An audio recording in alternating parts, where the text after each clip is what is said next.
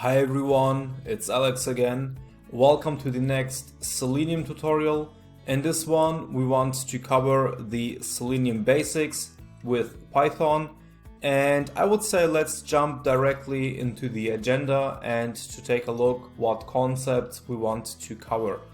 So first we need to initialize our Selenium and our WebDriver. Then I want to introduce you to the different browser operations. Then we take a look on the locators, on the WebElements, on the frames. Afterwards, we want to work with the calendars and the autosuggestive dropdowns. Then another very important concept of Selenium is the handling of the multiple windows.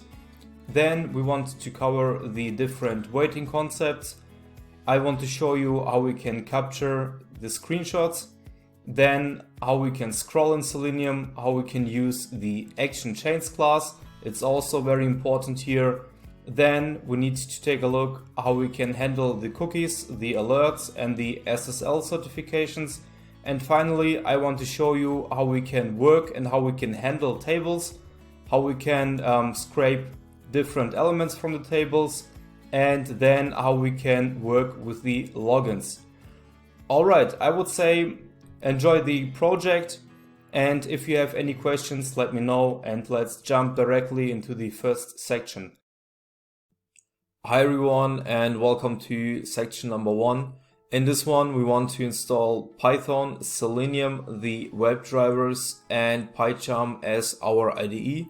So first go to google.com and search for Python download. Now you need to click on this first link from python.org and then download the latest version.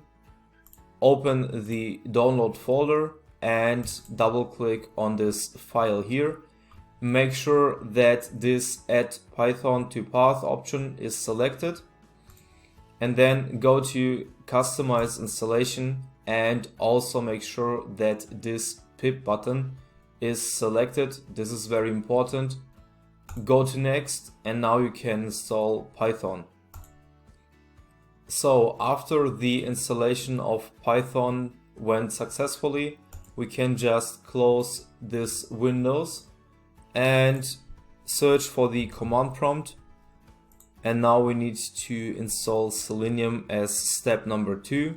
So go for pip install -u Selenium, and you will see that I have already done this in my machine, but this is actually this way to install Selenium. And if you have any kind of troubles during the installation process, let me know in the comment section and I will try to help you out.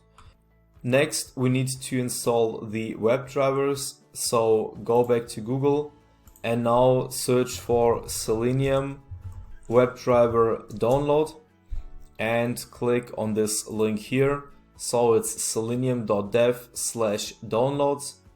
Go to this download button and then you need to scroll down until you reach this browser section. Click on that and here you have this different drivers you can download. For this project, let's go for Firefox and for Chrome, but of course feel free to use any other driver here if you want to. So for Firefox, click on this documentation link and now click on Gecko driver releases.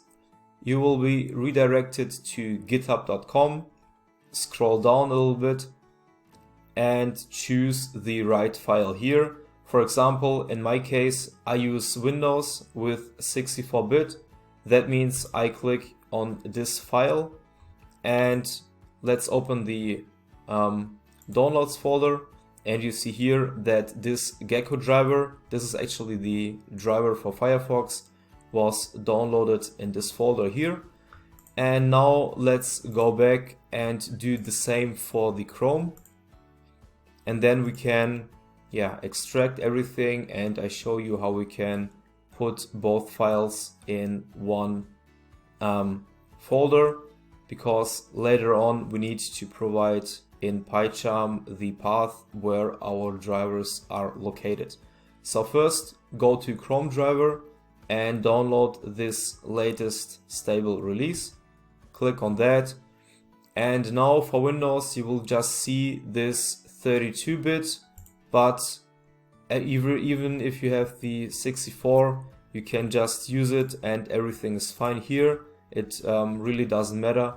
And now open this folder again, and you see here we have this Chrome driver for the Chrome browser and the Gecko driver for the Firefox browser. Right now you need to extract both files, so go for the right click and then extract all. Click on extract, this is number 1, and do the same for the Gecko driver, extract it, number 2. And right now we need to create a separate folder where we want to put this Gecko driver and this Chrome driver. So I will do it in my C folder. So right click, new folder, and I will name it as web drivers. And now I will just copy this Gecko driver, paste it here, and the same for the Chrome driver, copy and paste it here. And right now you have one location where your drivers are stored. Alright, in the next step, number 4, let's install the PyCharm, and this will be the IDE for our project. Now let's install the PyCharm. So first close everything here, and close this one and this, and now let's search for the PyCharm download, and we need to install this community file. So click on this one, and now it's downloading. Let's open this folder and double click on this PyCharm file. Click on yes, and now let's complete this installation process. And here you see that my folder is not empty, but let me just make one small modification here, and I want to show you this whole installation process. So this option is very important. Make sure this is selected, and now you can proceed next and install. And now you need to wait a few moments until this will be installed. And when everything was done, you will be asked if you want to reboot your device now or later. I will do it now, and then we can proceed with the configurations of the PyCharm. Okay, I will stop this video and I see you soon. So after the device was restarted, let's search for PyCharm and let's run it. So click on PyCharm, and now go for the not import settings. If you see this window, I think I see it because I have already installed and then uninstalled PyCharm. But for now, let's click on OK. And here you can skip it. And now go for new project. And here let's provide one project name. Let's say Python Selenium -test. This is our test project name. And here create a main.py welcome script. You don't need to select it. So click on unselect, and then we can create our project. Afterwards, you will be asked by PyCharm if you want to see, for example, this tip of the day. I don't want to see it, so I click on this don't show tips option, and then I click on close. Let's maximize our PyCharm. And now let's see if we can do our settings. So go to File, click on Settings here, and now go down to your project. Click on Python Interpreter, click on that, and now go to the plus sign and search for Selenium. click on Selenium here and go to the install package button. And now we need to wait a few moments until you see this message here, package Selenium installed successfully. And now we should be actually good to go. So here I will use Python 3.9 version, and I will also use my other device, and there I have Python 3.8. So don't get confused if you see during this project two different versions. And for now, let's go to the project folder, right click, and let's create our Python file. And let's see if we can start running this driver. So first of all, let's give it a name. Let's say installation, just something quite simple. Press enter, and now we need to import from the Selenium package. We need to import the WebDriver. Let's just check if this works, right? So from Selenium, import the WebDriver. And now I will show you how we can set this path here. So for example, let's start with the Gecko driver, the driver for Firefox. Go for driver equals to WebDriver.Firefox. And now you need to provide your path where the drivers are stored. So you can remember that we have extracted our web drivers. Here it was on the C driver and inside this web drivers folder. So double click on this, and now you can just copy your path here and paste it here. So paste, and now you need to go for the Gecko driver. And let's see if we can open just a random website. So let's say driver.get. And now let's go for the Google website. So type in Google. And now you need to copy this whole link here. Copy that. And now let's go back to PyCharm, paste it here. And let's see if we can open the Google website with the Gecko driver. So right click and let's run our script. And let's just make sure that this installation went fine so far. And you see here that this driver was opened and we see this Google website. Let's do right now the same for the Chrome driver. So first, let me just comment this out here, and also this one.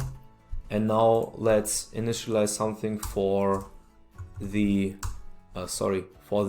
Chrome driver. So go for driver.webdriver.chrome, and here again executable path. And now we go to the folder again, copy this path here, and now paste it here and search for the Chrome driver.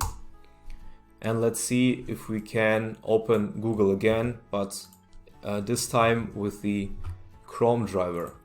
Let's see if this works. So right click here and let's run the script. And you see that Chrome driver is opening and everything works fine.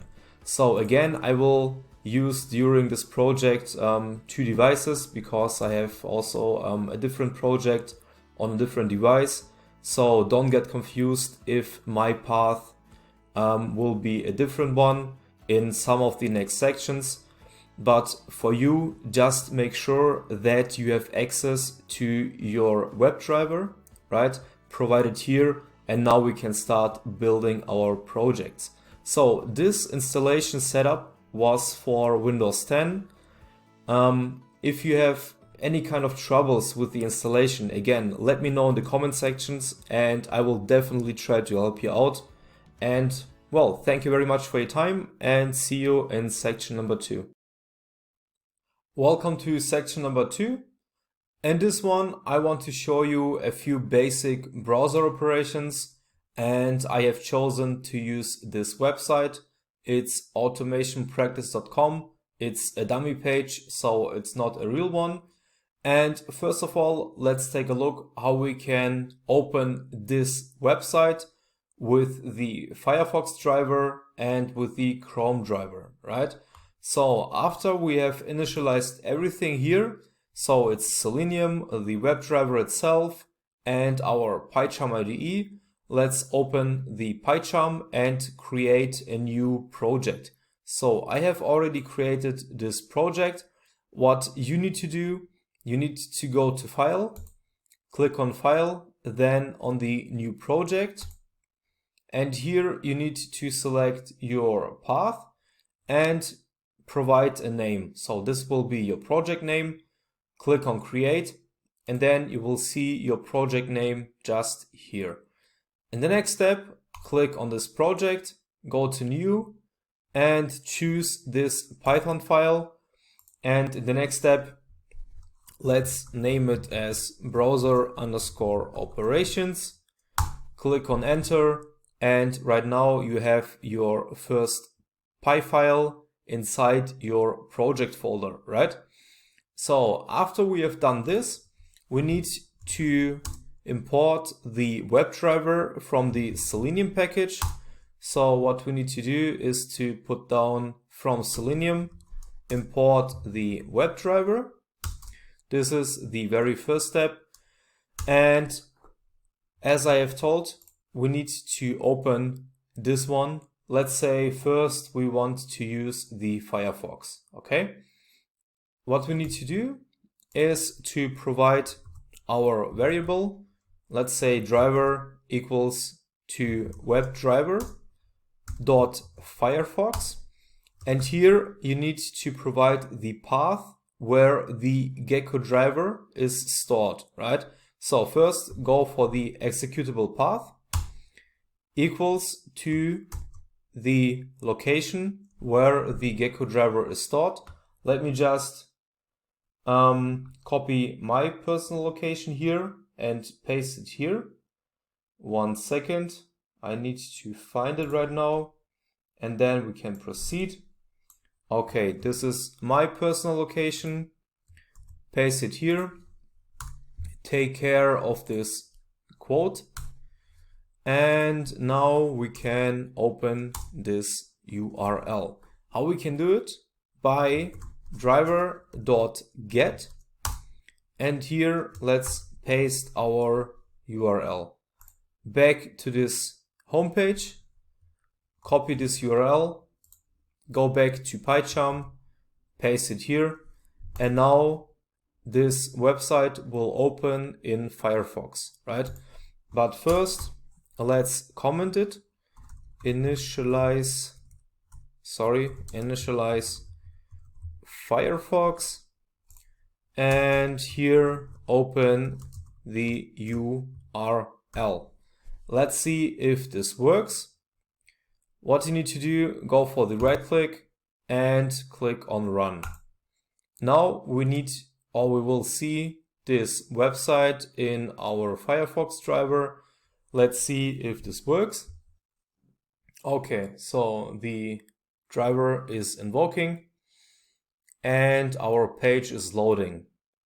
Great. So you see here, it was opened in the Firefox. Let's make the same procedure again, but using the Chrome driver here and not the Firefox anymore.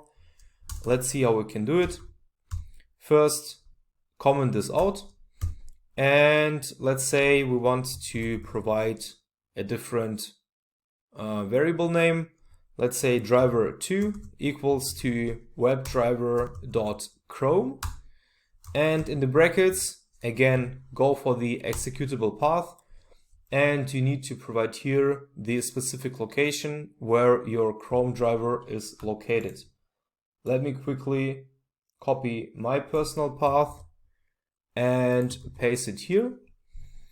And in the next step, when you want to open the URL, you need to change the variable here. And let's say driver2.get. And let me just modify my comment here. So this was the initialization of Firefox. And here I want to do the same, but for Chrome. That means let me copy this comment, paste it here, and let me modify it and write down initialize Chrome. Okay, right now this site should open in the Chrome driver and not in Firefox anymore. And afterwards, after this page was opened, let's maximize the window. How we can do it is by writing down driver2 dot maximize window. And now after executing this code, we will see that this website is opening and our Chrome driver is maximizing. Let's see. Page is loading in Chrome driver, and you see here that this page was maximized automatically. Awesome. So in the next step, let's take a short look on, let's say for example, we want to click on this contact button.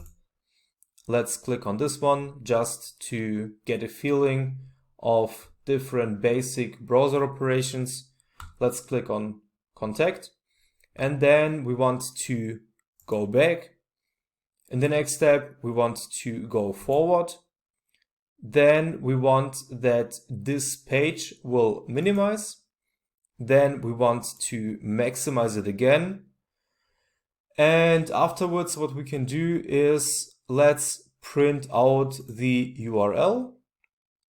And we can also print out this title here.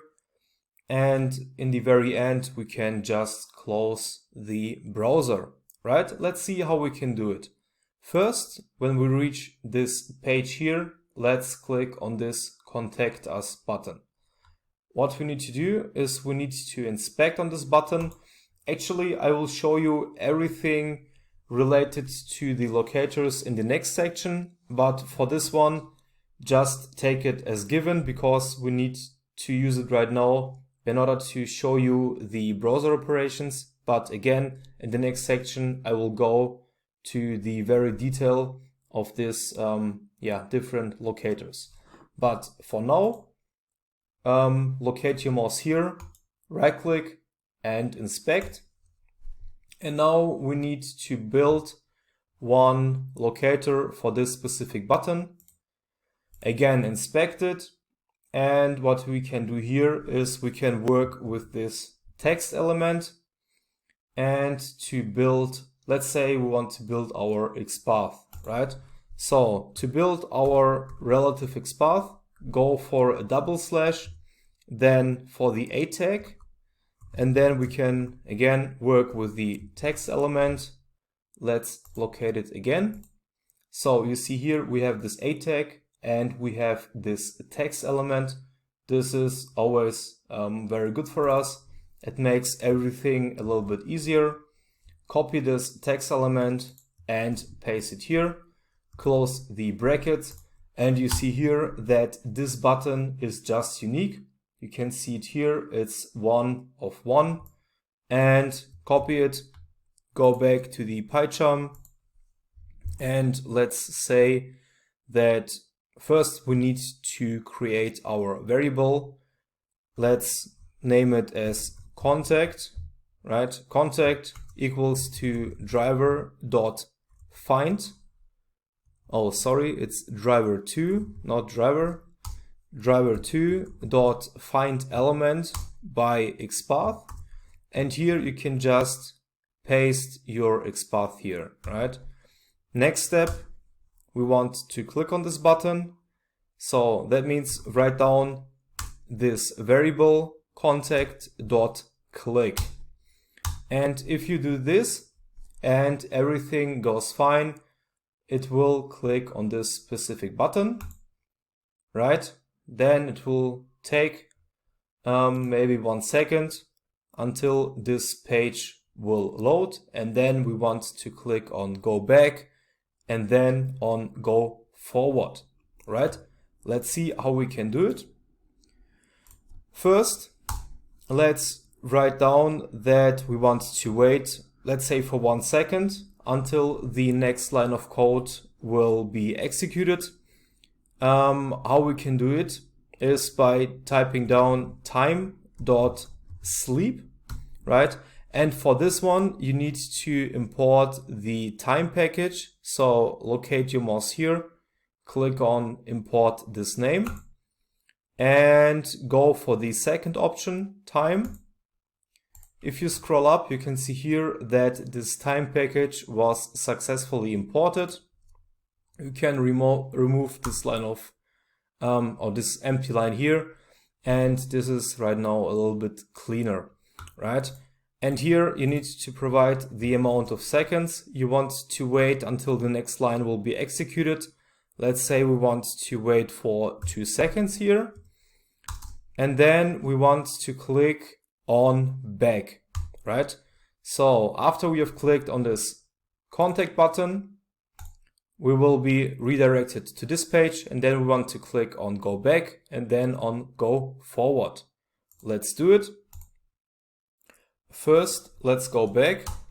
That means call the driver2 function dot back, right?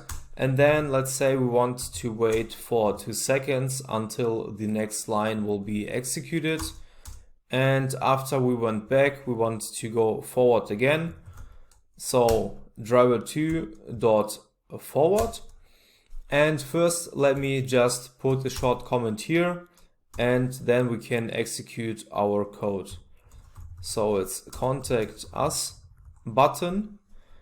Here we want to go back and go forward. So it's just a few simple comments here, so the next person will know what you have done. Okay, go forward. Now we can run the script again. Right click and run. And let's see if everything works fine. So we want to click on the contact us button, then go back and go forward, right? Let's see. Click on the button, go back and go forward. Okay, cool. It worked out as we expected. This is great. Now in the next step, let's say we want to print out this title here, okay? So it's contact us -my store. Let's see how we can print it out in our console right here. Let's see. First, let's mention the comment, print the title, right? How we can do it, call again the driver2 variable, dot get title. So let's try it out by typing in dot title. Okay, so it's without get, it's just the title. And what we can do here is we need to print it out. So go for the print statement and put this driver2.title in the brackets. And now we should be good to go. And after we have clicked on this forward button, let's again wait for 2 seconds. And this will minimize the risk of running into an error. Okay, after we have printed out this title here, let's say we want to minimize our window, and directly afterwards we want to maximize it again. Let's do that. Again, let's wait for 2 more seconds.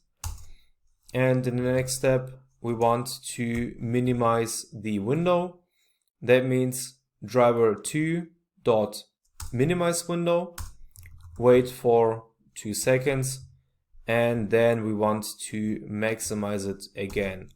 So driver2.maximize window. And don't forget to mention the comment here, even if this is quite self-explanatory. Don't forget it.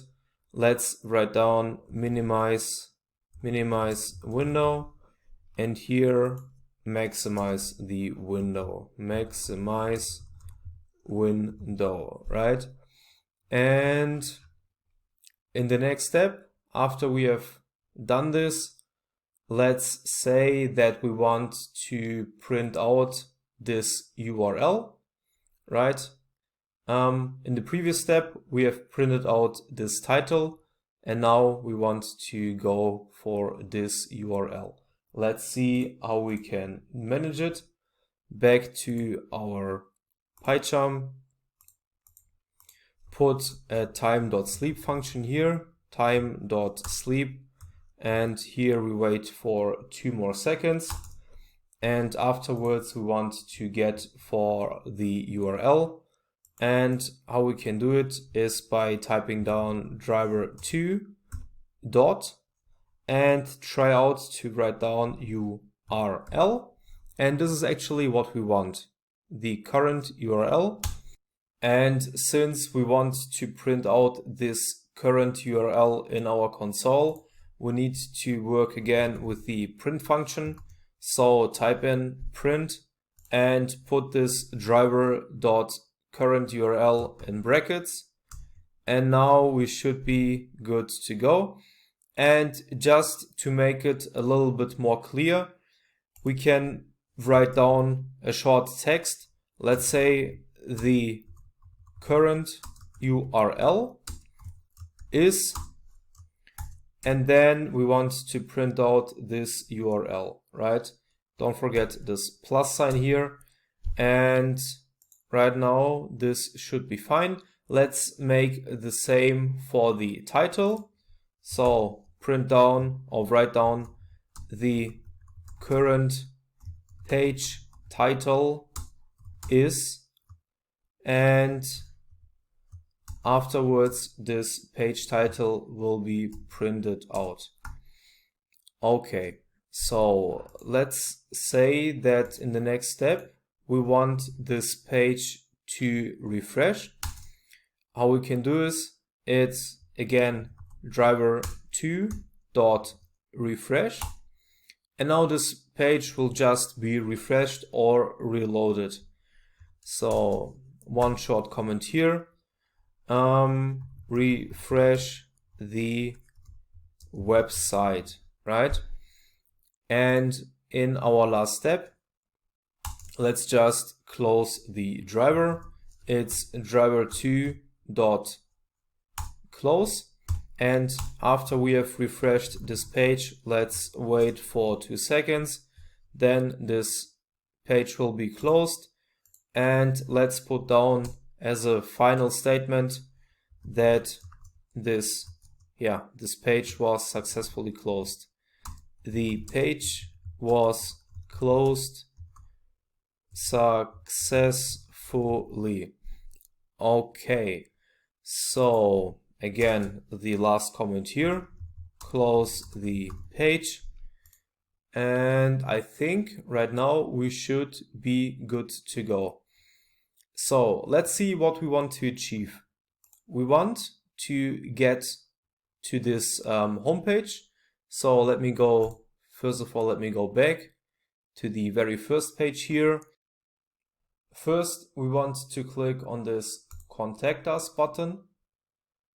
Afterwards, we want to go back. Then we want to go forward. In the next step, we want to print out this page title. Then we need to minimize the window. We need to maximize it again. Then we want to print out this URL. Then in the next step, we want to refresh this page. And finally, we want to close it, right? Let's see if this works. Back to our IDE, right click and run this. Let's cross the fingers and let's see if everything works fine so far. All right, this driver is initializing, window is maximizing, Contact Us button, go back, go forward, great.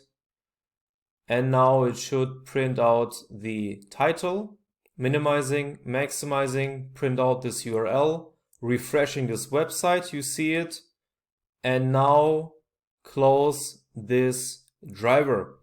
Let's see. So let me make this console a little bit bigger. So first of all, this current page title is contact us, my store. Great, this is correct. Then this current URL was printed out, also correct. And then finally, this page was closed successfully. So our code ran okay, everything worked fine. And now let me show you how we can manage the exact same steps, but with the headless mode. If you run the script in a headless mode, that means that you will not see this browser opening and everything will happen in the background. So let me show you what I mean by that and how we can use this. First, we need to import the options class, again from the Selenium package. Here, selenium.webdriver.chrome.options, import the options class, right? This is step number one. In the next step, we need to provide one variable. Let's say it's Chrome_options. And here we need to initialize this options class. And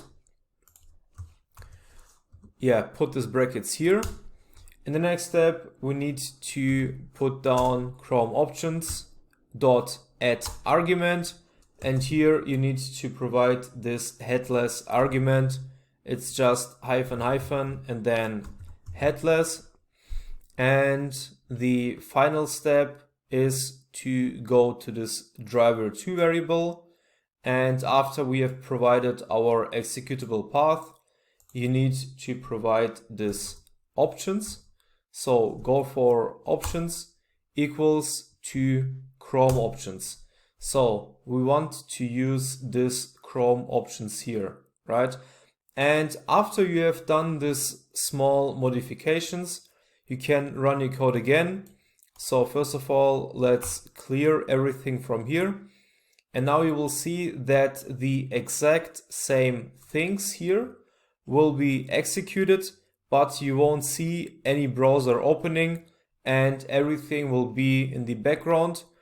And to verify it, you will see that this current URL will be printed here and also the page title and in the end, this final text, right? Let's see if this works. So right click and run. Okay, again, everything happens in the back. We won't see any browser invoking, but we can verify if everything works fine if we see our 3 print statements here in the console. Let's see. Okay, it should be working in the back. And you see here, this current page title is printed, the current URL is printed, and the final statement was printed too. So this is the headless mode. All right, so I would say this was everything for section number 2. Thank you very much, and I will see you in the next one. Thanks and bye. Hi everyone again and welcome to section number 3. Let's take a short look on what we have already done. So we did the basic setup. It was the installation of Selenium and the web drivers. Then we have taken a look on the different browser operations. That means we can put a checkmark here. And now let's proceed. Now we start from this page. And in this section, I will introduce you to the different locators and we will start with the XPath. So let's do the basic setup in PyCharm. Let's open it and we can just copy this first few lines here to get to this dummy page. What we need to do is we need to copy everything from or until here. Go up and we can copy that part. Then we need to create a new Python directory. Click on that and name it as Locators. Right, so this is our new package, and inside this package we want to create our new Python file with the name of xpath-locator. So, and this is our new Py file, and let's copy this few lines of code here. And this time we don't want to use this headless argument anymore. That means let's just remove this one, and we can also remove this whole Firefox part because now we want to work with Chrome. And what we need to remove is this options part because this was related to our headless argument, right?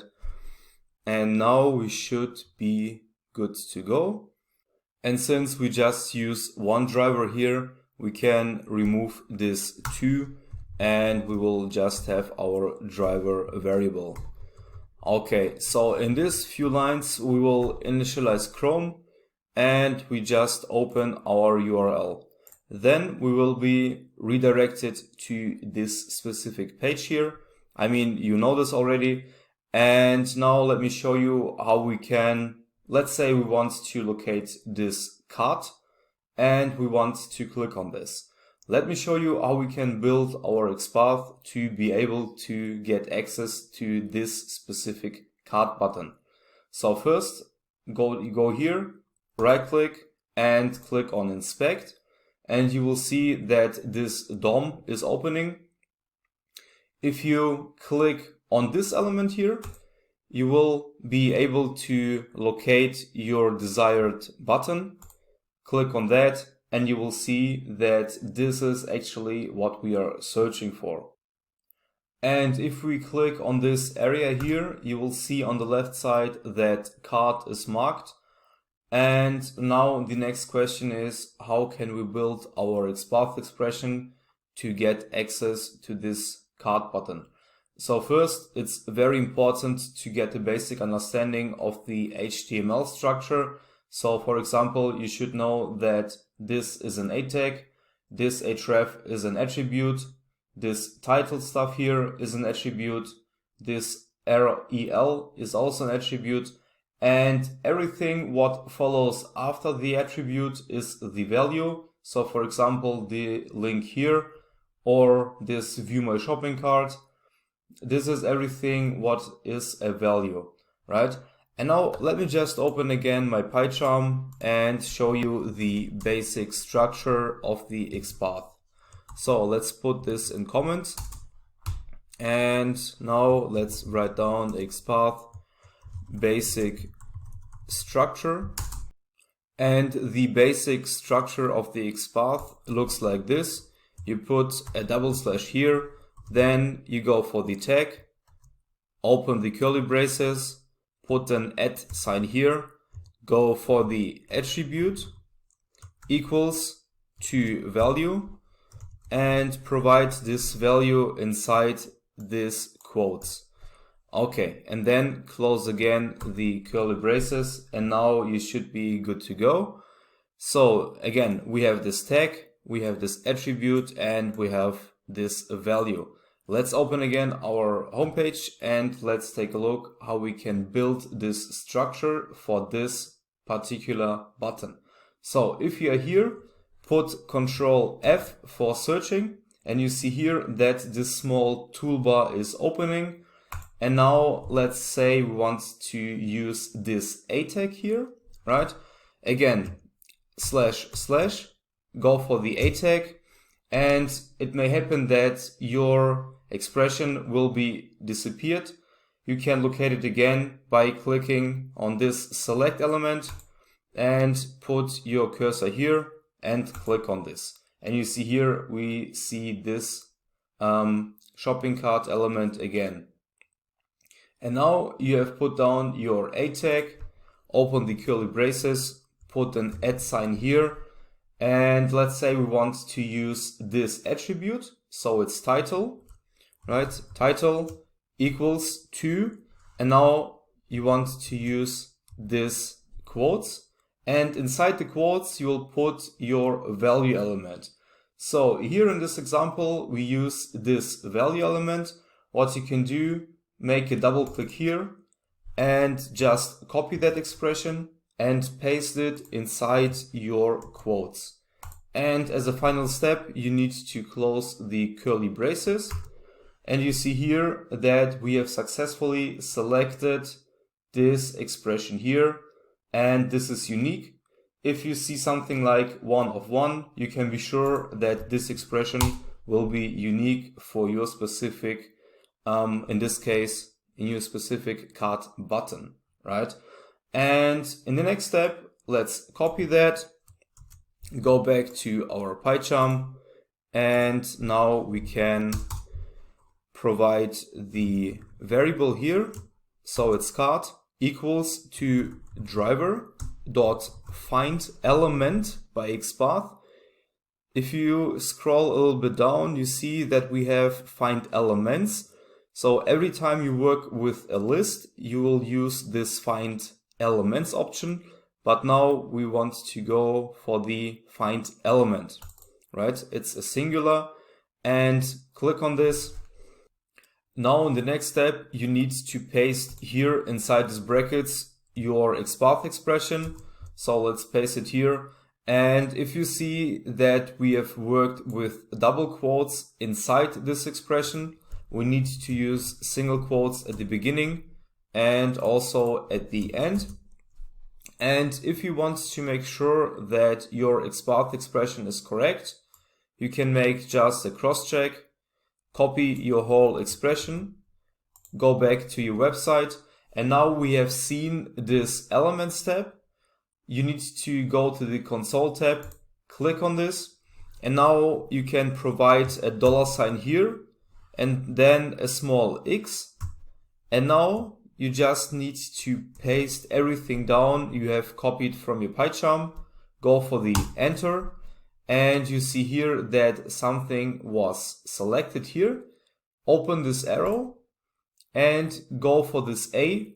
And now on the left side, you see that this cart button was selected and it has a length of 1. That means this button is uniquely selected by this XPath expression. Okay, let's see if this will also click on this button. So we can go for the cart dot click and just run our script, and let's see if this works.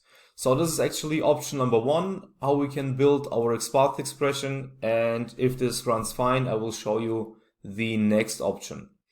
Okay, page was loaded and we have clicked successfully on this cart button, and now you see that your shopping cart is empty, which makes sense because we didn't select anything, right? And okay, we are good to go. This worked fine for us. So this is option number 1. Actually, you will have a bunch of options how you can build your XPath expression. But for this tutorial, I will show you 2 or 3 different things. And if you understand it, you will be definitely good to go and be able to build your own XPath expression, right? So let me put a short comment here, option number 2. And let's see how we can get this cart button, but using this XPath expression on a different way.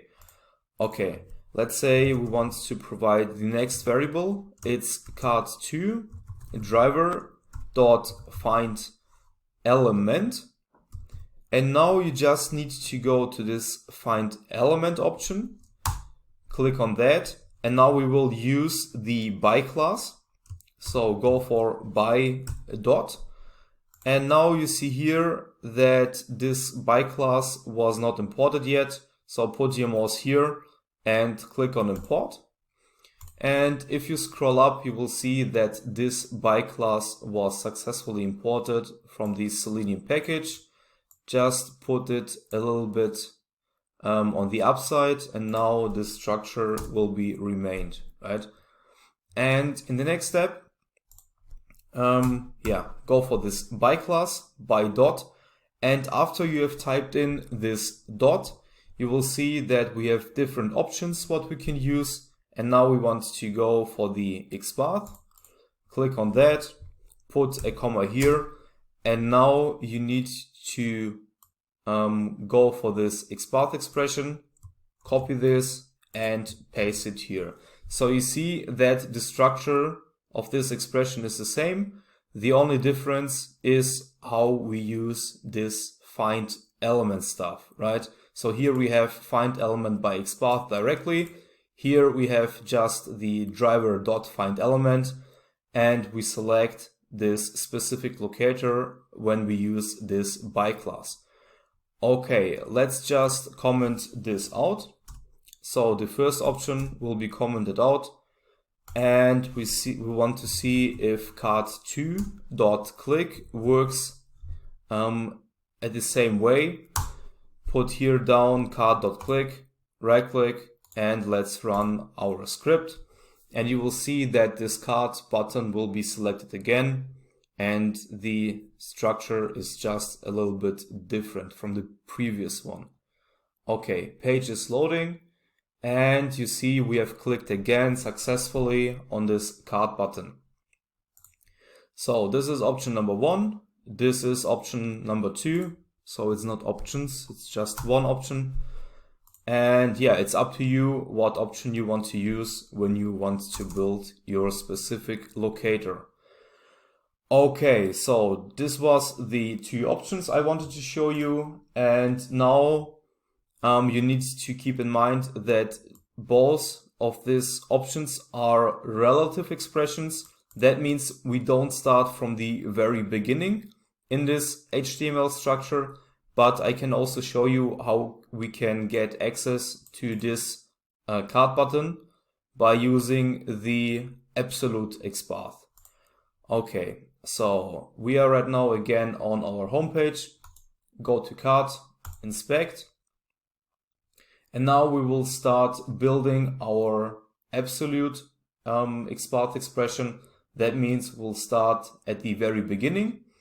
So first, again, Control F, make sure this small searching bar is opening. And now you don't need to provide this double slashes anymore, because you just need to use them if you build your relative XPath. And now we want to take a look how we can build the absolute one. So we start at the very beginning. So go for this HTML tag, HTML. And now we need to get access to this body. So put 1/ here, go for the body, and this body here is selected. Let's click on this inspection button, click on your card element here, and make this DOM a little bit bigger. And if you scroll up, you can see here that now we are here and we want to go down this whole way until we see this card button. So let me put my picture a little bit on the left side, so you have a better view of this. And now we need to go down all the way here. How we can do it? Again, /div. And now we go for the next div, /div again. Then we want to go down again, /header. Now we are here. And in the next step, we need to traverse our way down to the div number 3. So div number 3. You need again to use this curly braces here. Now you see we have reached successfully div number 3. We want to go down again for the next div. And again for the next div. I know it may be a little bit kind of boring, but this is how we can use the absolute XPath expression, right? And when we are located here, we need to go down for the div number 1, 2, 3, right? So it's div number 3 again. And now we go for the next div, and then we go for this a tag. So it's div/a. And now you have built successfully your absolute XPath expression for this card button. What you need to do now is to copy this expression, go back to your PyCharm, and so 1 second, and now go for the option number 3. It's the absolute XPath expression. And now let's store it in the card3 variable, driver.findElement by XPath. And here we need to paste our absolute expression. And you can see here on the first view that this expression is much more, well, it's longer than that one, right? And now let's see if this works out for us. So card3.click, and let's comment out this option number 2. So we make sure that just card3 will be executed. Okay, right click and run. And you will see that this is actually the same way, but it takes a few more moments to build this absolute expression. So page was loaded and this card button was successfully clicked on. And yeah, so you have option number 1, option number 2, and option number 3. And it's up to you what option you want to use. Okay, so this should be everything for the XPath part. And now let's take a look how we can use the CSS locator. Okay, again, go to the locators folder, right click new Python file, and give this a name. Let's say CSS locator. Paste it here. And let's take the basic steps from here, so we don't need to type it in again until this driver.maximize window. We can just copy everything above and paste it here, and we will save a few seconds of writing all this code again. Okay, right now we should be good to go. And let me start typing down the general CSS structure or the syntax. So it's CSS basic syntax / structure. And now let's start. Okay, so you will see that this is very, very familiar to the XPath expression. We have just 2 small modifications, but let me just show you. So you go for the tag, then you open the curly braces, you go for the attribute equals to value, and this is actually it. If we take a look on the XPath expression, I will just copy it from here and paste it just underneath. You will see that we have again this tag, this attribute, and this value. This is everything the same. The only difference is that we don't use this / at our CSS expression, and we don't use this this at tag, right? So these are the 2 small modifications.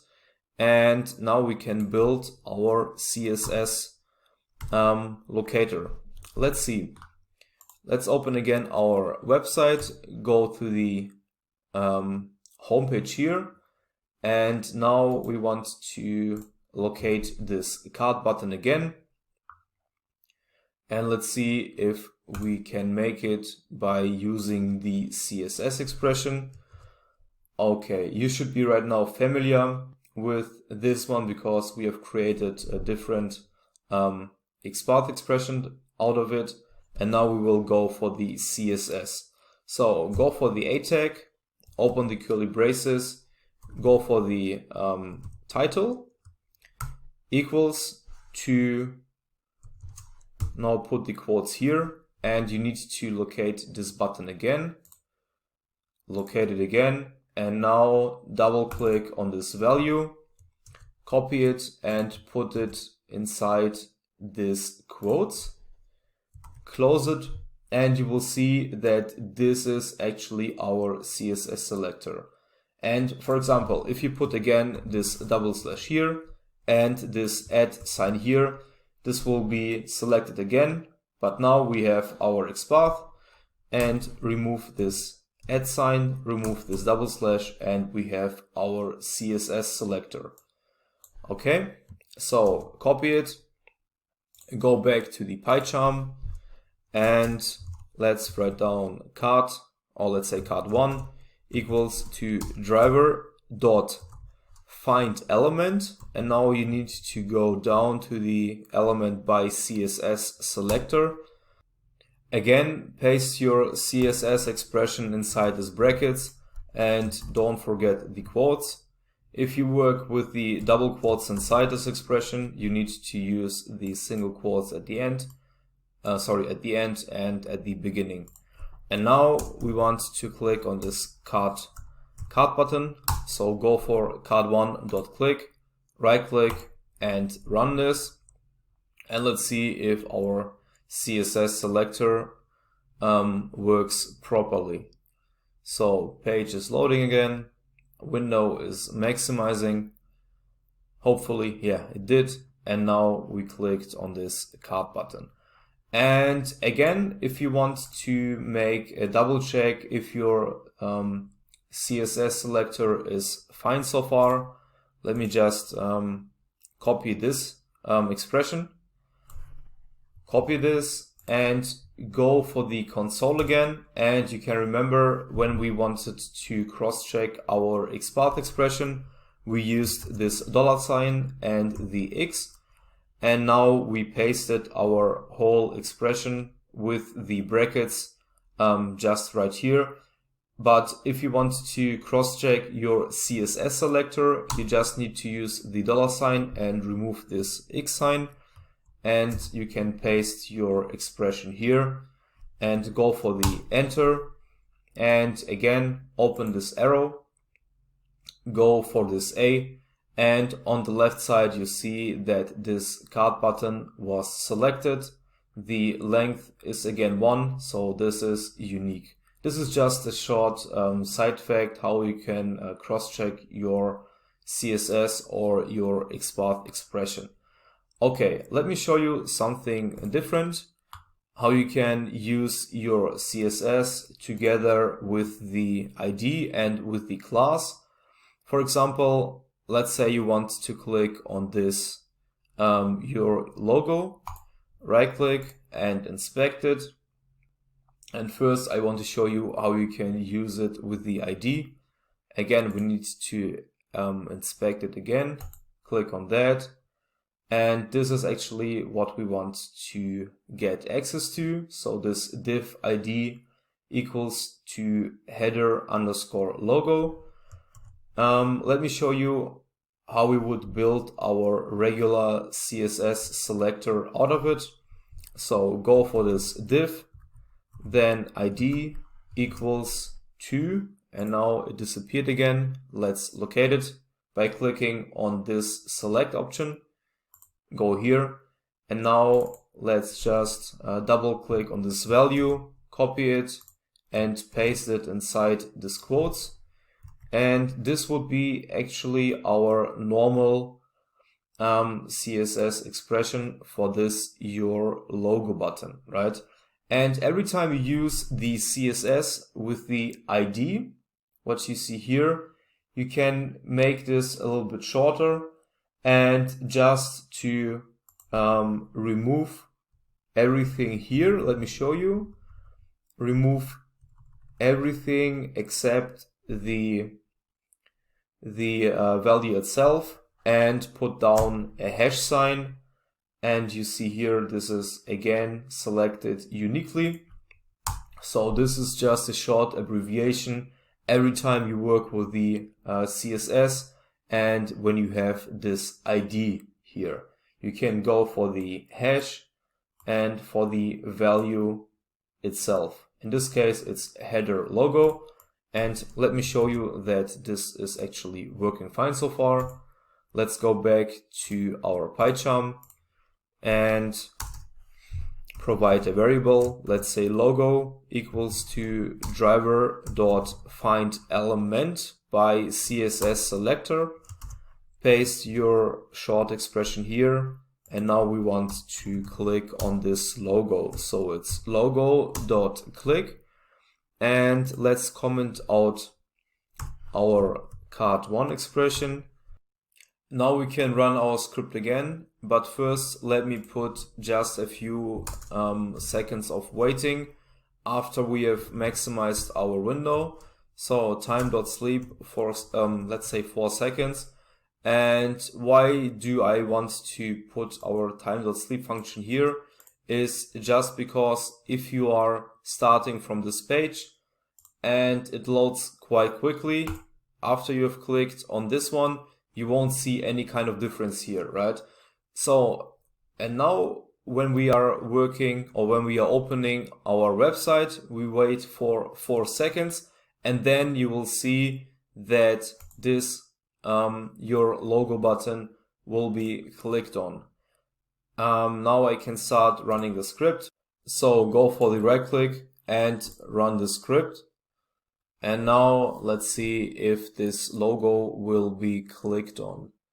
Okay, driver is initializing, window is maximizing. Now we wait. And now you see that this logo button was clicked on. Okay, and the last thing about the CSS selector is, let me show you how you can use it with the name. So now we have taken a look how you can use the CSS selector with the ID. And now we go for the CSS selector in combination with the name. So let's say we want to click on this sign in button, go for the right click, inspect, and now let's build first of all our normal CSS expression, inspect it again, and you see here we have this A tag, we have this class attribute and this login value. So let's build our CSS expression out of it. It will be A and then class equals to login, and now this is our regular CSS one. And every time you see here a class attribute together with the CSS, or if you decide to use the CSS selector and you see a class attribute here, what you can do is remove everything except the value. In this example, it's the login, right? And just put down a dot. And after this dot login, you see that our expression is unique. And this is actually a different, let's say abbreviation if you want to use the CSS expression together with this class attribute. So copy it, go back to PyCharm, and let's provide a variable here, sign in equals to driver.findElement by CSS selector, and paste your expression here. Let's comment out the previous steps and just click on this sign in dot click button, right click and run the script. And let's see here if this will work. Again, we will wait for a couple of seconds after this page was loaded and maximized. And then if everything's fine, we click on this sign in button. So now you see it was clicked successfully, and now we are on this sign in page. Okay, this was actually the short section about the XPath and about the CSS. If you have any kind of questions, let me know in the comment section, and I will try to help you out. Okay, in the next one, we will take a look on the remaining locators, for example, ID, name, class name, link text, partial link text, and so on. But for now, we should be good to go, and I see you in the next one. Welcome back to the locator section. And now we have already taken a look how we can use the XPath and the CSS expression.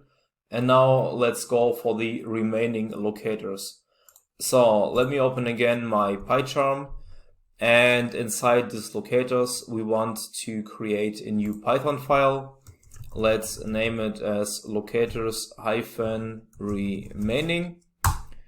Click enter, and now you have a completely new Python file. And let's again copy a few lines of the previously code and paste it here, so we don't need to type this again, because the steps are the same. We want to initialize our Chrome driver, and we want to open and maximize our window with this automationpractice.com URL. Alright, and now let me show you how we can work with the remaining locators, which are, for example, the ID, the name, the class name, the link text, and the partial link text.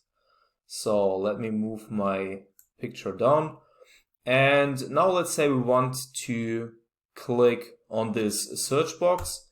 We want to type in something, and then we want to search for our specific keyword. Right click, inspect on this search button, and now you see that we have an ID here. Now we take a look how we can use the ID locator.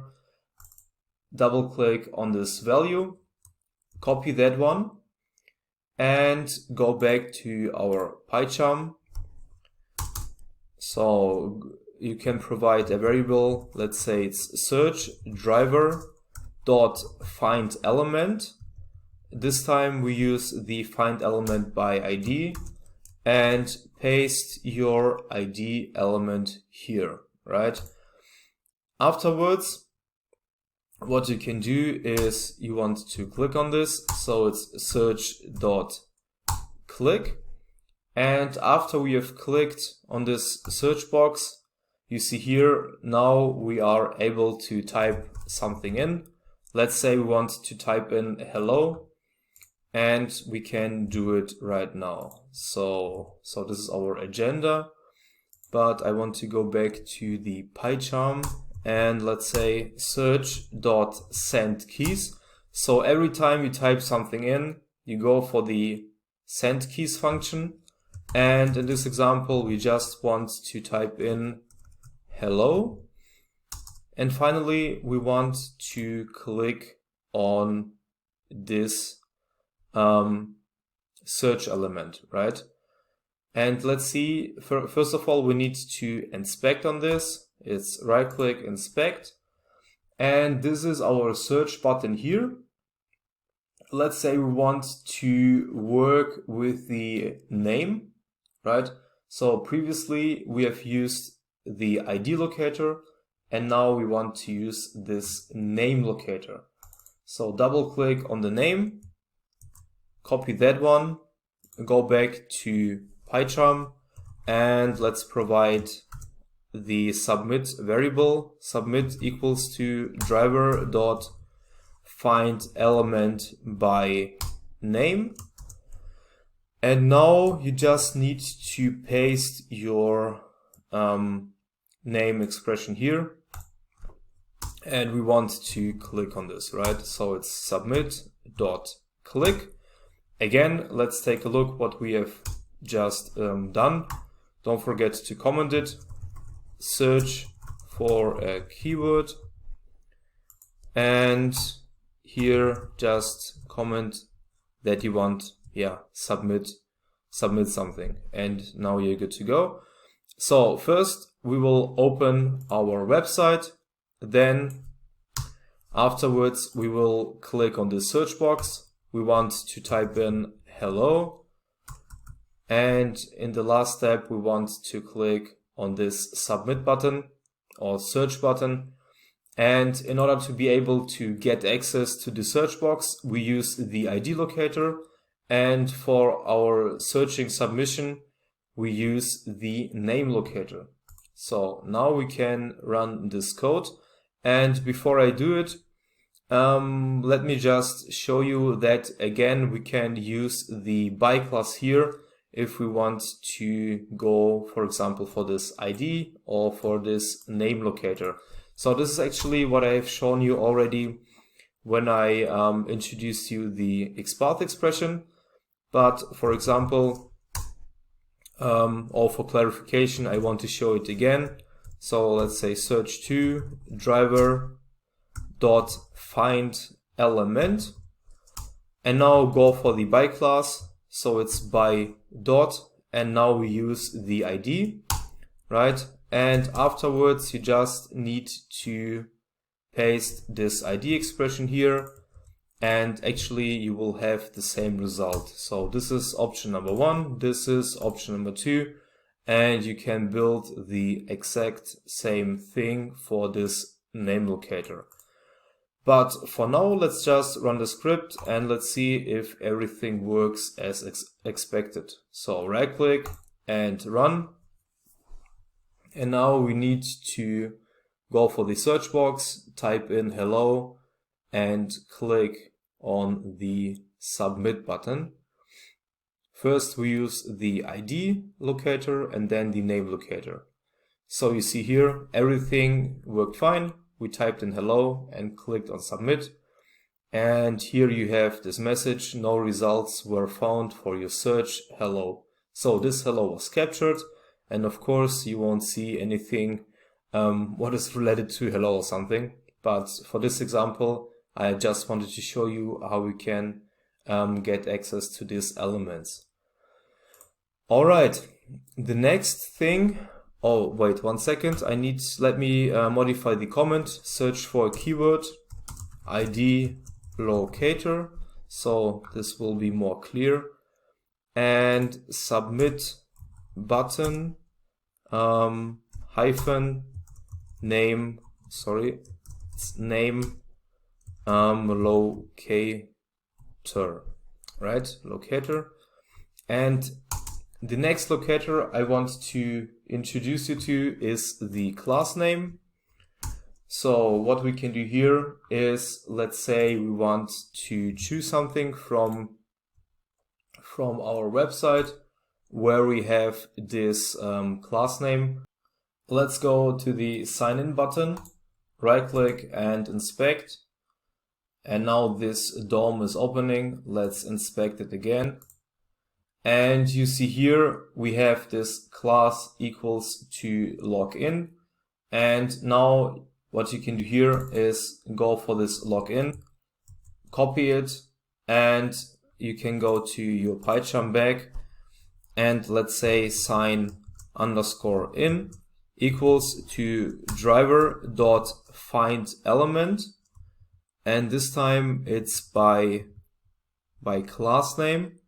So it's this option, and just paste this value here. Again, you can use your class name if this attribute is a class, and you need to copy everything what is inside this class. For example, if you would use this one, you would have copied this header user info, but now we go for this login, and you see here you have here this class element and here too. But just let's use that one, and we have successfully built our, so 1 second, we have successfully built our class name locator. Now let's check it out and go for sign in dot click. And first of all, let me just comment out everything we did previously. So we have just a short view how we can get this sign in button with the class name locator, right? Let's go for the right click and let's run our script again. And now this sign in button should be clicked on using the class name locator. So page is loading, it's maximizing, and you see here that this login page was loaded successfully. That means this worked fine. Alright, the next locator I want to show you is the link text and the partial link text. Let's say we want to click on this Contact Us button, right click, inspect, and now let's inspect it again. Click here, go to the Contact Us button, and you see here that inside this href attribute we have our link, and this here, this Contact Us text, is actually this link text we want to use, right? So double click on this, copy it back to our PyCharm, and let's provide a variable. Let's say just contact equals to driver.findElement by link text, and paste your link text here. And in the next step we want to click on that, so it's contact.click, and again let's first put the comment here, sign in hyphen, and here we used the class name, right? So it's class name locator, and here in this step we want to click on this Contact Us button, contact us, using the link text locator, and let me just comment out this sign in variable. So after we have loaded this website, the script will click on this Contact Us button. So right click and run this code. Let's see if this works with the link text, and if everything is fine, I will show you the next locator, which will be the partial link text. But for now everything seems to be fine. This Contact Us button was clicked on and we were redirected to this page. Now let me show you how we can use this partial link text. So this is actually almost the same, you will see it. Let me copy this code, paste it here, and let's go for the partial link text locator. Let's provide a new variable, contact, let's say contact2 equals to driver.findElement, and now we need to go for the partial link text. And what partial actually means is that we take this whole link text and we use just a partition of it. Let's say we want to use this contact text. That means you need to copy it and paste it here. Again, don't forget the quotes. And this is actually the partial link text based on this whole link text, right? Let's see if we can click on this time. First, let's comment out this contact variable and click on this contact2 variable, contact2.click, right click, let's run the script, and let's see if we have access to this Contact Us button using the partial link text. Let's see, the page is loading. Let me grab my tea. And now it seems to be a little bit slower, but it's loading. All right. And you will see that we have successfully clicked on this Contact Us button using the partial link text locator. Okay, now we should be good to go. And this was actually section number 3. And yeah, I've shown you the different locators. In the next step, I want to show you, or in the next section, I want to introduce you to the different elements we can interact with in Selenium, and I would say stay tuned. Hi everyone, and welcome back to section number 4. In this one, I would like to introduce you to the different web elements in Selenium. But first of all, let's take a look what I'm actually talking about. Here I have found one very good article from edureka.com, and I will also provide you this link below this video. So if you scroll down a little bit, you will see here a short overview of the different web elements in Selenium. And in this section, I would like to introduce you to a couple of them. For example, we will see how we can interact with edit boxes, with buttons, with the text area, the checkboxes, these radio buttons, and with different kinds of dropdowns. Alright, but first, let's take again a look on the agenda and what we have accomplished so far. So we did the basic setup.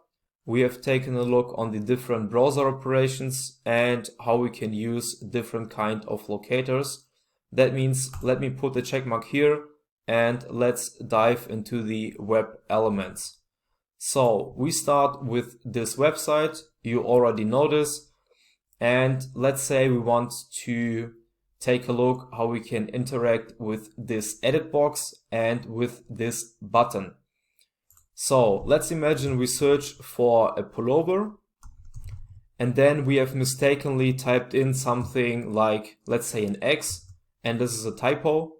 And in the next step, we want to use our keys to remove this X, and then we want to clear everything.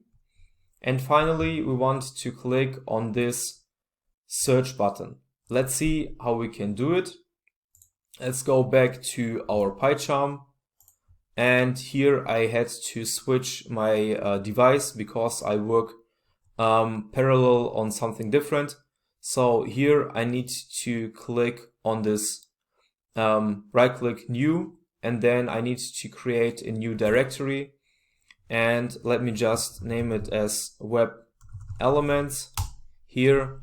And inside this folder, let me create one Python file and provide the same name. So WebElements, everything with small letters here, paste enter.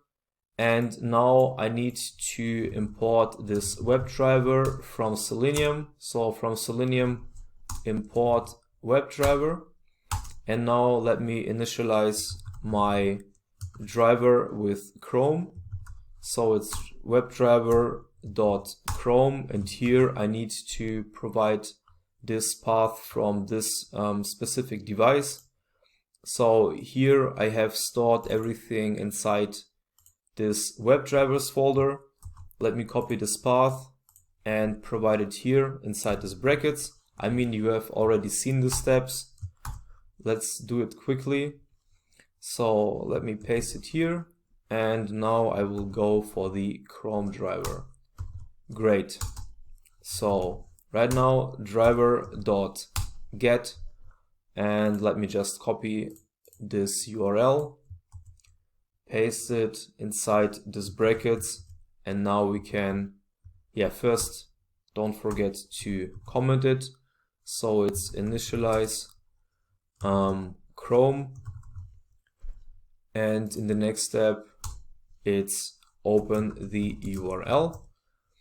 And now let's take a look how we can get access to this edit box. Go for the right click, inspect it, and now let's see how we can get access to that. Let me make this DOM a little bit bigger so we have a better view. Let's use this ID here. So it's search query top.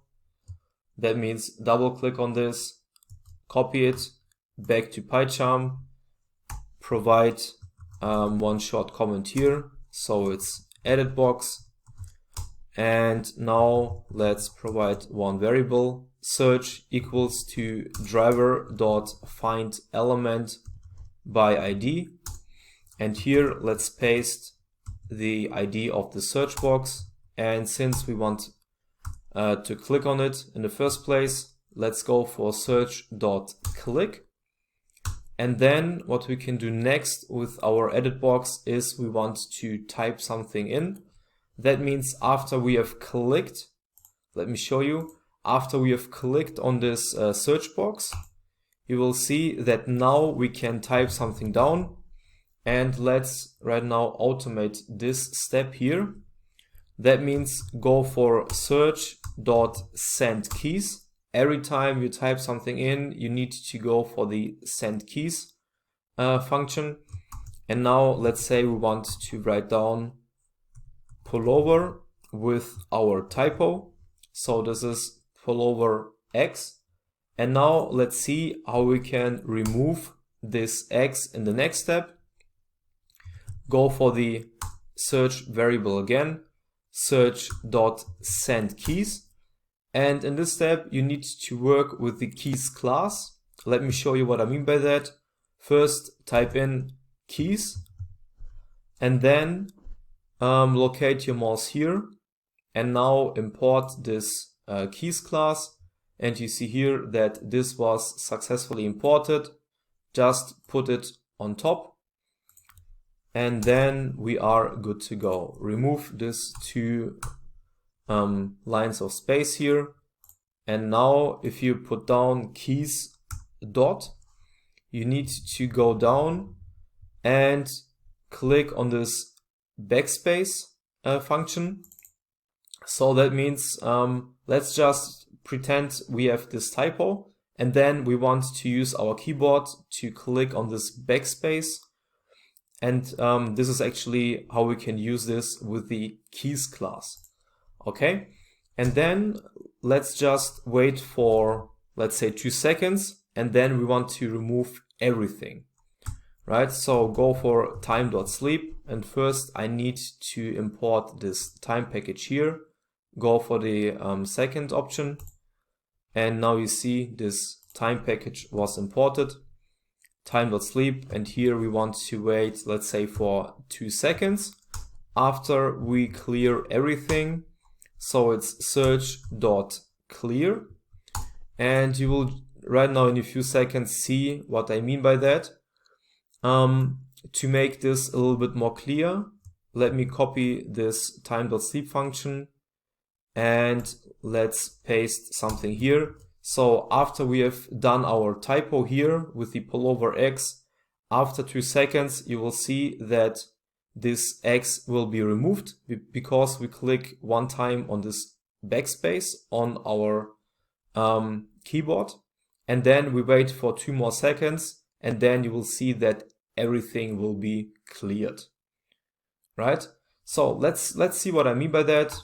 Right click, and well, before I run this code, 1 second, let's in the next step click on this search button, right? And then you see how we can use this edit box, how we can click on that, how we can type something down, how we can clear just one letter, or how we can clear everything. And then let's see how we can click on this search button. So first, let's inspect it. And you see here, this is actually what we are searching for. Let's go for, let's say we want to use this name locator. Let's copy that back to our PyCharm. And now let's find this submit button. Let's provide one variable. So submit equals to driver.findElement by name. Now paste your name here, and then we want to click on this button, right? So here we used this edit box, and now the next web element is the button. Okay, now we can run the script, right click and run, and let's see if everything works fine. And I have just forgotten to maximize the window, but we can do it afterwards. So you see we have typed in pullover X, So let's just do it again. It was a little bit too fast. First, let me just maximize the window. So it's driver.maximize window. And afterwards, let's put down time.sleep, and let's wait for 4 seconds and not for 2 seconds. So you will see more clearly what happens here.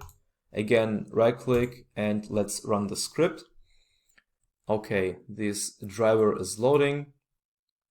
This window should be maximized now. And now you see we have typed in pullover X. We want to remove this X. Then we remove everything. And then we click on this search button. Okay, everything went fine.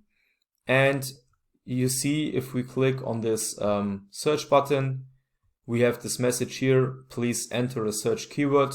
You remember we have deleted everything and then we clicked on that. So this is actually fine.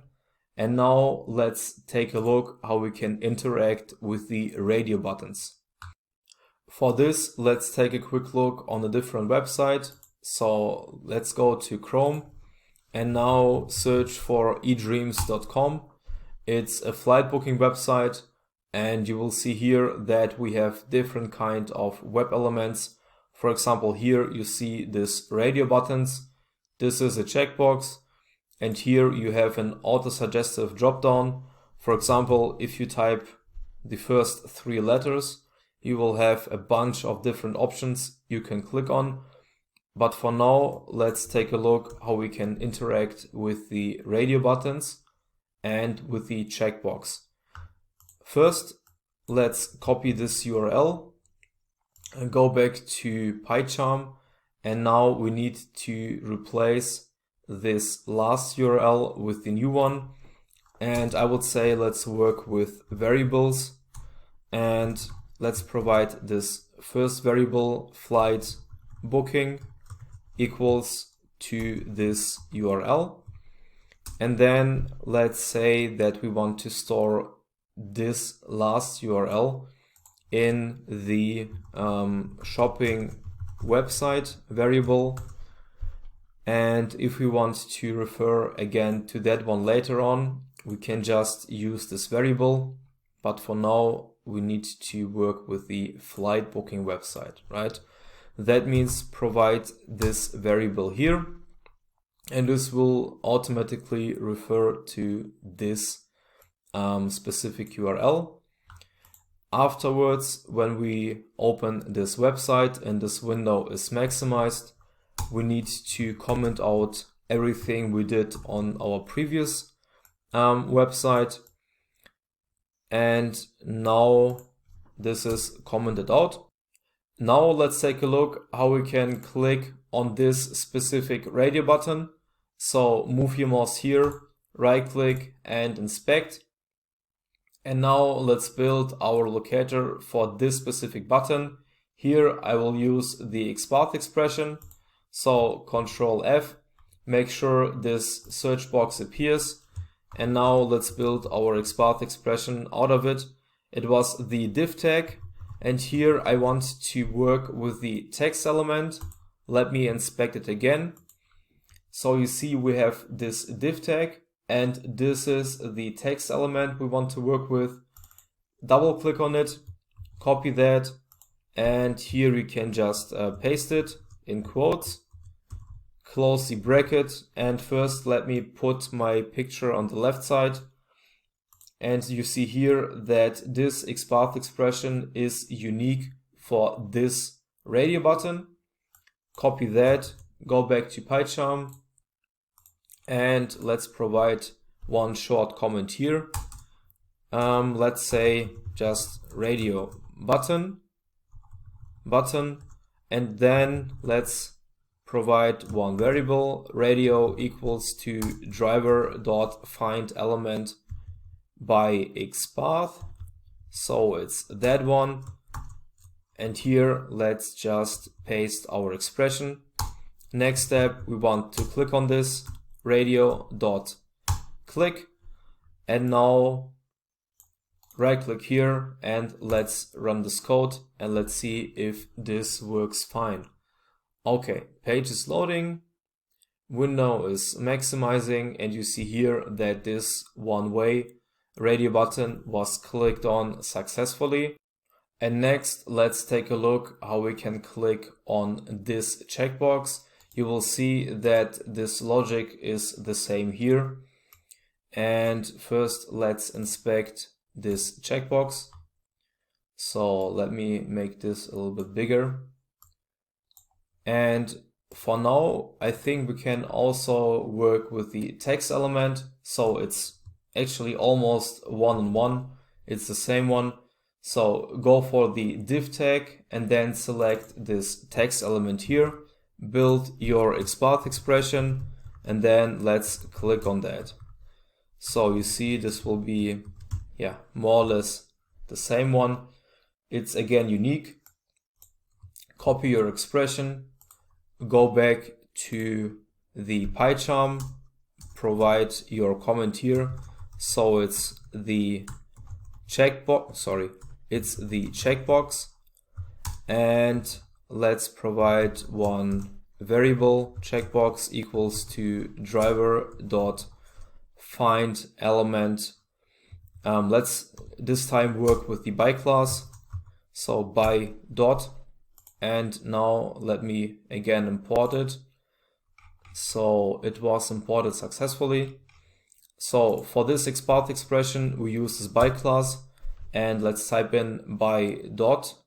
Let's scroll down to XPath and just provide our expression in quotes here. And in the next step, let's click on this. So checkbox.click. Let me move my picture back to the right side. And now we will open this flight booking website. We will use this one-way radio button. And we want to click on this direct flights only checkbox. Okay, right click and let's run it. And if everything works fine, we have covered, or we have taken a look on the radio buttons and on the checkbox. Okay, so you see this was selected and this checkbox was also selected. Now let's proceed and click on this cookie button. And then we can click on this link. Actually, you will see a lot of websites where you need to accept the cookies first until you can start working with a specific website. Here, it's actually not molesting us in our work, but nevertheless, it's always a good habit first to accept the cookie policy and then to proceed and to do the work on a specific website. Right now, let's inspect this button and let's click on that. Right click again, inspect. And here let's build our XPath expression with this button tag, this class attribute, and this value within. So double click on this value and then you don't need to type this manually. Let's build the relative XPath expression. So it's button class, and let's paste the value just here, and I will move my picture to the left side. And now let's copy this expression, go back to our PyCharm, provide one short comment here, so it's the cookie handling, and let's provide another variable, cookies equals to driver.find element by XPath. Paste your expression here, and now let's click on this cookie button. So it's cookies.click, and then let's wait for, let's say, for 3 seconds. And after we have waited for 3 seconds, let's click on this link here. Right click, inspect, and let me show you how you can get a very easy access to that link. So here let's start with this span tag, and then we want to move down to this A tag and get a direct access to that link. Let's do that. So first let's go for the span, then for the A tag, and now what you can do is to put down one @ sign and write down href, and now you will see that you will have access to this link, but it's not unique, so you will have actually 6 links here, and make sure that you will have this specific one. So let's see how we can build it. For example, you can go and start from this parent tag here. That means we start with the div tag. Let's see if this works. We start with the div tag here, then we go to the span number 2, right? So it's div / span number 2, then for the a tag, and then @href. And now you see this is the unique locator for this specific link here, right? Okay, let's just copy that, go back to PyCharm, and now let's click on this link. So let's say link equals to driver.findElement by XPath, and paste this expression here. And finally, we want to click on this link. So click on link as a short comment, and now we can run the script again. Let's put a right click here and let's run this script. Okay, so this page is loading again. Now we select this one way and direct flights only. The cookie button was selected and we clicked on this link. So you see, after we have clicked on this specific link, this new window was opened. That means everything works fine. And in the later section, I will show you how we can actually work with different windows in Selenium. But for now, let's close this window and let me show you a different kind of web element in Selenium. Here I want to interact with this static dropdowns. That means when I reach this website, I need to click on hotels, and then let's say I want to choose 2 rooms, 3 adults and 4 children. This is a very good example how we can interact with this kind of static dropdowns. And I would say let's start directly and inspect this hotel button. And then we want to click on that. So here, let's build our locator for that. Let's say we start with this div tag, then we go to the second span, and then we have access to that specific text element, and then we can build, let's say our XPath expression out of this. So Control F, go for the /, then a div, and then we want to reach span number 2. And finally, so let's inspect it again. Sometimes it's disappearing. So here we start with this div tag, then span number 1, number 2, and then we want to get access to this text element. So right now we reached span number 2. And in the next step, we want to get access to this hotels text. Close the bracket, and you see here, so let me move my picture again. You see here that this XPath expression is unique for that hotel button. I copy it, go back to the PyCharm, and now let's just declare one variable, hotel equals to driver.findElement by XPath, and let me just paste it here. Next, I want to click on this hotel button. So for now, I don't know, we can just comment out everything we did here, or we can just leave it. It doesn't matter. I would say let's just comment it out. So we can take a look on how to work with dropdowns, and just to focus on that, let me just put one short comment here. Work with work with static dropdowns. Later on I will show you how we can interact with autosuggestive dropdowns, but now these are examples for static dropdowns. Okay, after we have clicked on this hotel link, we want to click on this static dropdown and select 2 rooms, right? Let's start doing that. First, right click here, let's inspect it. And here you see that we have different attributes we can work with. Let's say we want to use this name attribute, and here we can build this name locator out of it. Let's do that.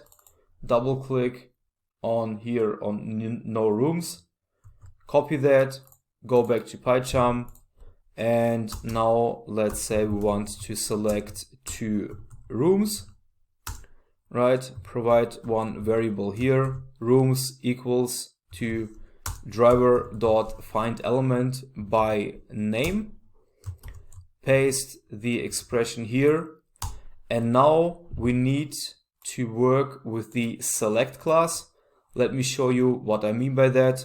So first, let's provide one variable for this dropdown. Let's say dropdown number 1. And then we need to use this select class.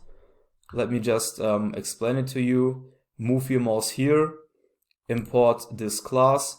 It's option number 2. Click on this. If you scroll up, you will see it was imported here. Just put it on the top. And now we can use this select class. And inside this select class, we need to provide this rooms variable. So it's rooms, and almost every time when you work with that kind of static dropdowns, you need to use this select class. Okay, and actually you have 3 different options how you can select one value inside this static dropdown. So you can see here option number 1 is the selection by index. Then you have the selection by value and by the visible text. And since we have here 3 different dropdowns and 3 different opportunities here, we will cover all these 3 examples. Okay, so first let's start with option number 1. And here we want to select by index, and we want to select 2 rooms. That means just provide a 2 as a string here. And now you should be good to go. Now, the next one, we want to choose 3 adults here, right? So right click on this static dropdown, inspect it, and now we can again work with the name locator. And here, let's just copy this expression here. And so first, let me just paste it here. And in order to save some time, let's copy these 3 lines because the logic is almost the same. And we just need to do small modifications here. That means, let me copy that, paste it here. And let me just put one comment here. So select 3 adults. And now we need to do our modifications. Remove this rooms variable and replace it with adults. Then driver.findElement by name. And here again, remove this expression. And here we need to provide this group underscore adults, because this is actually our name locator for that specific static dropdown. And then let's modify dropdown number 2. And inside this select class, we need to provide this adults variable. And now again, modification, dropdown underscore 2, select by, and let's see what's option number 2. So it's select by value, right? And here we need to provide one value we want to work with. And this value is actually number 3 because we want to select 3 adults. And let me just make sure that I didn't mess up anything here. So when I told you I want to select 2 adults and I want to work with the index, this was actually my mistake. If we work with the index here, we need to work with index number 1, because index number 0 is just 1 room and index number 1 is 2 rooms, because we start counting by 0 and not by 1, and that means I need to modify this one. And let me just provide the index number 1. And now let's select this children dropdown, and let's say we want to choose 4 children here. Again, the logic will be almost the same. That means we can just copy this few lines here and paste it directly underneath with this small modification. So let me just provide this children variable here. And now let's inspect this children static dropdown. Here again, let's work with the name locator. Let's copy this expression here. Then we can paste it here. And now let's remove this dropdown underscore 2 and replace it with dropdown underscore 3, because this is the 3rd dropdown here. Then we go for the select class, replace adults with the children variable, and next again dropdown underscore 3, and now we want to use select by visible text. And this visible text is just again a 4. This is actually what we see here. The visible text is nothing but the 4, and this is also quite simple. That means we can just easily put this number 4 here, and if everything works fine, we can select now 2 rooms, 3 adults, and 4 children. I forgot to do this modification here. Let me just do that. Select 4 children, and after each selection, let's wait for, let's say, for 3 seconds. Time.sleep. We wait for 3 seconds. After, we will interact with the next dropdown here again. And now let me run this code. And when I run this code, you will see that this will actually not work directly, and I will explain you why it does not work. So we will reach this hotel button, but we don't have access to these 3 static dropdowns until we do one small modification afterwards. But first, let's run this code, and I will show you what we need to do. So right click and let's run the script, and let me show you what I'm actually talking about. So the page is loading and we have access to this hotel, and now you see that actually nothing is happened here. If we go back to PyCharm, you see that we have one error message that no such element, unable to locate this element. So, and here it's not able to get access to this first dropdown. So this rooms here can't be reached. Let me show you why this is the case. It's actually a very, very important concept here in Selenium. So where is our page? So sorry, I have too many pages open here right now. I think it's that one. Yes, exactly. So let's see why Selenium can't reach this dropdown when we click on hotels. So let's inspect it and let's see what kind of modification we need to do here. So right now we are at our static dropdown for the rooms. Let's scroll up a little bit more, And you see here, you need to stop here. You see here we work with frames. And every time we work with frames, we have to put one more statement in order to be able to get access to everything what is inside a frame. This is actually, let's say a tricky concept in Selenium, but we will definitely be able to handle it. But first of all, let me show you one short documentation about the frames in Selenium, and I will also provide you one link in the video description.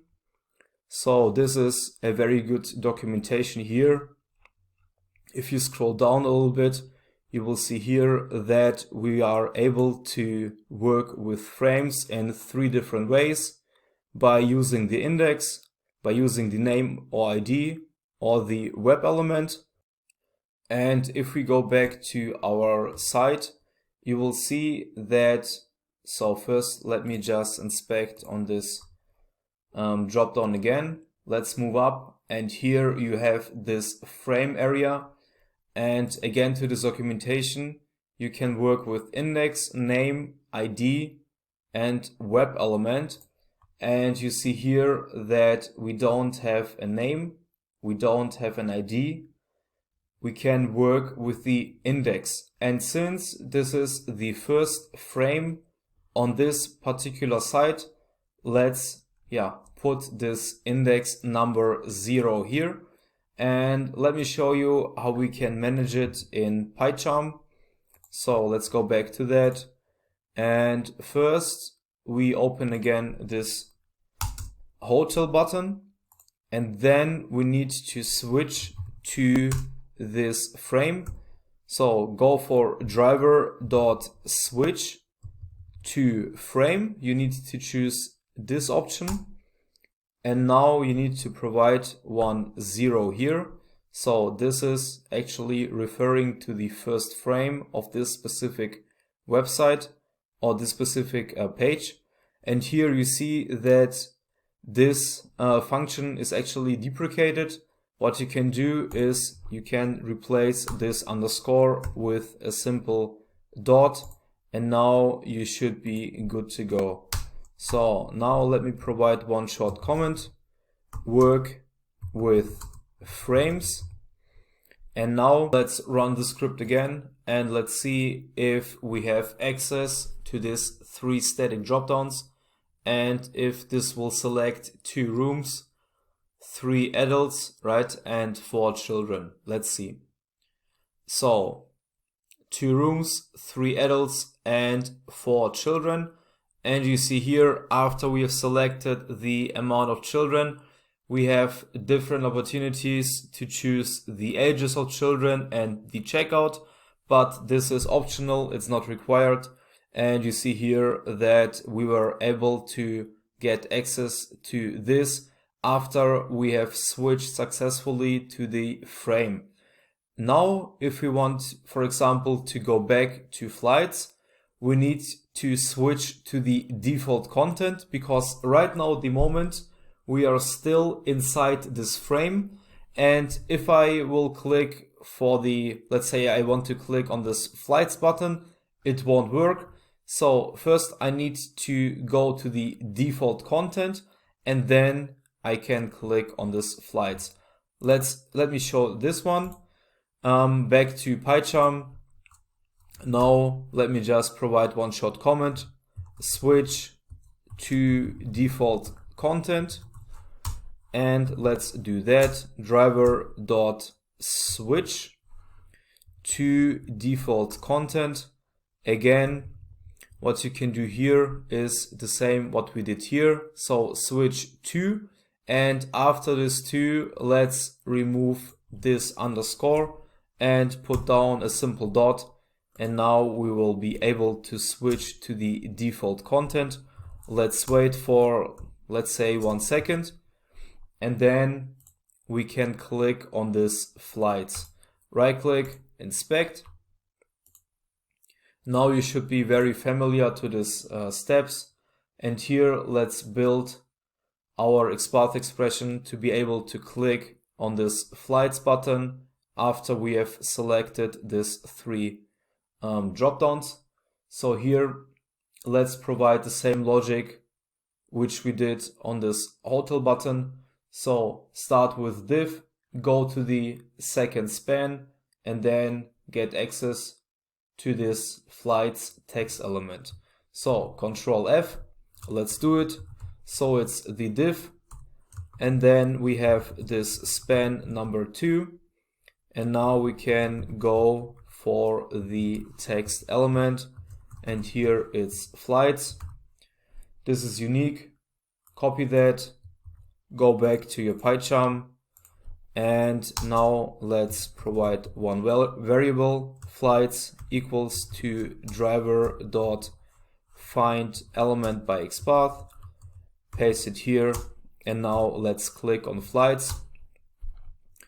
So just one short comment, back to flight button, and if you would not switch back to the default content in this line of code, this will be definitely causing an error message, because again we will see this this error message we have seen before, and Selenium won't be able to get access to this specific element. This is why we need to switch back to the default content after we have switched to a specific frame. For now, let's run the script again, right click and run, and let's see if this works fine. So again, we select these three dropdowns, and then we want to click back to this flights button. So 2 rooms, 3 adults, 4 children, switch to default content, and now go back to flights. Let's see if we have access to that. And I think I messed something up. Let's take a look on the code again. And now, okay, this was my bad. I forgot to click on this flights button. Actually, nothing will happen. Sorry. Okay, after I've clicked right now on this flights button, let me just run this code again.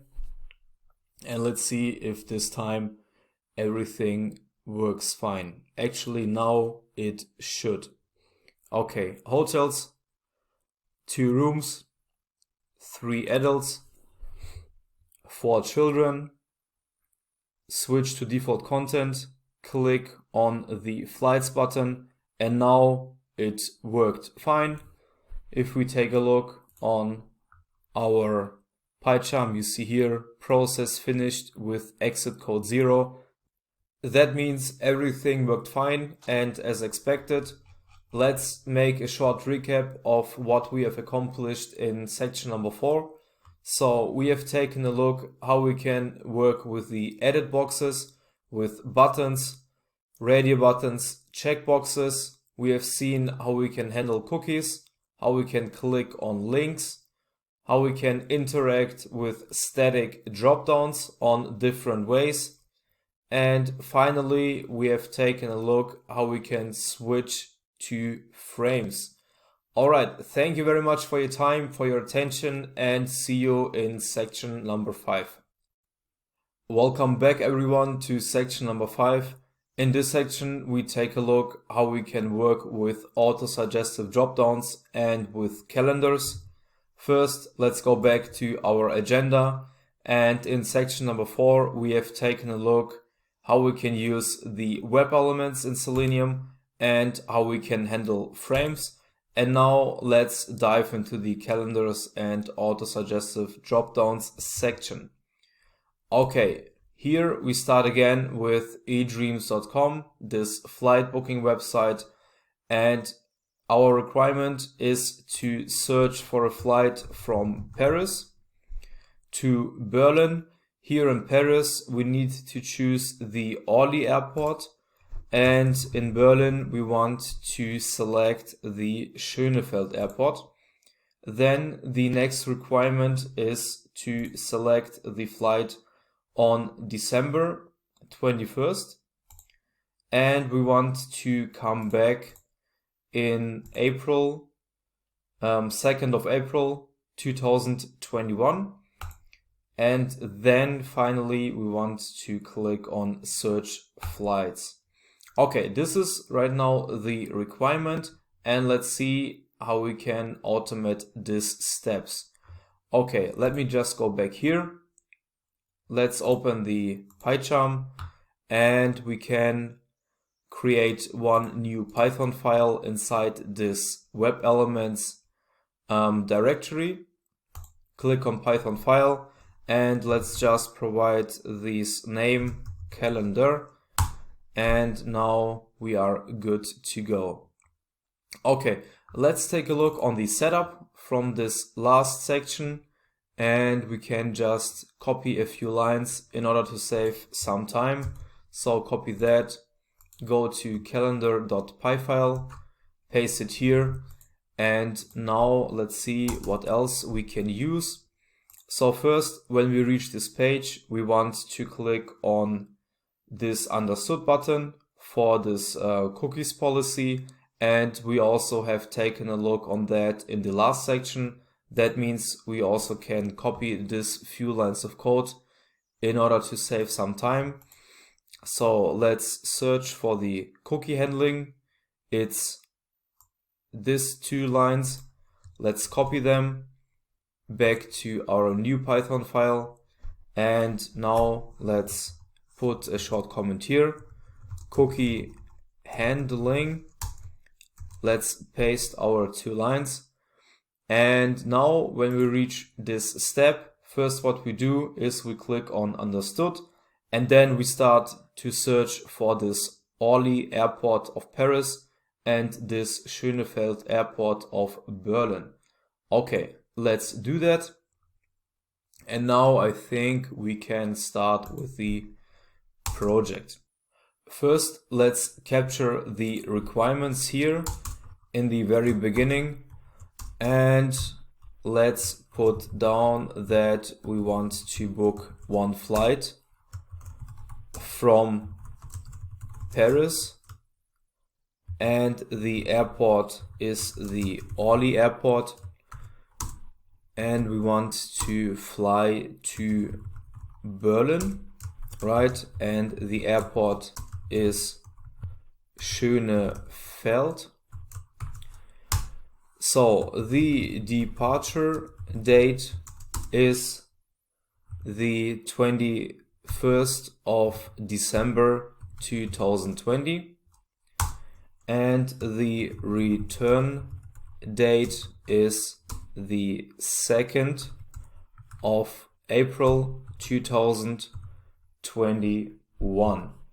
Okay, these are our requirements, and let's start to build these steps.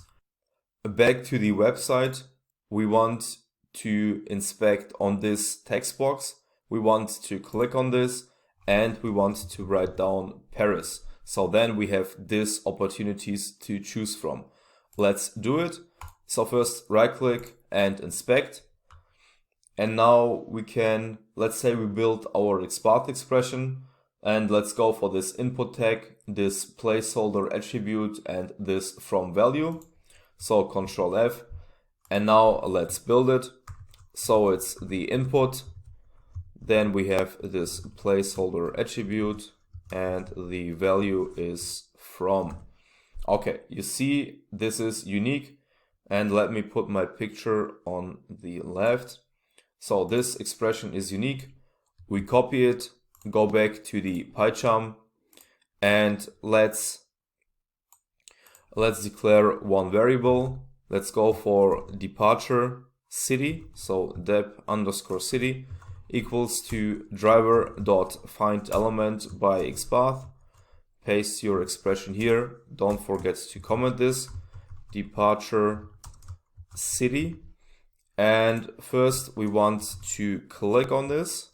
So dep_city.click.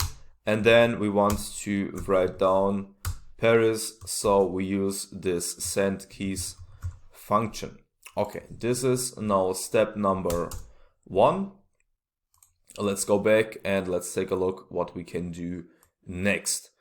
So after we have typed down Paris, you will see that we have different opportunities to choose from, and we want to select this Orly airport. First, let me remove the last expression from here, and now let's inspect on this Orly airport. Right click and inspect it, and you will see that we get totally 7 different LI tags. And each LI tag stands for one option we can choose from. And I would say we can start building our expression. And then we want to go inside this LI tag and search for the text element. Let's do it. So for example, this Orly text element will be stored inside this div tag. And here we need to open this span, right? And then if you go down, we will be able to reach this Orly text element. Now we need to build the XPath expression to be able to work with this text element here. We will start with this LI tag, and then we go for this class. And here we want to work with a fraction of this whole expression. We just go for the ODF dropdown item. So let me show you how we can build it. And then in the next step, we need to go down to this text element. Okay, let's do it. So it's li, and here we work with the contains keyword. We go for the class attribute, right? And then we put down in quotes this expression we want to choose. So here it's ODF hyphen dropdown hyphen item. Let's just mark it. We will copy it and paste it inside this quotes. Close the normal bracket, close the square bracket, and then you see here that this LI tag was chosen, and we have 7 different of them for each opportunity again.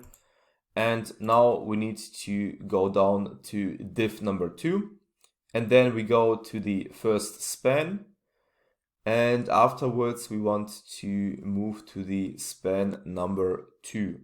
So let's try this out.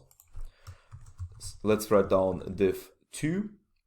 And now we are, so 1 second, now we are here. Then we go down to span number 1 and span number 2. So it's span number 1 or just span, and then span number 2. And you will see here that we have reached successfully this location where we have access to this text elements. So one more example. Go down and you will see here that we reached this Paris, I don't know how to pronounce this, actually to this Paris text element. Then we go down to this Vetri, and here we go down again to Paris and to Vetri.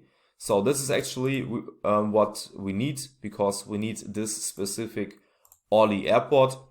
And now we can copy that, go back to the PyCharm. And here we will build our list in the first place.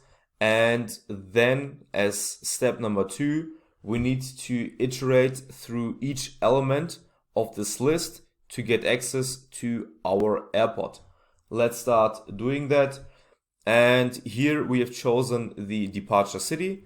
Now let's go for departure items. And then we build the XPath expression. So it's driver.findElements. This time it's not a singular anymore because we work with the list. So it's this one, find elements, and make sure this is the correct one. Otherwise you will get an error message later. So for now, let's paste our expression. And this is actually the list we want to iterate through, right? And let's do it. First, let's declare one iterative variable. Let's say for item in departure items, and then, so first let me put my comment here. Let's write down departure airport selection, and now let's go for one short if statement. So if item dot text equals to Ollie, and then we want to click on this. So item dot click. Again, first we will iterate through these items, and then if we find this item where we have this Ollie text element inside, we will click on this. And make sure that you provide the exact same spelling what you see here, otherwise your code will fail. And now when we are done with our for loop, we can just break it. And in the next step, let's try to make sure that we find this arrival text box. So let's right click here, inspect it, and you see here that this logic is the same. We have again this input tag, we have this placeholder attribute and this value. That means we can just copy the code from the departure city. So let's copy that in order to save a little bit of time. Let's go for the comment. It's the arrival city here, arrival city. Let's paste this code, and here we need to do a few modifications. So change this value, and now we need to change also the variable. So go for the arrival city, and then we want to click on this box, arrival city dot click, and then we want to type in Berlin. So again, for the departure city, we have found this edit box, clicked on this, and then we typed in Paris, and now we want to search for Berlin. Let's do that. And then in the next step, what we want to do, we want to write down Berlin, and here you see that we have again different suggestions, but now we want to use the keys class, and we want to click the arrow down 4 times for that, in order to be able to find this this suggestion, okay, or this airport. So you see we have here this Schönefeld airport, but for now we want to make sure that we can grab this one. So first go for Berlin in this edit box, and then click 4 times down on your keyboard. So it's 1, 2, 3, and 4. And now let's try to automate this step. Back to PyCharm, and after we have searched for Berlin, we want to wait for 2 seconds. So go for the time.sleep function, and then what we want to do, we want to click 4 times on this arrow down button at our keyboard. So let's provide one short comment, click 4 times on arrow down. So the simple way is just to go for the arrival city variable and work with the send keys function. And now we go for the keys class.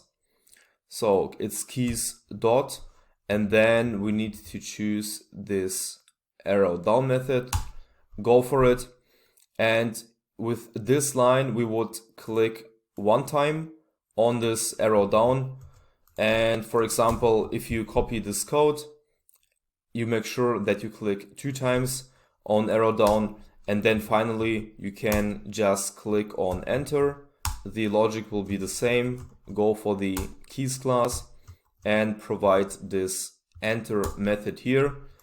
But we can also write one simple while loop in order to make this code a little bit cleaner.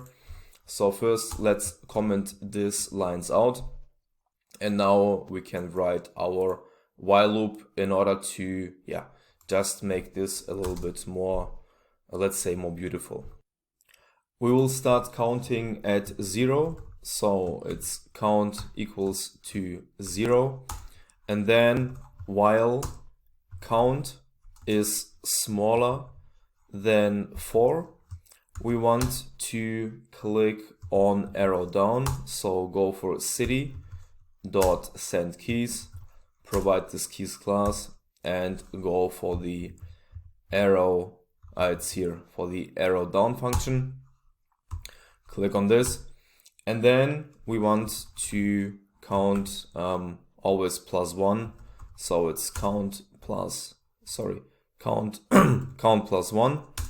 And after each click we need to wait, let's say, for 1 second.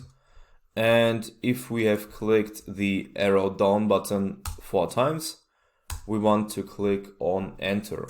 Let's do that. So it's arrival city.sendKeys, again keys class dot enter. And finally we want to wait for 1 second again. And let's see if this will work. So again, here when we are searching for the departure city, we write down Paris, and then we will search for a specific text element by using this for loop. And if we find this text element, we will click on this. And for the arrival city, we are looking for Berlin.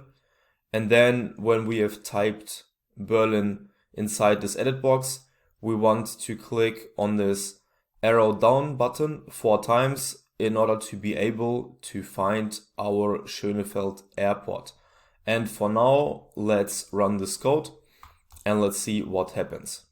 So right click and run, and you see here that we have one error message, and this is because I've made one small mistake here. I named this Python file as calendar, but Python itself has one inbuilt module, which is the calendar module with the exact same name and the exact same spelling.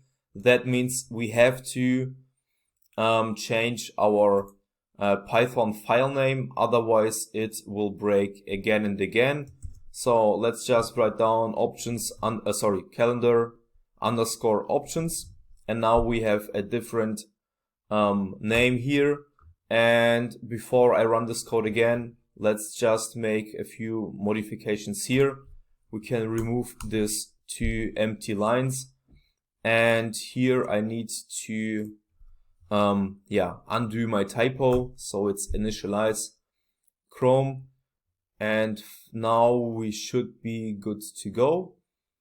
And let's say after we type Paris inside our first edit box, let's wait for 1 second so that we can make sure our code will not break. And here, for example, after we type Berlin, we will wait again, just for 2 seconds. And now we run this code again, right click and run. And now you see that this driver is initializing. And now we need to go for Paris and the Orly airport, Berlin and the Schönefeld airport with our keys class. And finally we click on this selection. Alright, so after we have clicked enter, we can right now choose the calendar, the departure and the return date. And now I would say let's start writing this down. Our requirement is, let's take a look again. Now we need to go for the 21st of December as our departure date and the 2nd of April in 2021 as our return date. Let's do that. Let's go back to our website, and this calendar section is opening automatically when we provide our arrival city. And for now we need to do 2 steps. We need to search for the calendar month, and then we need to provide one variable for the next button. Let's do that. So first right click here, inspect this month, and I need to put my picture somewhere over here, and let's inspect it again. And here we need to go for this div class ODF calendar title. This is right now very important for us. So let's build our XPath expression for that. Let's go for the div class and this value. And now I will just copy that, go back to PyCharm, and in the next step we need to provide this calendar month. Let's say calendar underscore month equals to our expression. Let's paste it here. And this is our variable number 1. In the second step, we need to find this button. So go for the right click, inspect it, and we can use this span tag, this glyph attribute, and this arrow right value. Again, the next XPath expression. So it's span, and then we go for the attribute. Think it's this spelling, and let's just paste the value inside. Okay, this is our next button. Copy that expression, again back to PyCharm, provide this next, let's say click underscore next variable equals to our XPath expression. Okay, now we have written down the XPath expression for the calendar month and for the next button. All right, now let's search for the departure date. So it's departure date, and we have chosen the 21st of December 2020. And now let's see how we can get to this specific date. All right, so first we need to look again on the calendar month. Let's remove the last expression from here, and let's take a look on the calendar month. And you will see here that we have this month inside our expression. So this is actually the text element of this calendar month variable. And here I've forgotten to mention that we are searching the XPath with the driver find element by XPath. So let me quickly do that. So both expressions are XPath, right? So let's go for this driver.find element by XPath. And now we can work with the text element of this calendar month. And this is actually this text element we need to get access to.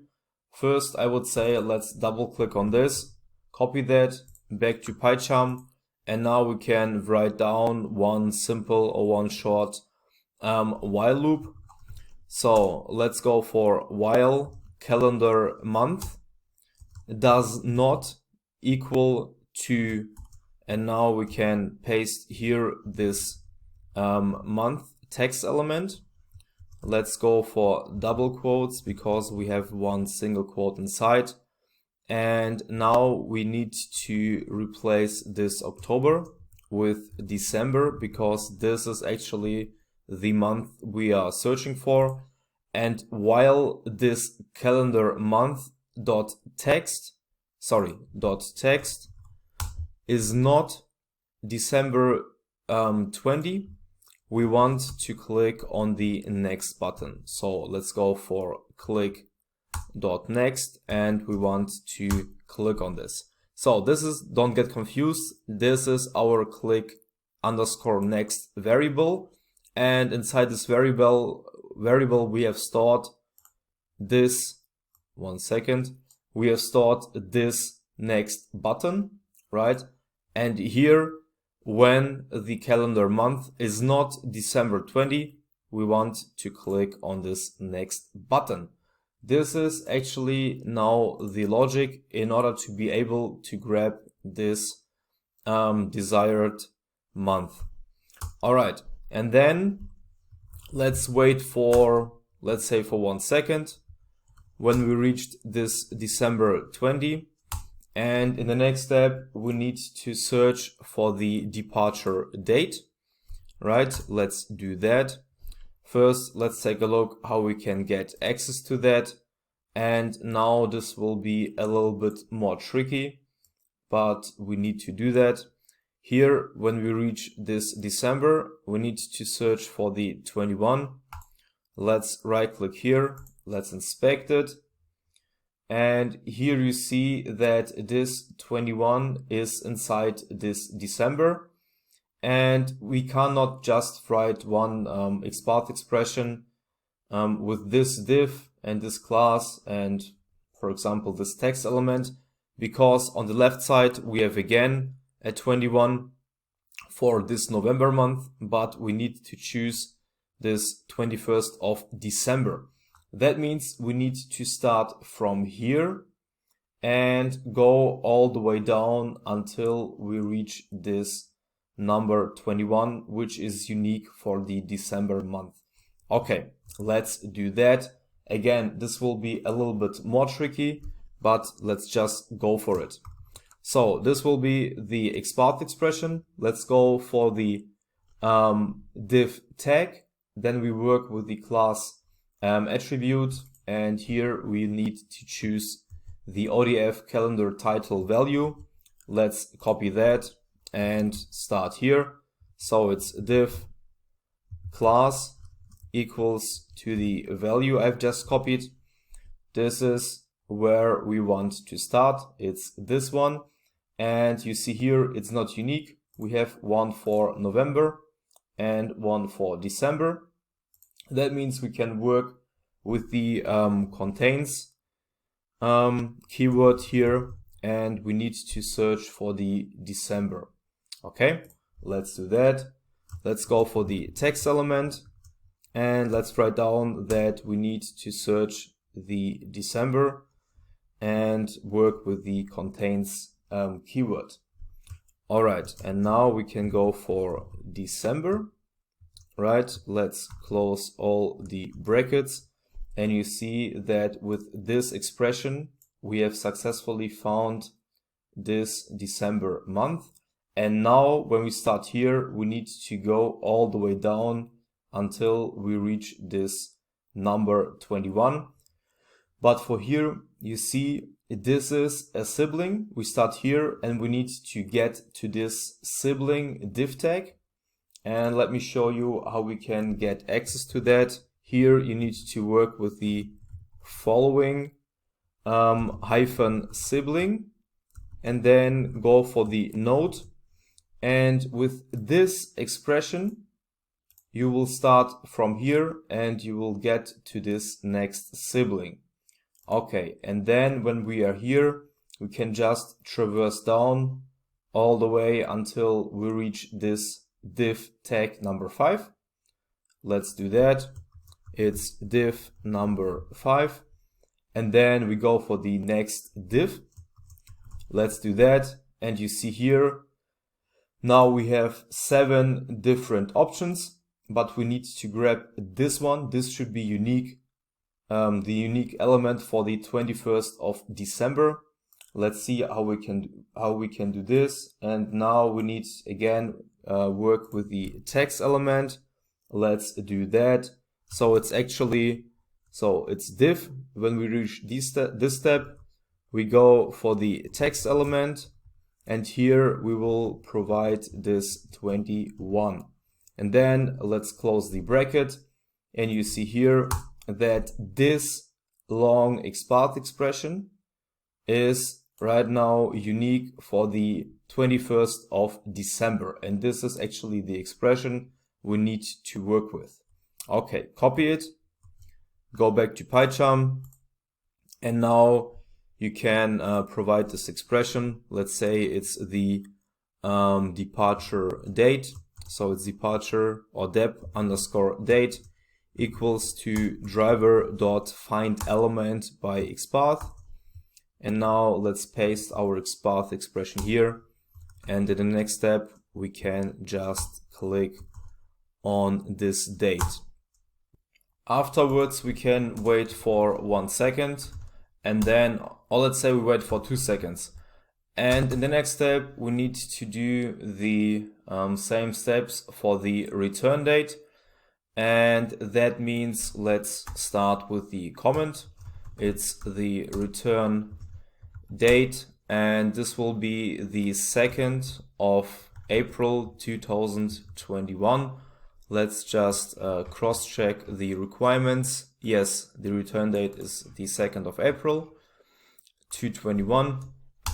Okay, and for now what we can do, we can just copy this few lines of code from the departure date, paste it here, and now we need to do small modifications. For example, now we need to go for the April and 21, because, for example, let's go back to the website and go to April 21. You will see that this text element is actually the same, with the exception that here we have April instead of December, and here it's 21 instead of 20. That means this modification should be fine. And when we reach this specific month, or let's say while we don't reach it, we want to click on this next button, and the logic is again the same until we reach this April 21. Then we wait for 1 second, and now let's also modify this date, so it's not the departure date anymore, it's the return date. So let's go for the return date, and now we need to modify this expression too. But first, let me modify the next variable. It's the return date, and now we need to search for the 2nd of April. Again, the logic is the same what we have here in this XPath expression, but for the 2nd of April we need also to do a few short modifications. So first, we don't search here for December, this will be April, and then we need to take a look how we can get access to the date number 2. Here for December it was 21, and now in April we need to search for 2. First, let's copy this expression until we reach this step April. Copy that. Let's go to our website, paste it here. So let's just remove the old one, paste the new one here, and now you see that here we reached this April 21. Again, we need to get access to this sibling. That means we can also copy the next expression to get access to this sibling. Let's do that. And now we reached this step. In the next one, we need to get access to number 2.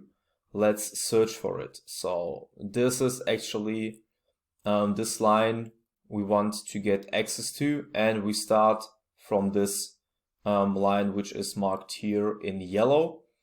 Okay, so first let's traverse down to the second div tag, and then we need to go down to div number 1, 2, 3, 4, and 5. So first it's div number 2, and then we go to div number 5.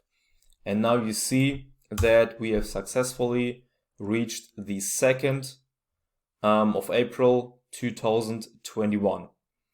That means we can just copy this whole line or this whole expression, and sorry, I want to get to this window here, to this PyCharm, and in the next step we can remove everything we have here, copy the new expression, and this is actually unique for the 2nd of April.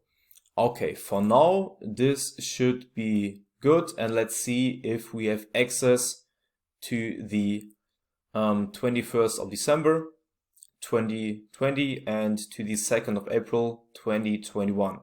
And before I run this code, let me just close this square bracket here. Otherwise this will give us an error.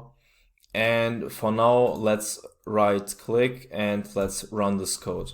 Okay, so this driver is initializing, and now let's see if this works. Okay, so search for Olli Airport, then go for the Schönefeld. You have seen this already in the previous step. And now we need to go for December, select 21, great. Now let's go for the April. Okay, and for now it's not clicking. So you see here, we have reached the 21st of December, and then I think we have one error message. Let's see what what I messed up here. First, let me put my picture on the right side, and this error message says that this element is not attached to the page document in line 75. It's in this line where we want to choose the April, 2nd of April 2021. Okay, so I think this is because we can't use this variable for the departure date and the return date. So let's do one short modification and let's see if this will work. Okay, so let's do that. Let me just put my comment of the departure date a little bit above. And here we can do this modification with the calendar month. And let's make this unique for the departure date and then afterwards for the return date. But for now, let's go for the calendar underscore month underscore departure. And here, let's do this modification too. Calendar month departure. So this is right now unique for the departure month. And then this click underscore next variable. Let's do here the same step and just add this underscore dep. For here, it's the same. Click next departure. And now we need to copy this two lines of code and paste it inside this return date. And now let's do our short modifications here too. So replace this underscore dep with underscore return. Same logic here.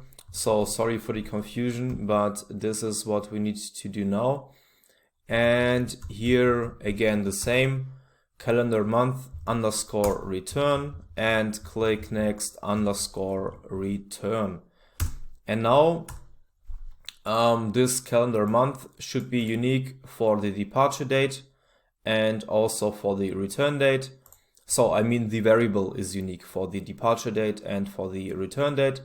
And the same applies to the click next button. Okay, so right now we can run our code again.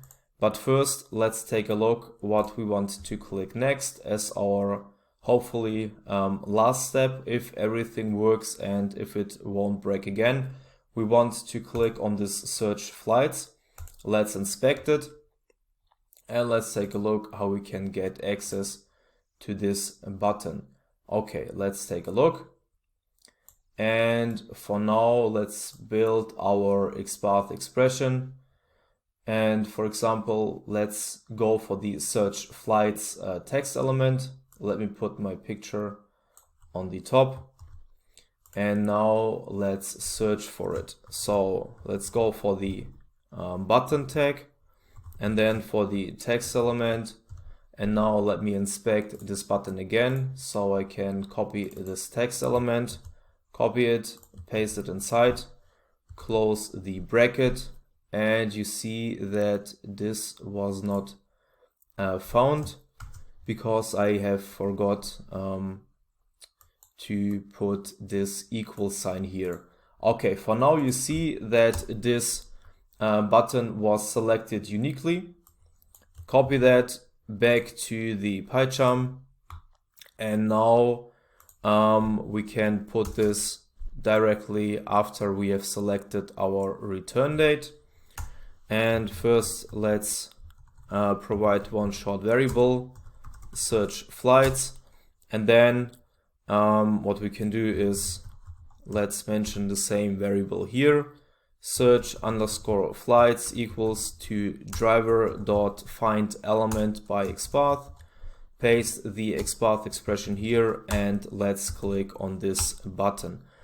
Okay, for now we should be good to go, and let's see if we fix this code or if we have another error message. Okay, right click and let's run this code and let's see what happens. Okay, driver is initializing, search for Ollie, search for the Schönefeld airport, and right now it will be very interesting. Go for the departure date, December 21st. All right, and now we are searching for 2nd of April. We clicked on that, and in the last step, we are able to search for the flights. So you see December 21st from Paris to Berlin, and now we are searching and everything worked fine so far. All right, let's wait until we get some results. And you see here we have our results, and you can make this cross check here. Ollie, then we have the Schönefeld airport, 21st of December, 2nd of April, and this is actually the result page. All right, thank you very much for your time, for your attention. This is it for section number 5, and I will see you in the next one. Thanks a lot and see ya. Hi and welcome back to section number 6. In this one we want to take a look how to handle multiple windows in Selenium and how to capture screenshots. But first let's go back to the agenda, and in the last one we have worked with calendars and autosuggestive dropdowns, and now let's go for the handling of multiple windows, and we also take a look on how to capture screenshots. Okay, back to the website. We start again from edreams.com. We open this website and then we want to click on this help button. Let's do it. And you see that we have access now to a second window. This is our parent window. This is the child window. And here on the second window, we want to click on refunds. Let's do it. Then after clicking on this, we want to capture the screenshot. Then we go back to the parent window, and here on this side we click on manage booking, and then when this site was loading successfully, we take a second screenshot, and then in the last step we want to close the driver. Okay, this is the requirement for now. Let's go back to our PyCharm and let's write this code. First, let's create one new directory and let's name it as multiple windows. And inside this directory, we need to open one more Python file. And for this, let's say it's multiple windows and screenshots. Okay, this is our new Python file we want to work with. And in order to save some time, let's take a look on our last file where we worked with calendars and autosuggestive dropdowns. And in order to save some time, let's just copy a few lines until this URL is opening, and then from there we can start our new requirements. Okay, so let me copy it here, paste it here. And now I can just modify this and remove the unnecessary steps. So here we have our packages, then we can initialize the Chrome driver, and we have stored 2 URLs in 2 variables. And now we want to open this flight booking website, and this is actually the variable and this is our URL. Okay, then this window is maximized, and from here we can start our new project. Okay, back to our initial website. We start from here, and now we want to click on this help button. So for now, let's inspect it, and let's say we want to build one XPath expression. So you see we have one text element. Let's build it. Okay, we go for the A tag and then for the text element. Let's do it. So it's A, then text equals 2, and now let's inspect it again. So I can copy this text element, double click on this, copy, and paste it inside this quotes, close the bracket, and now you see we have one unique expression. Copy, then go back to the PyCharm. Let's declare one new variable. Let's say help underscore equals to driver dot find element by XPath. Open single quotes and paste your XPath expression here.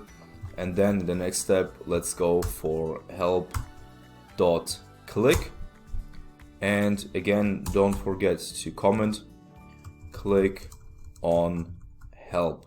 Okay, good. So this is actually the step number 1.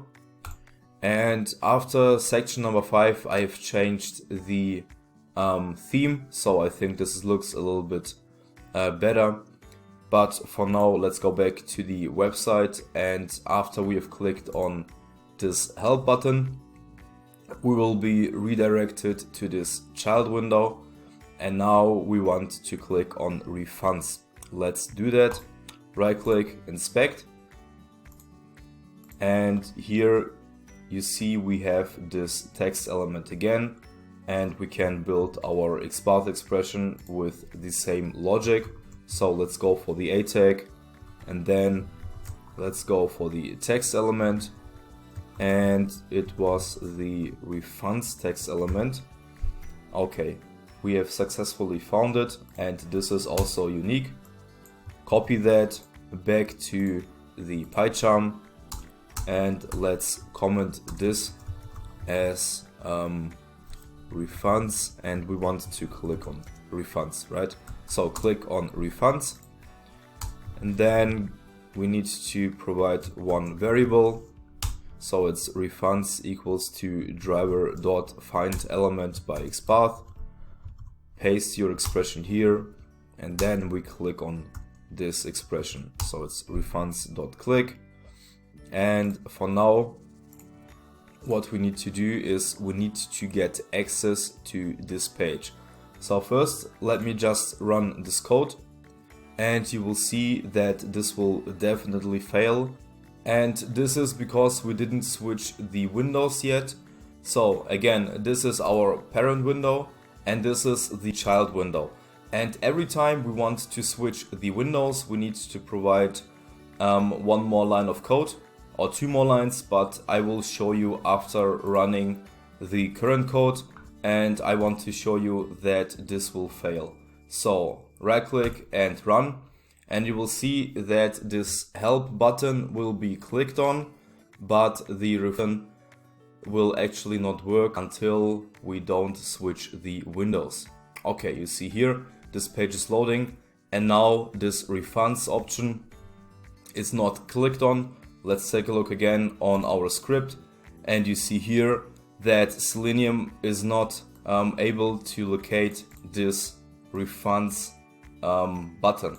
Okay, so right now let's fix our code, and between the help button and the refunds button we need to switch the windows.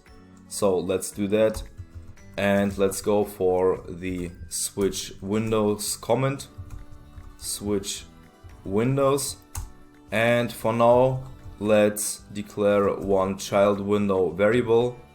So it's child window equals to driver dot window handles. So 1 second, so it's this one, window handles, and now we want to get access to the child window. That means we need to provide this one here. Let's take a look again. This is our window 0, and this is our window 1. Okay, so for now, in the next step, we need to go for the child window, and we need to switch this one. So go for driver.switch to window, and here in this brackets you need to provide the child window variable, and you see here that this function is deprecated. Go for the second underscore, remove it and put down one dot, and for now you should be good to go. And after we click on help, let's wait for 1 second. Then we switch to the child window, and then we want to click on refunds. And after we click on refunds, let's wait, let's say for 2 seconds. And after this step, we want to capture our first screenshot. Capture first screenshot, and let's do that, and then we can run our code again, and I will show you that this time this will work. So go for driver.save_screenshot. Here in the brackets we need to provide this file name. Let's go for refunds.png, and this is our file name from our first screenshot. Okay, let's take a look again what we have done so far. So we will open our website, then we want to click on help, then we switch the window to the child window because this refunds button is on the different window. We want to click on this, and then we want to capture one screenshot. Let's see if this works. Let's go for the right click and run the script, and now you will see that this time it won't fail anymore because we have handled this windows. Okay, so the child window is initializing, we clicked successfully on refunds, and now let's go back to our script, and you see here that everything worked fine. And if you open the directory, you see here that this refunds site was also captured, and this is the file name we have provided a few moments ago. Okay, this is actually the handling of the parent window and the child window, and for now let's say we want to click on this manage booking button, and we are here, right? This is the child window. We want to get access to the parent window again, then we click on this manage booking button. Let's do that, but for now the logic will be more or less the same, and these are the main steps. Okay, so for now we want to, let's say, click on manage booking. Let's write it in capital letters, so manage booking, and in the brackets I can write down parent window, just to make sure that the next person will know what we have done here. And for here we can also provide one short comment addition. Let's go for child window. Okay, good. In the next step we need to, so we start from here, right? Then we want to switch to the parent window again, and then we want to click on this manage booking button. So first let's inspect it, right click inspect, and here we have this text element again. So let's build our XPath expression. The logic is again the same, so go for the button tag and then for the text element, and double click on this text, copy it, paste it in the brackets, in the quotes, close the bracket, and you see this element is unique. So copy it back to the PyCharm, and let's just provide one variable, manage_booking equals to driver.findElement by XPath. Paste your expression here, and now we want to click on the manage booking button. But before we can do this, we need to switch back to the parent window. Again, the logic will remain the same. what we have done here.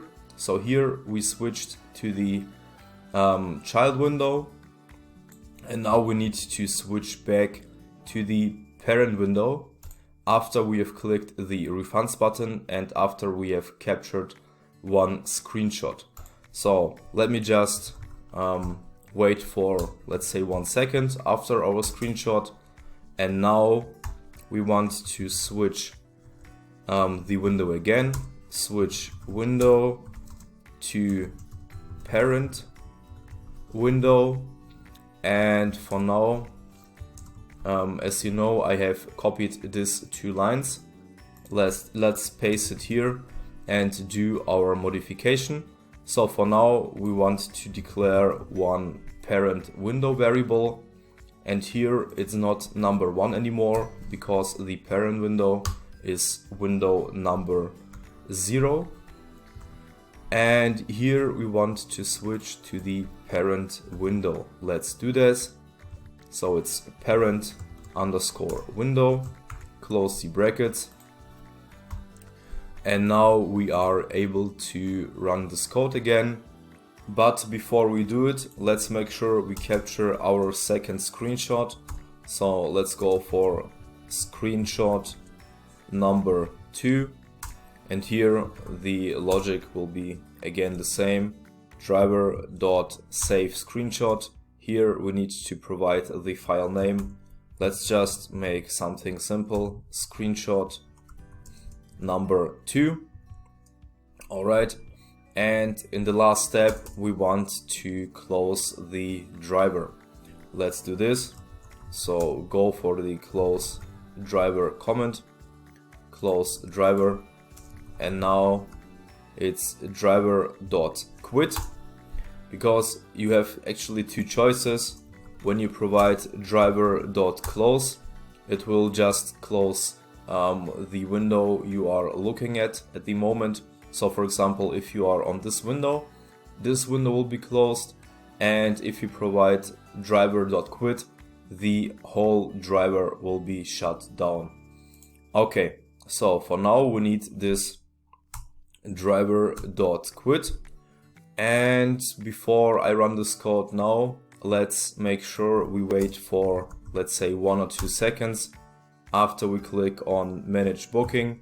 Let's say we want to wait for 2 seconds, and after this screenshot was captured, we wait for 1 more second, and here we can also wait for 1 second after we switch to the parent window again. So let's put down time.sleep and 1 second. And for now, I think we did everything well in order to run this script again. Let's see if this works. Right click and run. And for now, let's see if everything works. Okay, the driver is initializing. Cool. Switch to the child window, click on refunds, 1 screenshot here. Then back to the parent window, click on manage booking. And now we reach this step, and you see in the last step this driver was closed, and here it says that everything works fine so far. Okay, let's take a look if this worked out. So you see that we have one issue with our second screenshot. Let's see what's wrong here. Name used for saved screenshot does not match file type. Ah, okay, got it. I forgot to provide this .png extension, and you see here we have taken the first screenshot successfully, but the second one failed because I didn't provide the .png. And for now, let me just add this .png extension and run this code again, and let's see if now everything will work for us. Okay, but yeah, I'm optimistic, and for now we should be good to go. Okay, so it's the exact same steps again. Let's wait for a couple of seconds. Now the last window, driver is closed, and now you see that we have actually screenshot number 1 and screenshot number 2. Okay, for now everything worked well, and this is actually everything for section number 6. Thank you very much for your time, for your attention, and I see you in the next one. Bye bye. Welcome everybody to section number 7. In this section we want to look how we can scroll in Selenium, and before we start, let's take a look again on our agenda. And in the last section we handled multiple windows and the screenshots. So let's put one checkmark here and one checkmark here. And now let's go for the scrolling. Okay, so we will use in this section this practice website. We start here and then we want to scroll down until this About Us button. So we want to click on this. Let's do this. Then in the next step we want to go back and then scroll all the way up again until we reach this Contact Us button. Then we want to click on this, and finally we want to close the driver. So this is actually our requirement, and now let's start writing our code. First I will create one new directory. Let's name this just scrolling, and then we need to create one new Python file. Let's just say it is scroll.py. And then what we can do in order to save some time is to copy a few lines from one of the previous sections.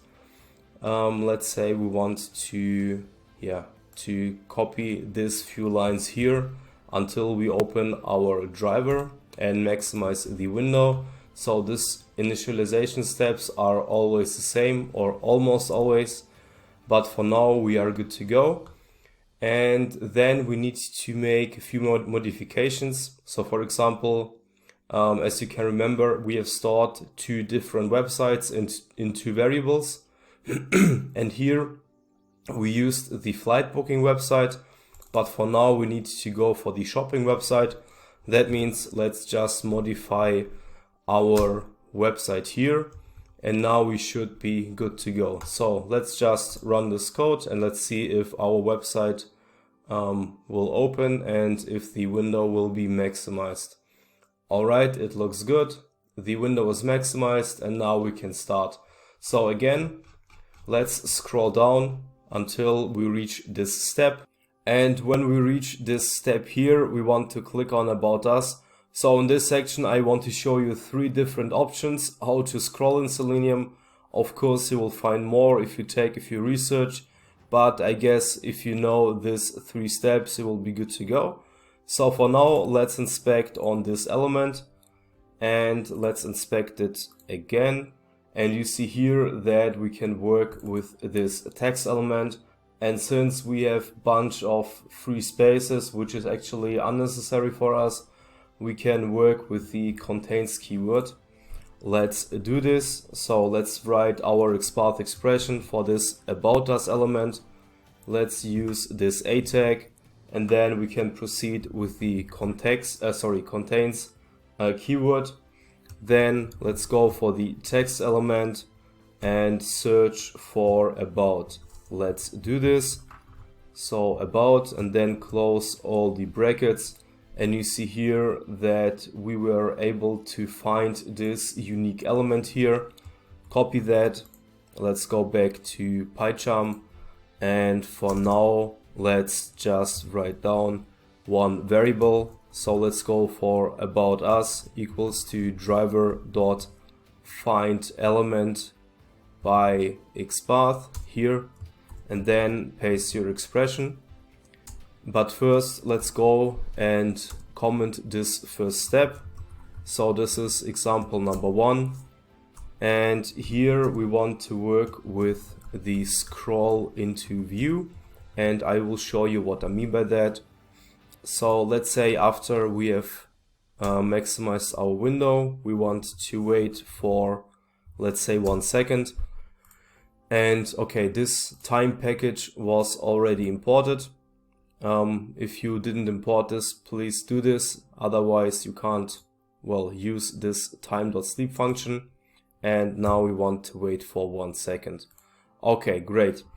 And then in the next step, what we want to do in example number 1, we want to work with the location once scrolled into view function.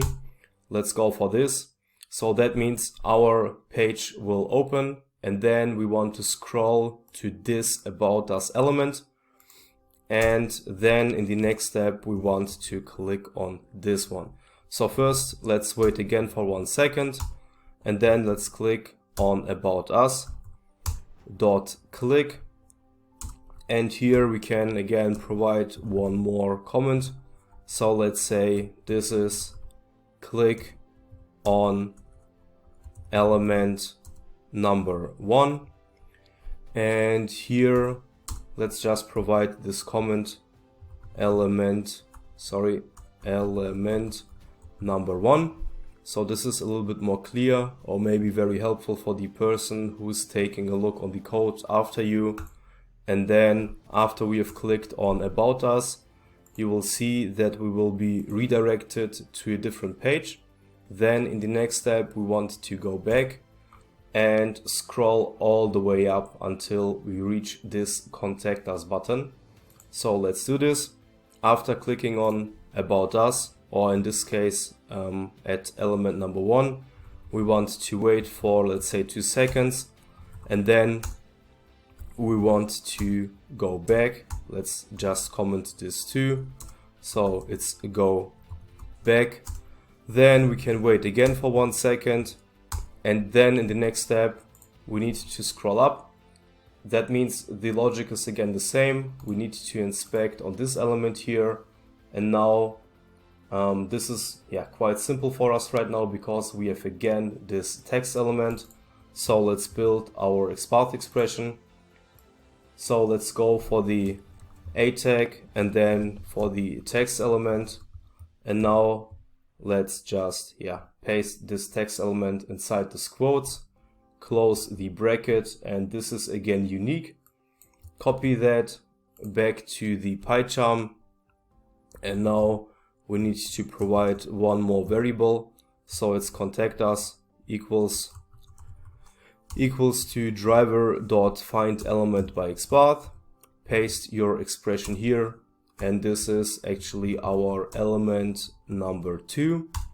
Then in the next step we need to scroll all the way up. So this will be again the same what we did here, but here we scroll down until we reached this element number 1, and then in the second step we want to scroll all the way up until we reach element number 2. Okay, let's do this.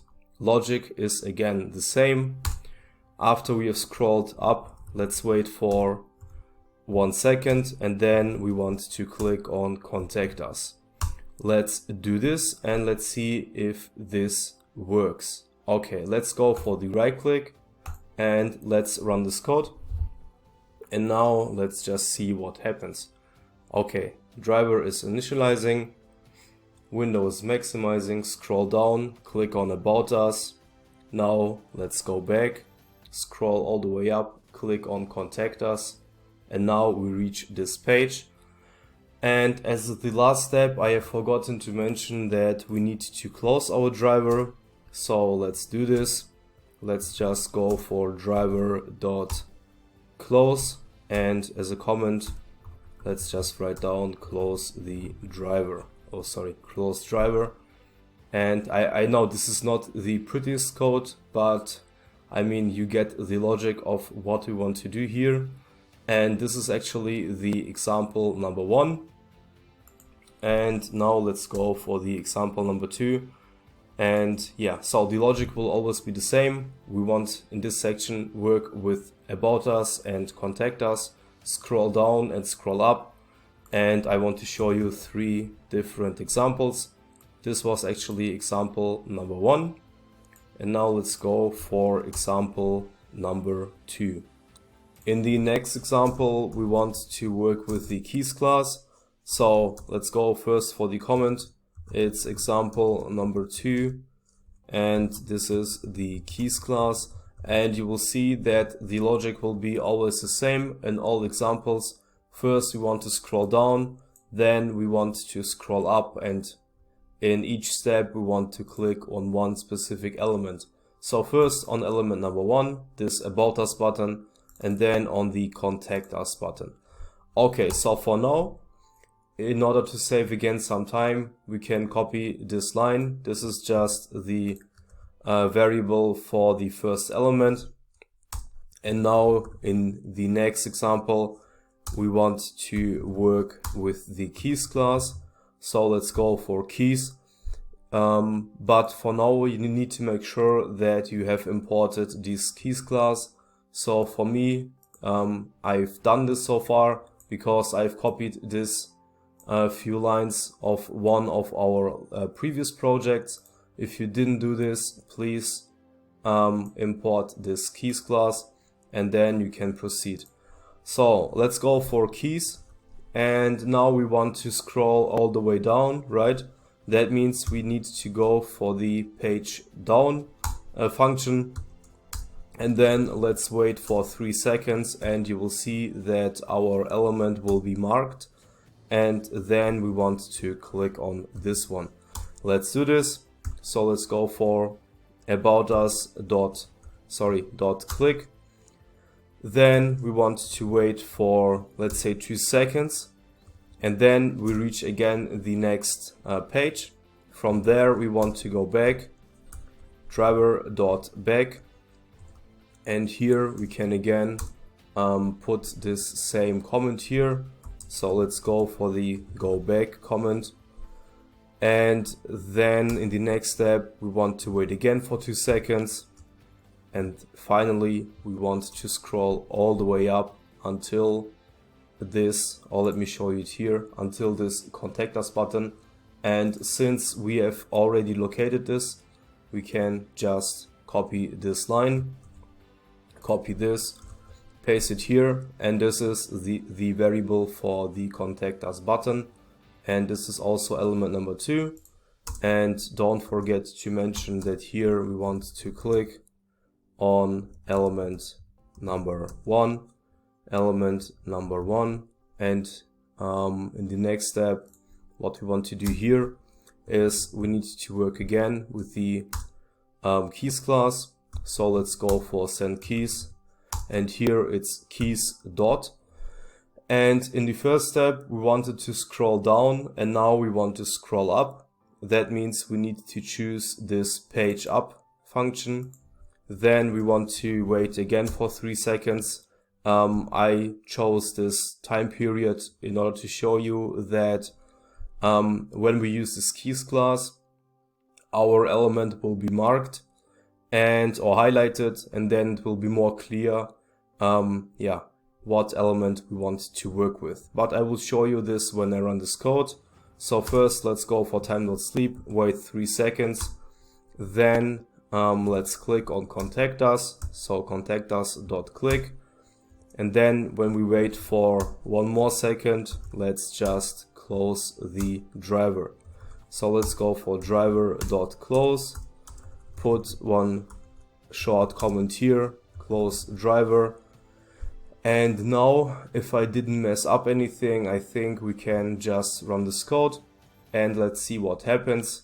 But for now, before I do this, let me just put one more comment here. So it's click on element number 2, and now let's run this code, and you will see here that this procedure is actually the same, but with this keys class you will see that our element is highlighted, as now about us is highlighted. We click on this, then we go back, scroll all the way up, and now Contact Us is highlighted.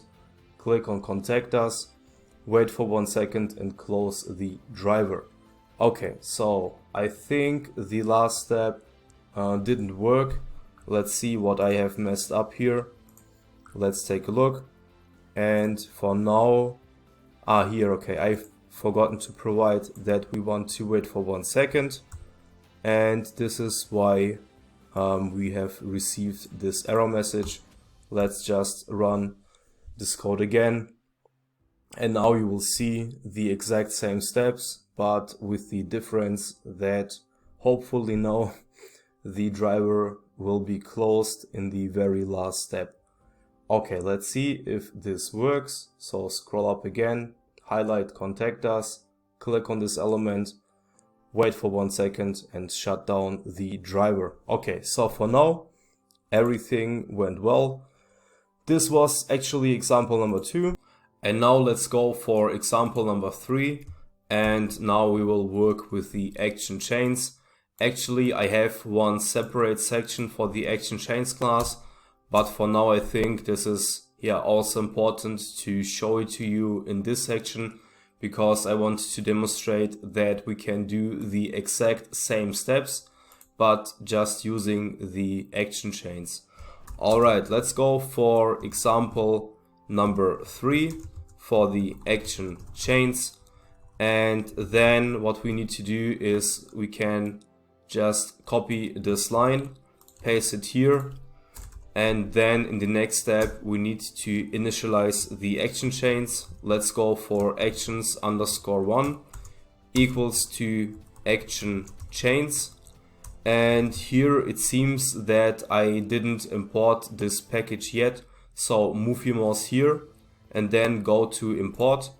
And if you scroll up, you will see that this ActionChains class was successfully imported from the Selenium package. And then in the next step, we need to provide the driver. This is actually the initialization step of the ActionChains, and now we can use it.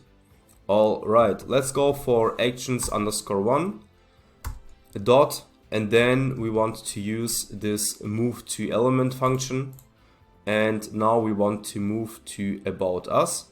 So that means let's provide this about us variable inside this brackets. And every time you work with action chains, you need to finish this statement with this perform method. Don't forget it, otherwise your code will break. And when we moved to this element, let's wait for, let's say, for 2 seconds. And then let's click on about us. So about us dot click. Then, as you can remember, we will reach one different page. And then after waiting, let's say for another 2 seconds, we want to go back again. So it's driver dot back. Then we want again to wait for, let's say, 1 second. In the next step, we want to scroll all the way up until we reach this contact us button. And this step we need again to use the action chains. Let's do this. And for now we need to initialize this action chains again. So the logic will be the same. Here we used this actions_1 variable. Now let's go for actions_2. And the procedure will be the exact same. Here we need to provide this driver inside these brackets. And then what we need to do is we need to copy this line, this contact us element. Let's copy that, paste it here. And then in the next step, we want to move to the specific element. So let's go for actions_2 dot move to element. And we want to move to the contact us element. And again, don't forget this perform statement or this perform method, otherwise your code will not work. Okay, so after we moved to contact us, let's wait for another 2 seconds, and finally let's click on contact us. Contact us dot click. And when we have clicked on this one, let's wait for 2 seconds again. Time.sleep, 2 seconds, and finally we will close the driver. So it's driver.close, and let's put a few comments here, for example, and then let's provide one comment here. Move to element number one, copy this comment and you can paste it here and replace this number 1 with number 2. And for now I think we should be good to go. Here it's the click on element number 2. And for now, okay, so last comment, I promise this will be the last one, and then let's run this code. So this is click on element number 1, and now we should be good to go. Okay, right click and let's run this code, and let's see if this works with the action chains. Okay, so the steps should be actually the same. Okay, driver is maximized, scroll down until about us, click on this, then we reach this page. Now we should actually go back, and I think I have messed something up. Let's take a look what it is. So time.sleep. Okay, this was in this line. I forgot to mention the amount of seconds we want to wait. Let's say we want to wait 2 seconds until we go back. This was, yeah, one silly mistake. Let's run this code again. Right click and run. And let's see if this works this time. Alright. So scroll down, click on About Us. Now let's go back. Let's scroll up, click on Contact Us, and then close the driver. Alright, so you have seen that this time everything worked fine so far. And yeah, this was actually the example number 3, the use of the action chains. And let's make a short wrap up what we have done in this section. Here I've shown you 3 different ways how to scroll up and scroll down in Selenium. The first one was the use of the location once scrolled into view function.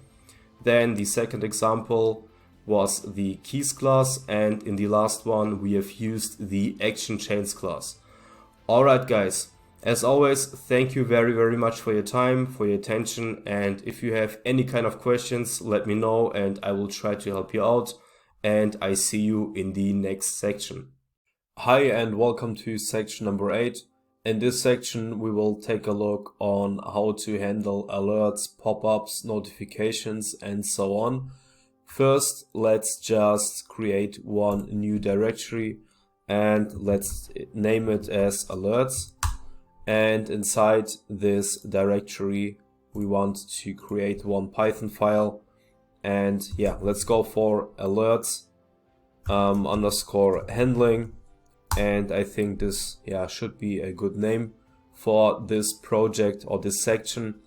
And for now, what we want to do is first import the WebDriver. So from Selenium, import the WebDriver.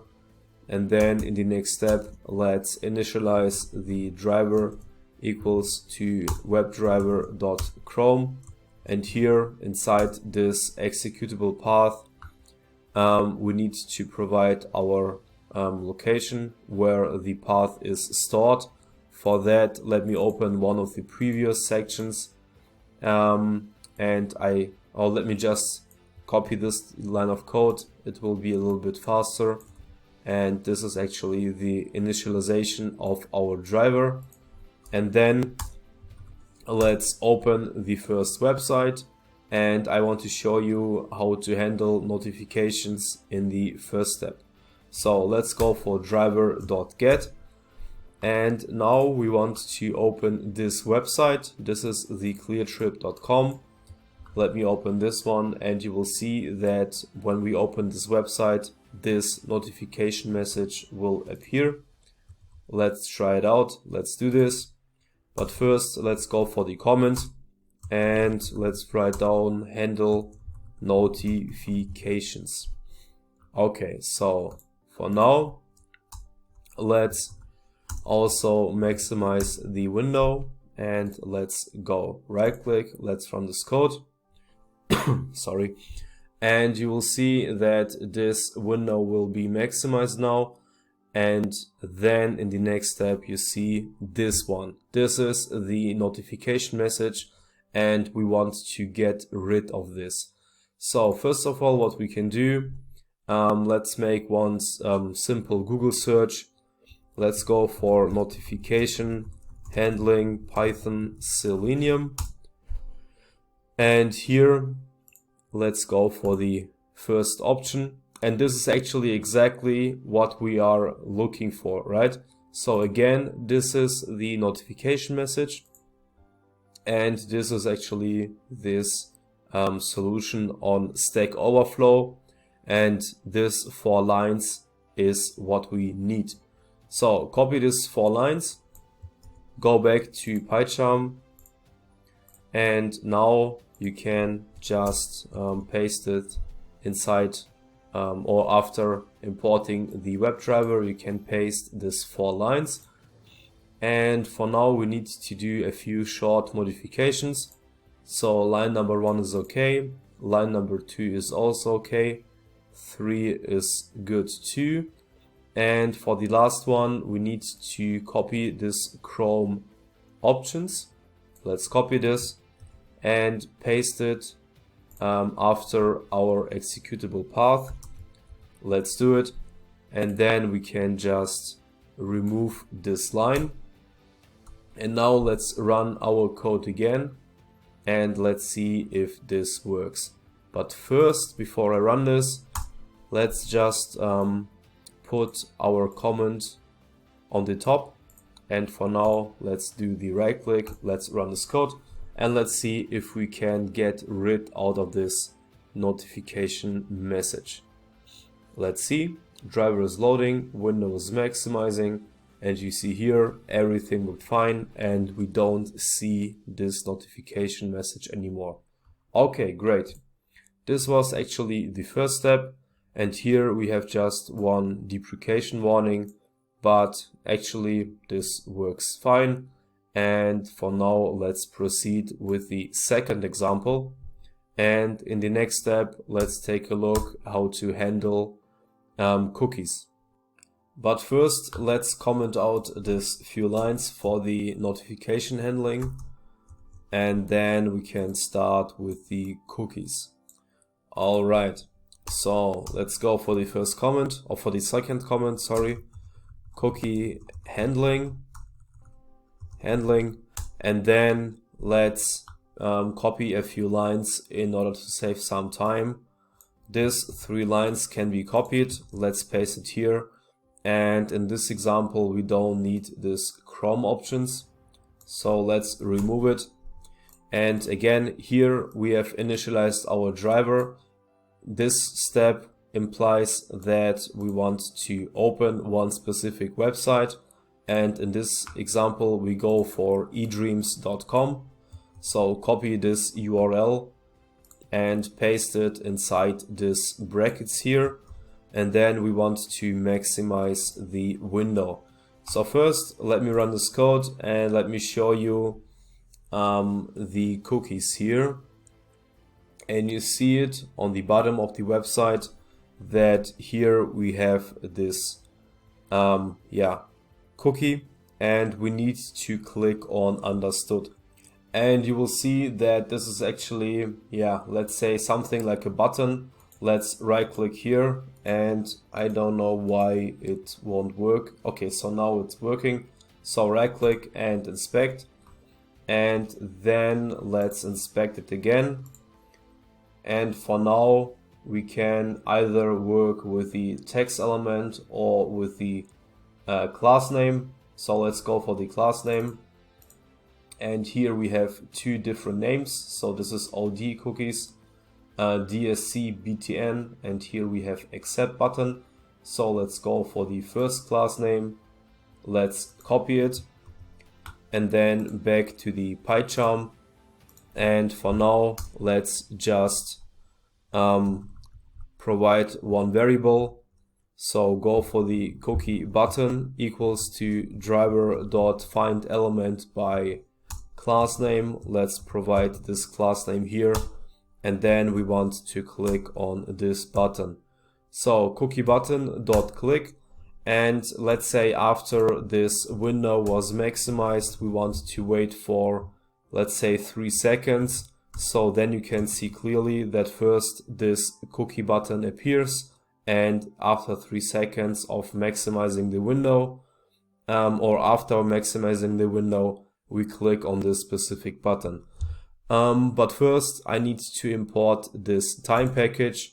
So go for import, click the second option, and you can make one cross check. Here on the top, this time package was imported. Let's go for the right click and let's run this code. And now you will see that this driver is maximizing. You see the cookie button on the top, on the bottom. And after 3 seconds, we don't see this anymore because we have clicked on this cookie accept button. All right, this is actually everything for this cookie handling. And now let's go for the alerts. Again, before we proceed, let's comment out this last step. And now we can start with the alerts. So you will see that we have actually different kind of alerts here. Let me show you a few. So for this alert example, we work with the dummypoint.com website. And here you see that we have 3 different alerts. So for example, alert number 1, it's just this one where you can click on OK. Then we have this confirm alert where you can click on OK or cancel or dismiss.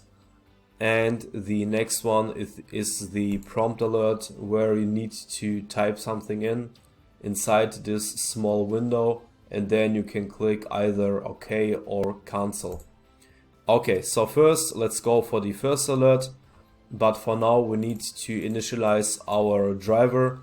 So let's copy this URL, go back to the PyCharm, and for now, let me just paste this URL here, and then let's just copy this 3 lines and paste it inside of this alerts.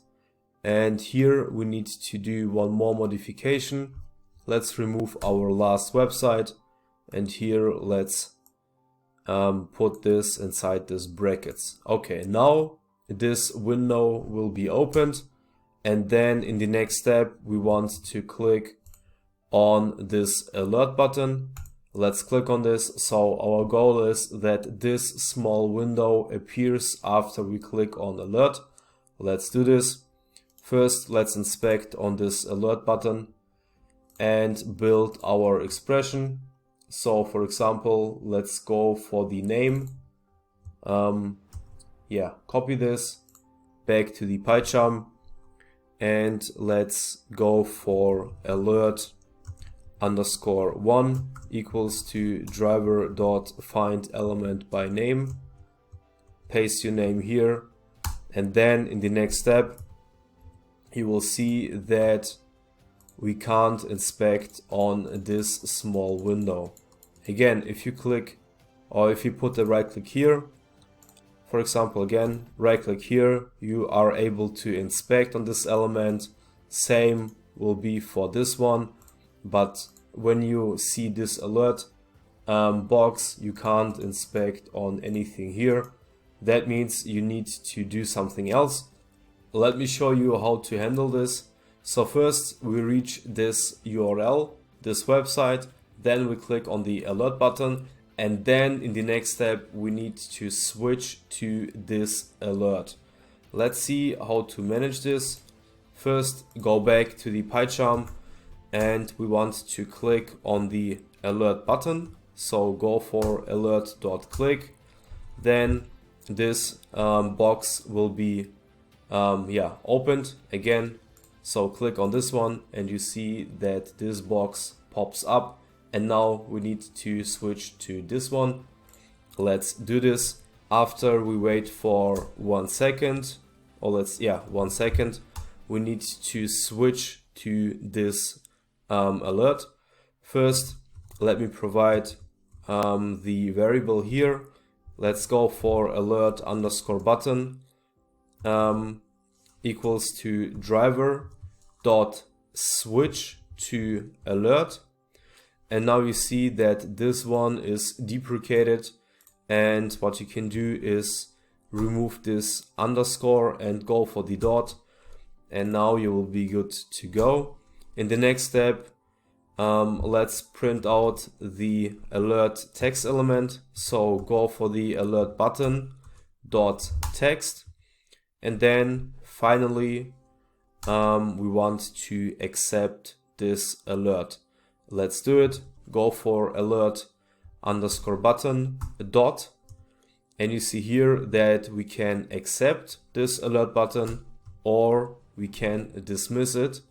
But for now, let's go for the accept option, because in this example, this is actually the only option, the only option we have to accept this button. And for example, when we click on confirm, you will see that we can either accept it or dismiss it, and this will be actually the next example. But first, let's run this code and let's see if everything works fine so far. Right click and let's run this code. And now let's see if we are able to accept this alert button. And actually, let's see.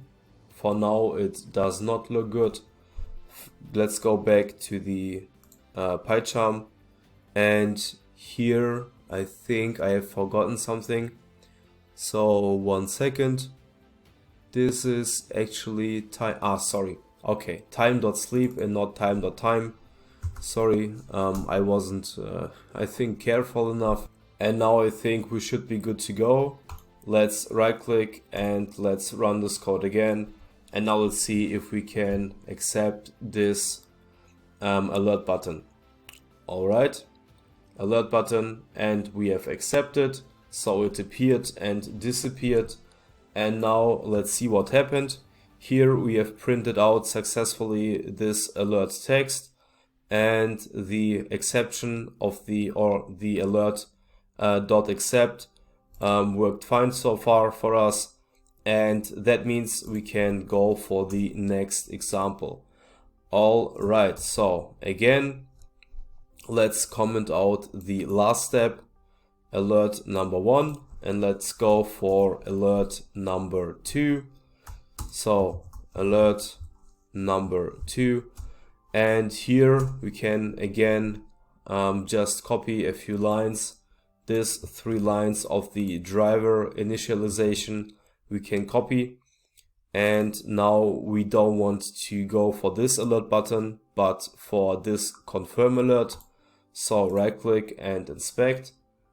Let's inspect it again, and the logic will be the same. We can go for the class name, for the name, and here let's provide the alert underscore 2 variable equals to driver find element by name, paste the name here, and then in the first step we want to click on this alert.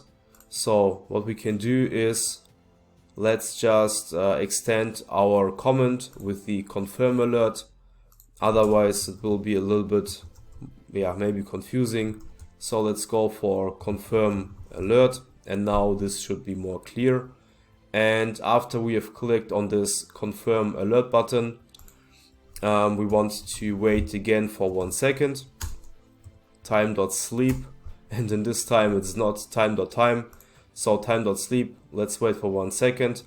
And then what we need to do is we need to switch again to this alert. And let's go for alert button underscore 2 equals to driver dot switch to alert. Again, the logic is the same. Remove this underscore and go for the dot, because this is deprecated. And then in the next step, let's go again and print out the alert text element. So it's this alert button number 2, and dot text, And finally, what we need to do is here right now we can choose between accept and between dismiss, because let's take a look again. If we click here, we can accept it or we can dismiss this one. So here we clicked on, in this example, we clicked on accept because this was actually the only choice. And in this example, let's go for the dismiss option and let's click on dismiss. So it's alert button 2.dismiss. And then in the last step, what we can do is let's close the driver. So first, let's wait for, let's say, 2 seconds, that you can see that this alert is closed definitely. And then let's also shut down the driver. Alright, so let's go for the right click. Let's run this code and let's see if this works. Alright, for now, okay, we clicked on confirm alert. We have dismissed this one and this driver was shut down successfully. And here you see that we have printed the alert text element. Okay, this was actually alert number 2. And now let's go for the prompt alert. And this prompt alert is actually a little bit different. So you see we need to type something in and then we can go for OK or cancel. Let's say we click on OK and here this text element is dummypoint.com. If we click OK, you see that here we have this text element, hello dummypoint.com.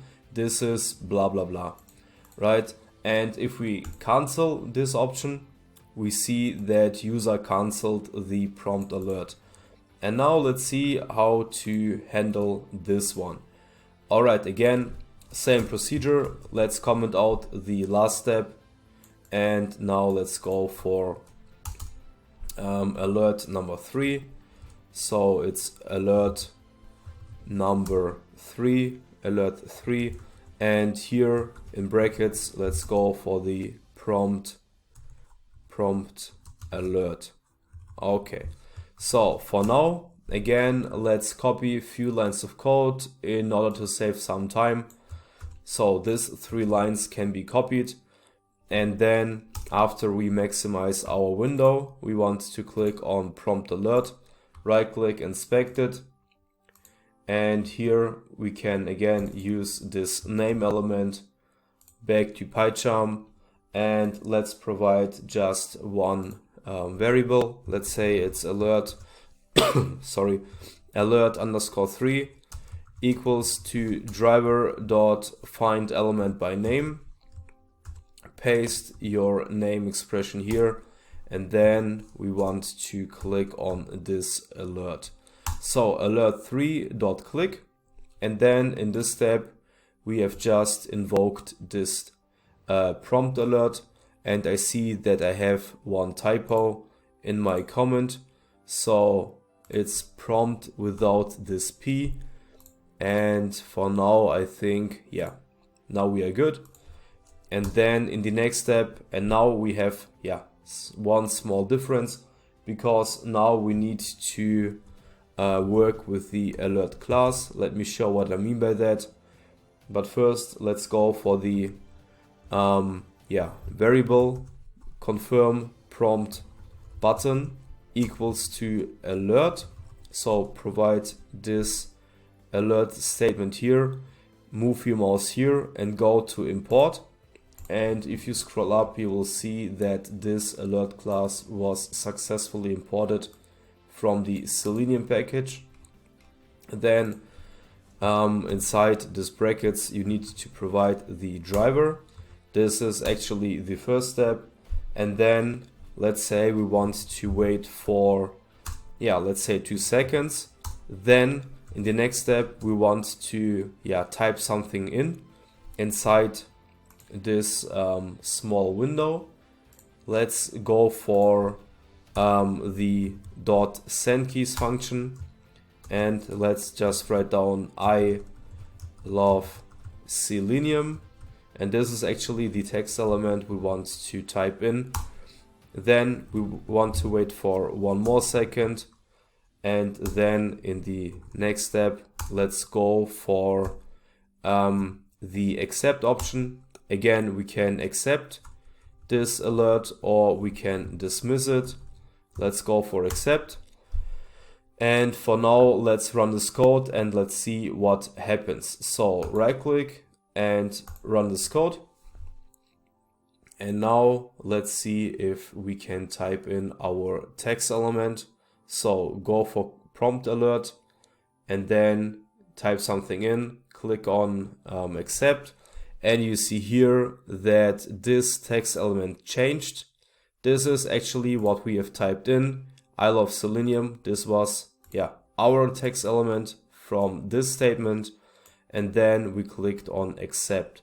So actually you see that this worked fine so far, and this was the example of how we can use the prompt alert. Next, let's go for the SSL certification. Let me show you one short example of SSL certifications or SSL certificates. So this is actually one demonstration of what I'm talking about. So sometimes you see that, for example, the connection is not private and you want to still reach one specific website. So in this example, you go to the advanced button and you click on proceed. And in this dummy page, this is actually the content of the website you want to go to. And let's see how to automate this step. So back to the PyCharm, let's comment out the last step, and then let's do this this initialization of the driver and copy this 3 lines, because again we can save some time here. Go for the comment and let me put down handle SSL certificates. Paste this lines of code here, and now we need to modify this URL. Let's go back to the Chrome, and this is actually the website we want to work with. So let's just provide this URL inside this brackets, and let's see if it works. First, right click, let's run this code, and for now we see this connection is not private. Let's see how to manage this one in order to be able to get directly to our desired website. Let's make one short Google search again. Let's go for certificates, Selenium and Python. Let's see if, sorry for that, I think this is actually this #1 option, and yes, this is actually it. And what we are searching is this this option. So you need to copy this 4 lines, copy it from Stack Overflow, and I will provide you this URL in the video descriptions. But for now, let me copy this 4 lines back to the PyCharm, and let me just paste it here, and let's see what we need to modify. Alright, this is good. Second line is also okay. And now we need to go for the 3rd line.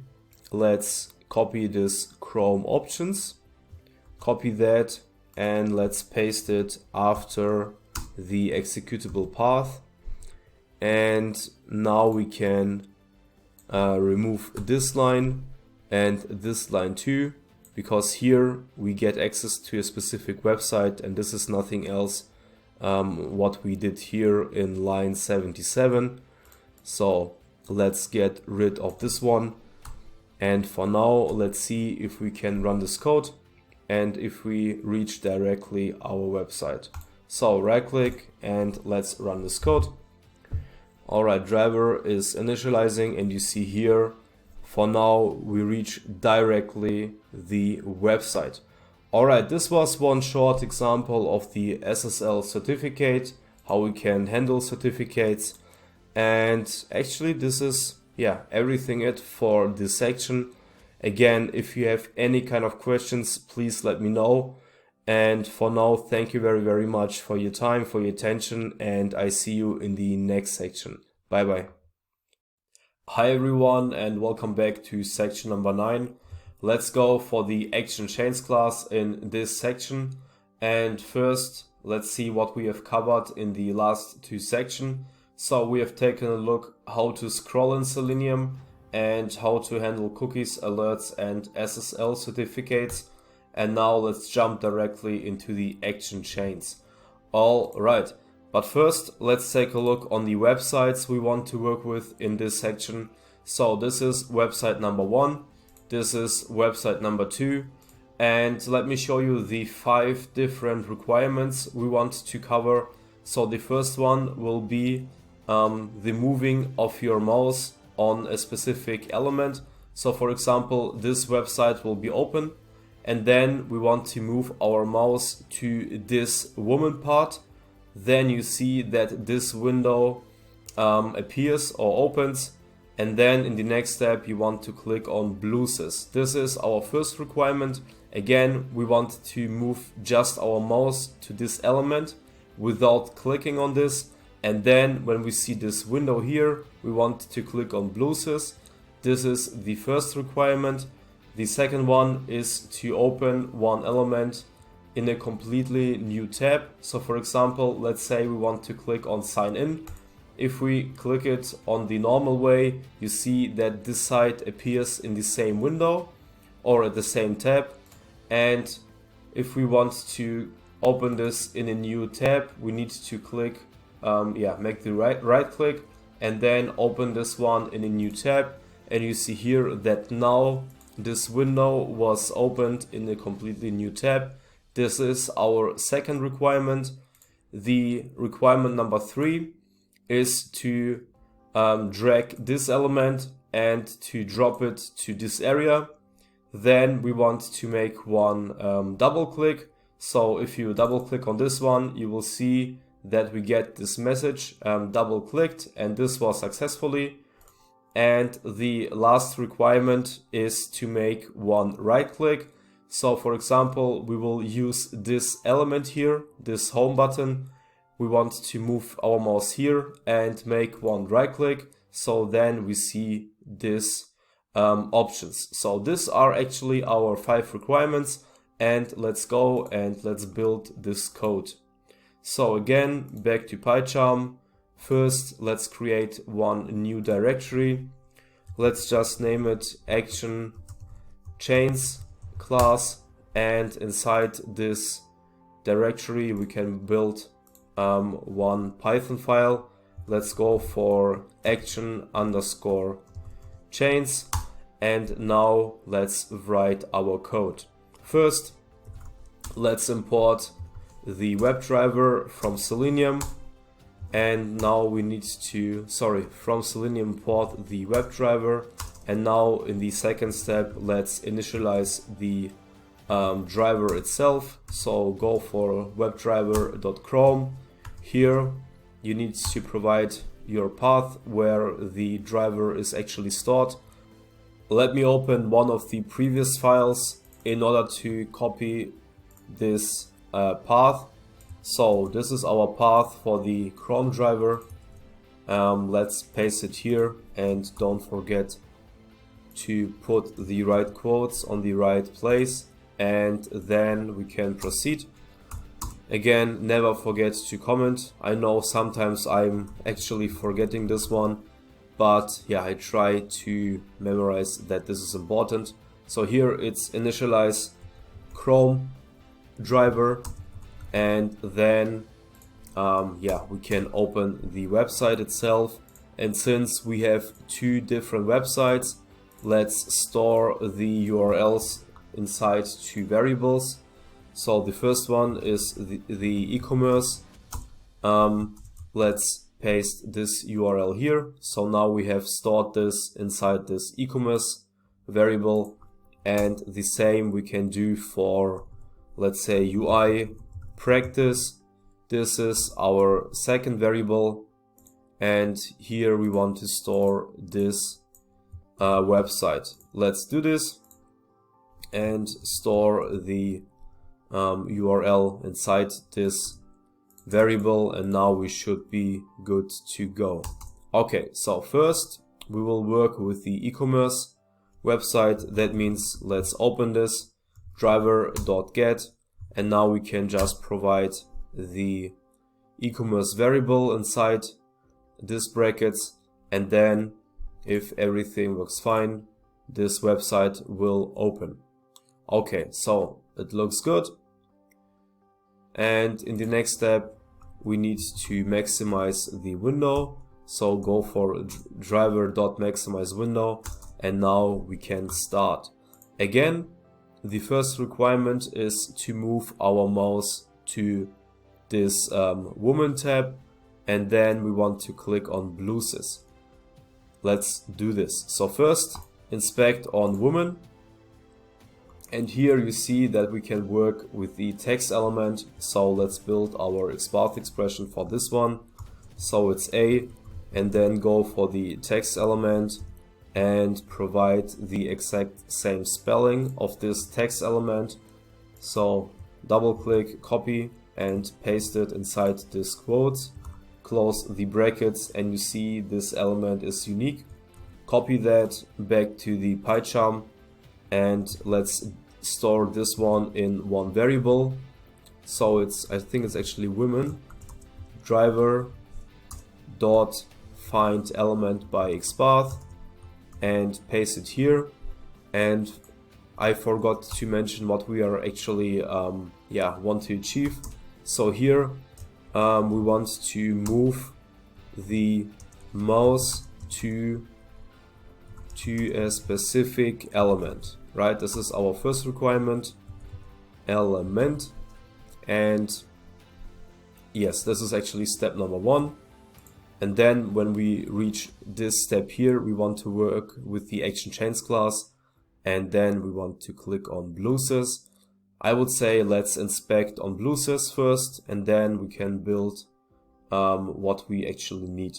So here again, we have this A tag and we have this blues text element. That means we can just make one modification in our last XPath expression.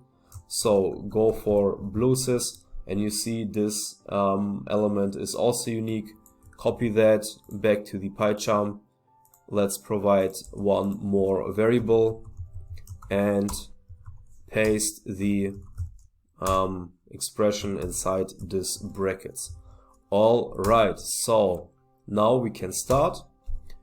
But first, before we do something, we need to initialize the ActionChains class. So let's provide one variable. Let's go for actions equals to ActionChains.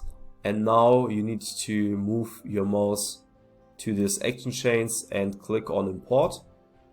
And if you scroll up, you see that this ActionChains class was imported from the Selenium package. But now let's put it on the top, and we should be good to proceed. Alright, so the initialization of the ActionChains class will happen in this line, and then in the brackets you need to provide the driver, and this means this ActionChains is initialized. Alright, so what we want to do now is we want to go for the actions variable, and then we want to work with the move to element function, and we want to move our mouse actually to this woman area. Let's do this and provide this woman variable here. This is our first step. Then let's wait for, let's say, 2 seconds until we click on blues. Again, this time package isn't imported yet, so move your mouse here, click on import, choose this option, and here you can do your cross check, and you see here in the very first line that this time package was successfully imported. And after we wait for 2 seconds, we want to click on bluesys. So go for bluesys.click, and now let's run our code and let's see what happens. Okay, right click and run, and now we should move our mouse to women and then click on bluesys. Let's see if this works. Okay, it's still initializing, and okay, so now I forgot one very different step here. Every time you work with the ActionChains class, you need to finish this expression with the .perform keyword. Never forget this, otherwise you will have one error message like I received it now, and I think now we should be good to go. Again, every time when you work with ActionChains, never forget this .perform statement. And now let's run this code again, and let's see if we have fixed this error.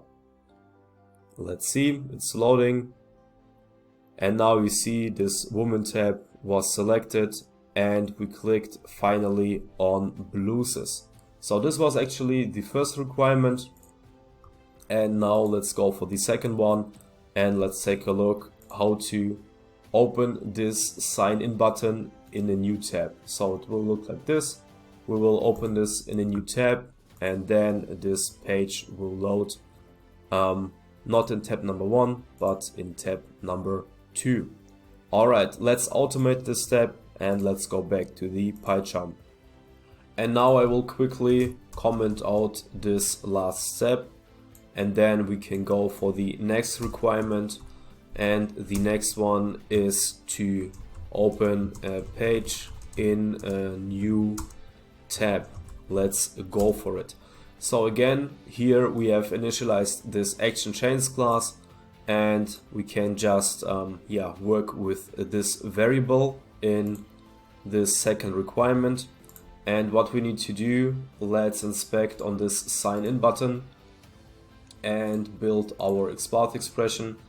And here you see that, for example, let's use the class name, and let's build our expression. So let's go for sign in equals to driver.findElement by class name, paste this class name here, and then what we want to do is go for the actions variable, and now we need to work with the key down. This is our first function. Then what we need to do is go for the keys class, and in this step we need to import this keys class. So locate your mouse here, click on import, and if you scroll up you see that this keys class was imported. Put this a little bit on top, and now we can proceed. So go for keys.control. This is the next requirement, keys.control. Now we need to go for the click on sign in on this variable. So let's provide this sign in here, and now we need to proceed with the key up. Go for key up, and now this is a little bit more complicated, but let's proceed. So now let's go for keys.control again, and finally let's put this .perform statement here, and this is actually what we need to use in order to be able to open one page in a new tab. Okay, so this is actually it.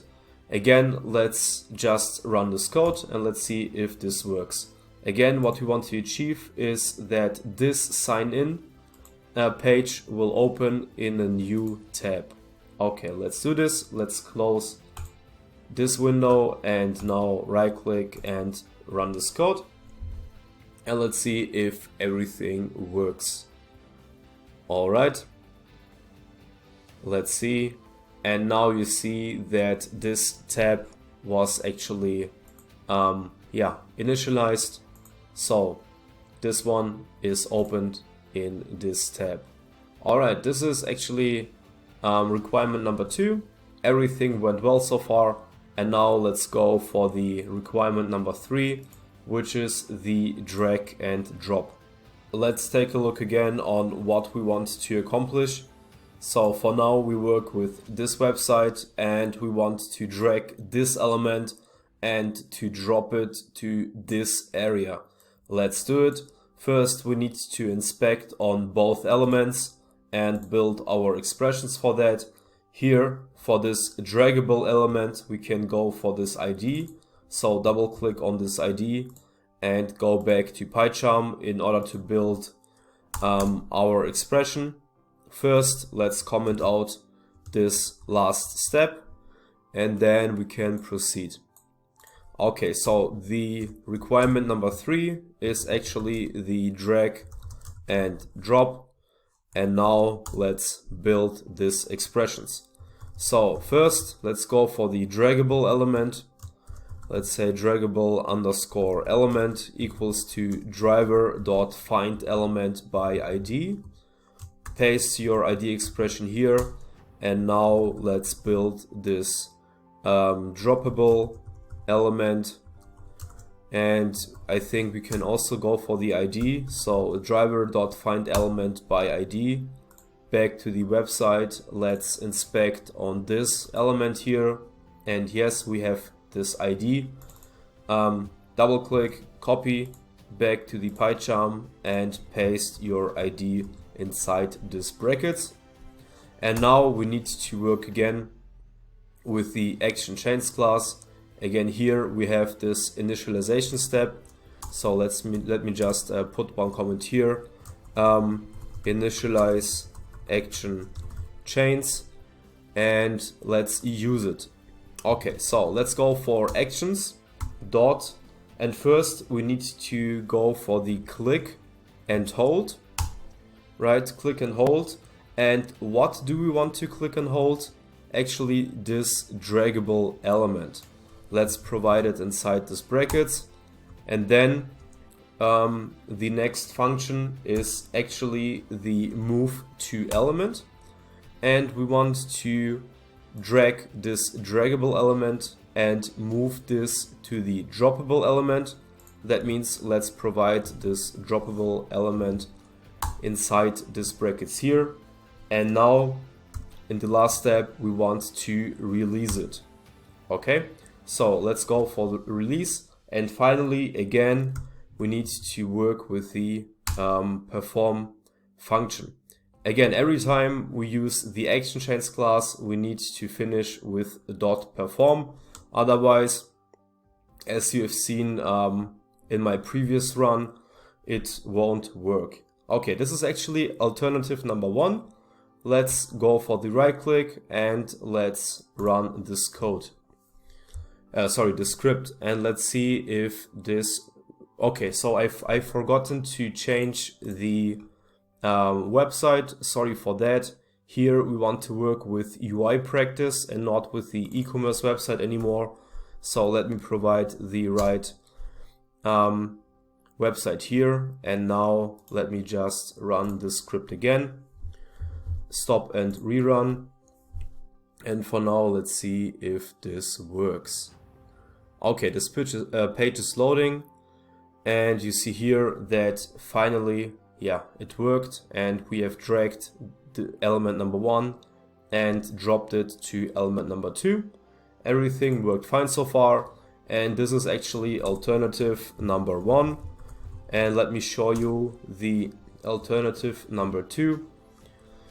But first let's comment this out, and now let's go for the second option.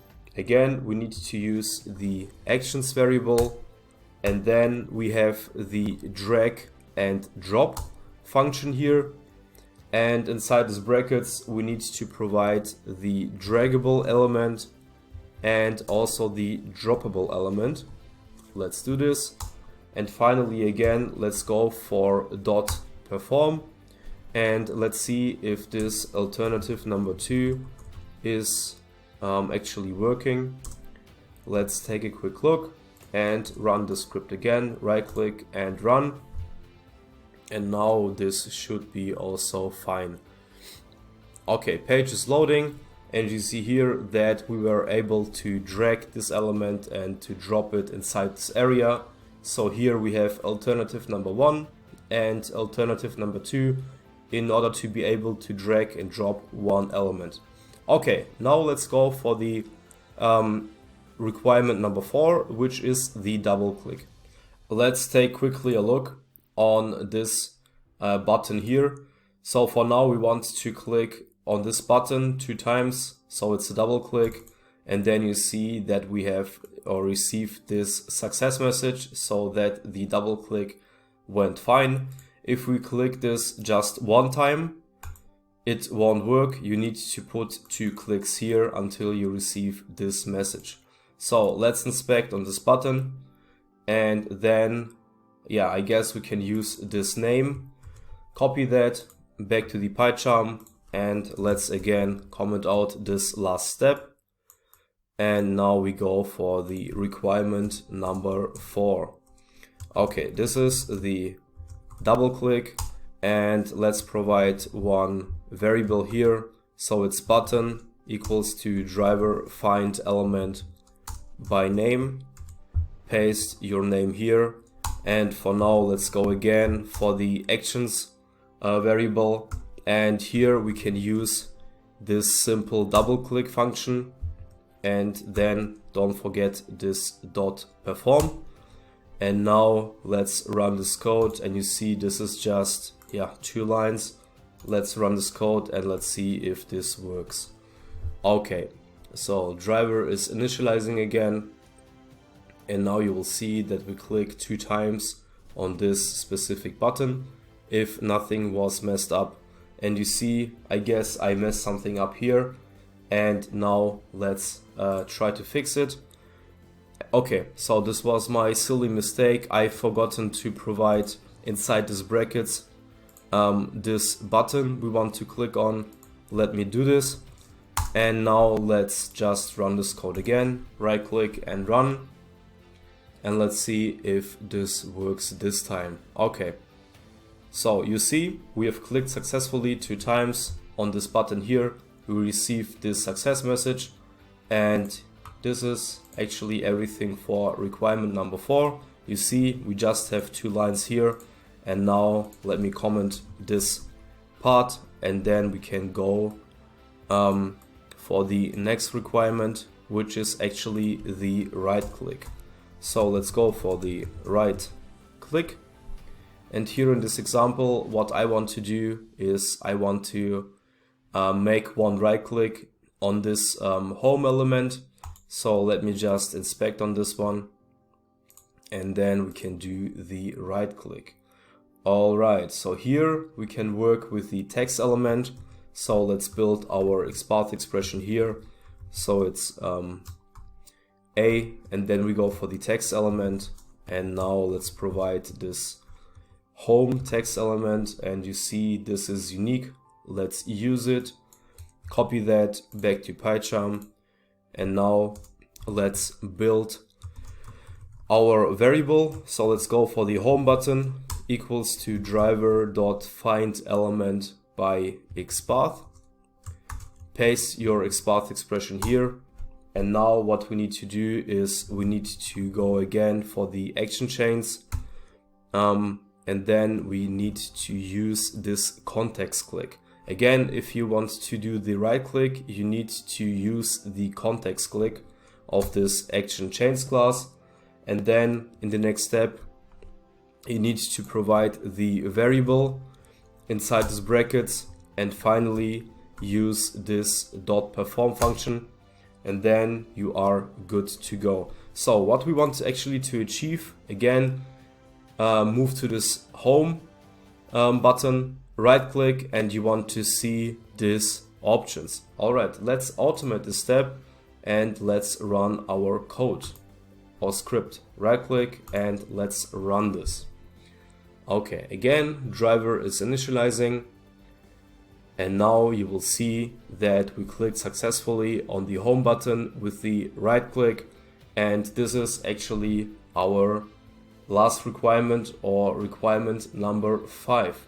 Okay, guys, thank you very much again for your time, for your attention. If you have any kind of questions, let me know and I will try to help you out. And yeah, I see you in the next section. Thank you very much and bye. Hi everybody and welcome to section number 10. In this section we will work with tables and we start with this website. So first let's initialize everything and then I will tell you the requirements. So open the PyCharm, let's create one directory, and inside this directory let's go and create one Python file. Let's name it just table, and now we can start and initialize the Chrome driver and open this website. For that we can just go to one of the previous projects and copy a few lines in order to save some time here. So let's copy these lines, go back to our Python file, and we can remove unnecessary packages right now. And then let's open this website. So go for driver.get, and now I have already, oh no, I need to copy it again. Let's copy again this URL back to PyCharm and paste it here. And then in the next step, let's maximize the window and let's see if we can start working. So right click, let's run the script, and you see that this page is loading, this window is maximizing, and now we are good to go. So actually the first requirement is to print out the number of the rows, and you will see that here we have totally 20 rows. And now let's print out the number of rows. Let's see how we can do this. First we need one starting point. At least I am doing this always when I'm working with tables. I search for one starting point and then I refer to it. So let me show you what I mean by that. First let's take a look how we can locate this table itself. Let's see. And now if you scroll down, you will see that we can use this table tag here and create our expression. Let's say we want to use the XPath expression to get this table. Let's do this. So let's work with the table tag, this ID attribute and this table leak value, and create our XPath. So it's table, then we go for ID equals to the value, which is table leak, close the bracket, and you will see that this expression is unique for this table on the left side. And now let's copy this expression, go back to the PyCharm, and let's store this one in one variable. Let's go for driver.findElement by XPath and paste your XPath expression here. And actually here we need to work with find element and not elements. And now we should be good to go. This is our starting point and you will see what I mean by this. So now let's proceed, and we need to get access to all these rows. That means if you take a look on this tbody, if you open this, you will see that all these rows are stored here. And as a short reminder, the tr is the table row, th is the table header, and td is the table data. So from this table XPath expression we need to get access to these rows. That means let's go for tbody and then for the trs. Let's do this. So slash tbody and then tr. And now what we need to do in the next step is to copy just this short expression here, or this partial expression. Copy that back to the PyCharm, and now we want to print out the number of rows.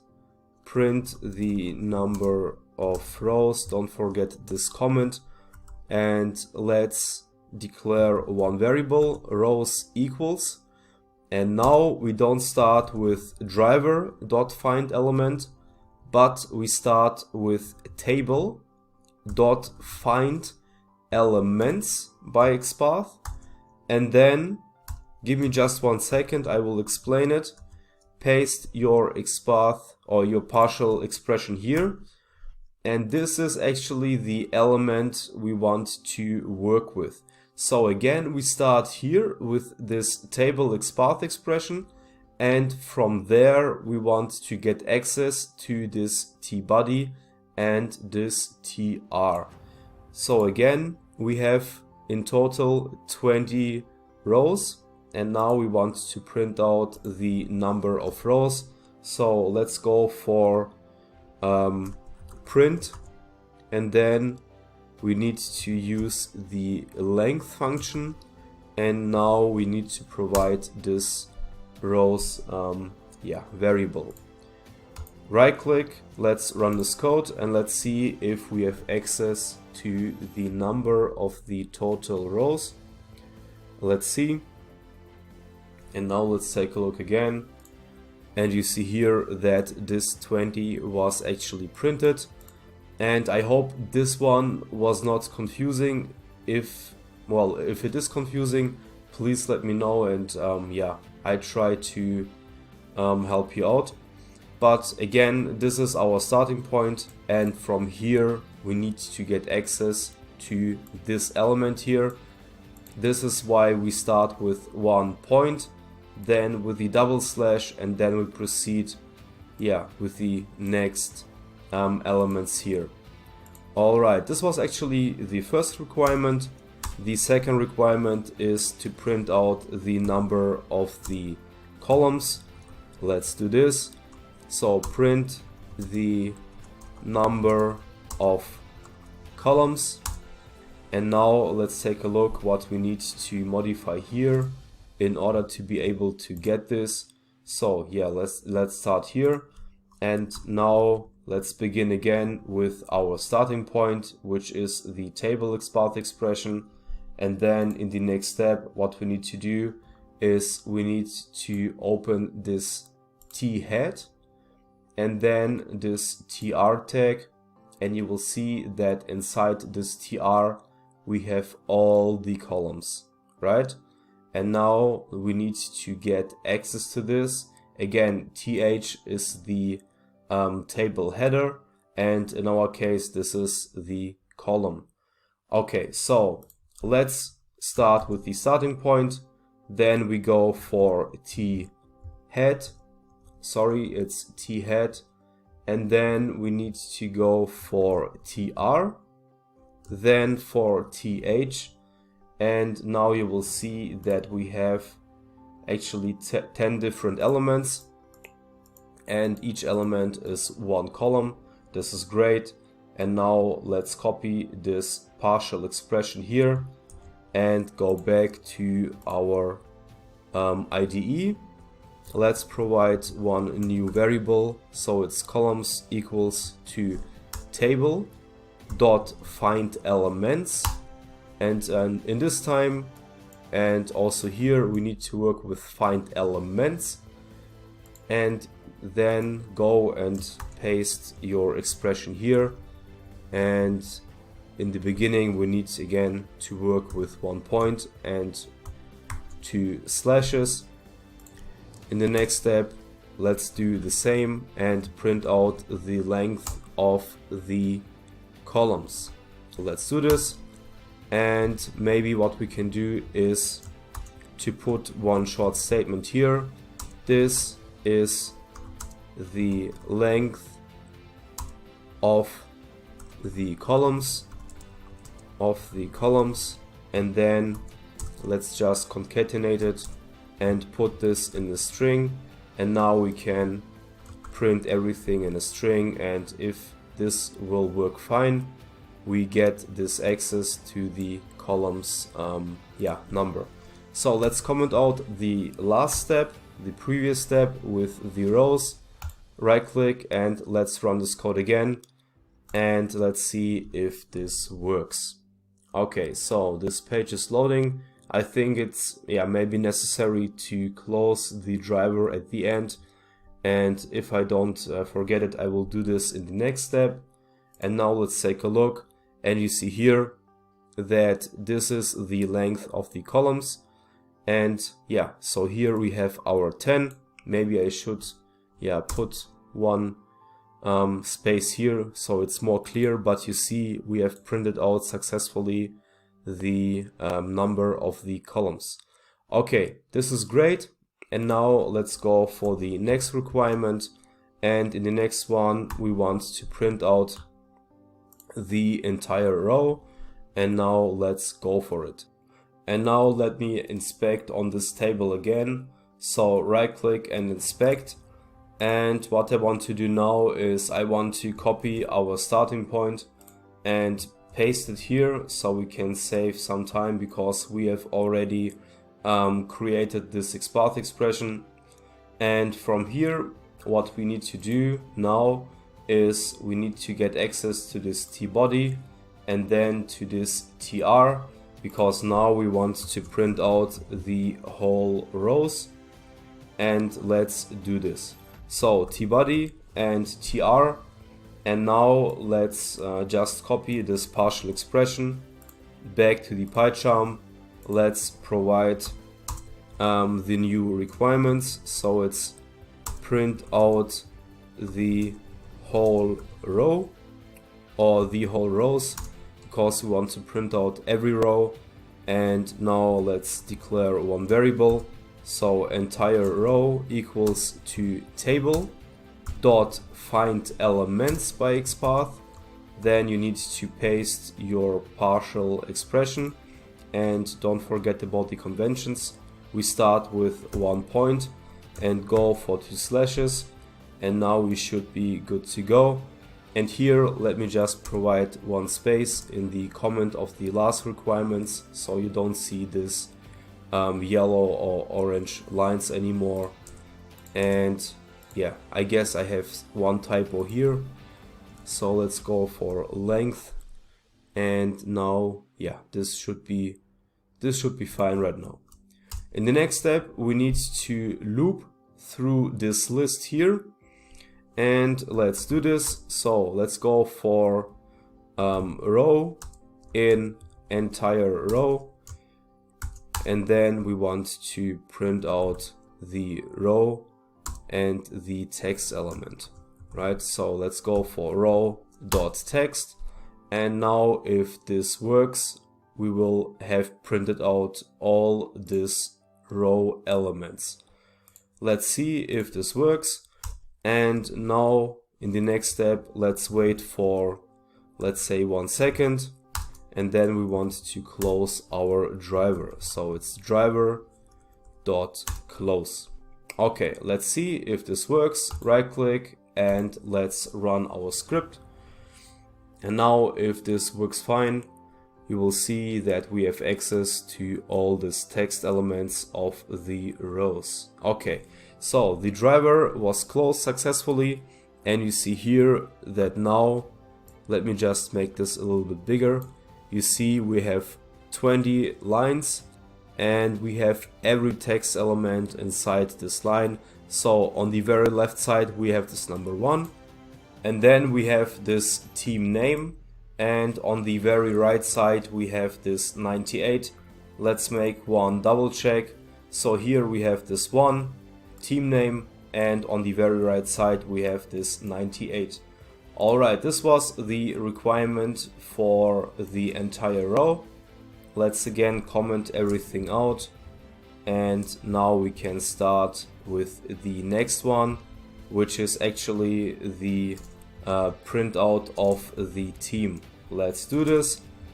And so first let's provide the next comment, print out the team names, and let's go for it. So again, we can start with our expression for the table, and in the next step what we need to do is we need to go for this tbody, then we need to get access to this tr, for the table row, and then in the next step we go for TD number 2, and then to this A tag, and from this A tag we need to get access to this text element here, because you can see that on the left side this Manchester City team name is already highlighted, and now we need to get access to every 20 team names. Let's do this, starting with the table XPath expression, then we go to tBody, then to tr, then we need to go to the second td, then for the A tag, and this is actually the XPath expression, and again we just need to copy this partial expression, go back to the PyCharm, and let's provide this team variable, team equals to table dot find elements. Again we go for the elements option, paste your expression here, then go for the right convention, point // and then we have this partial expression here, and then again we need to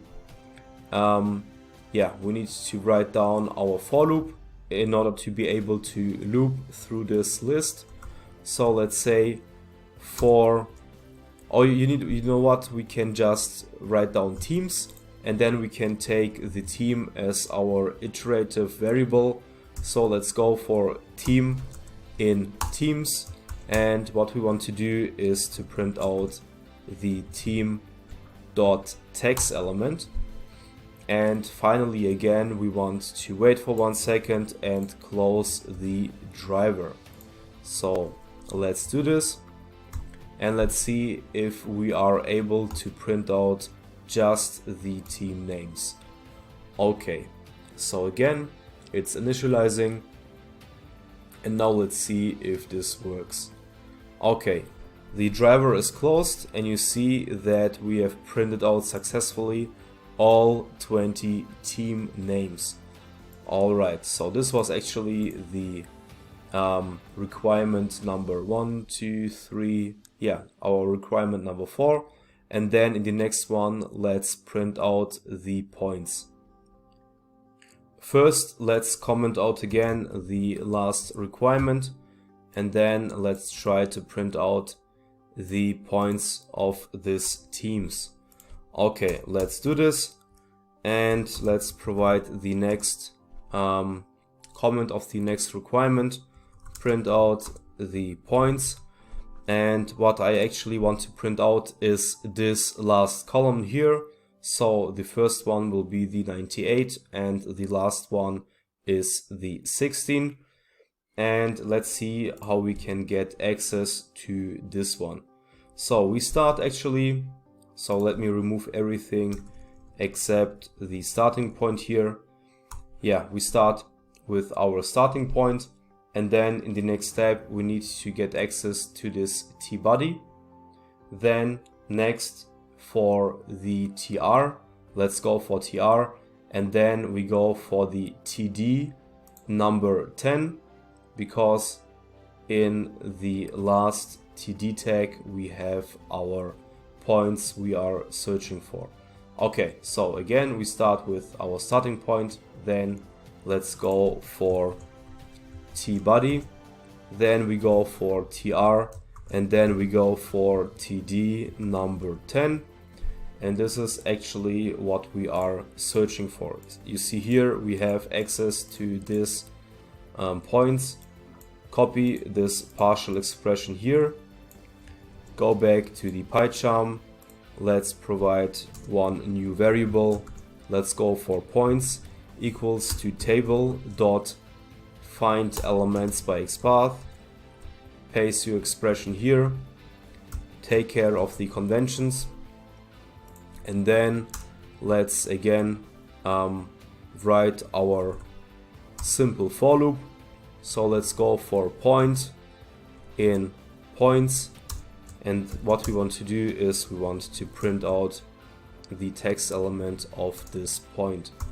So point.text, and then again, you notice already, we want to close the driver. So right click and run this, and let's see if we have access to this option.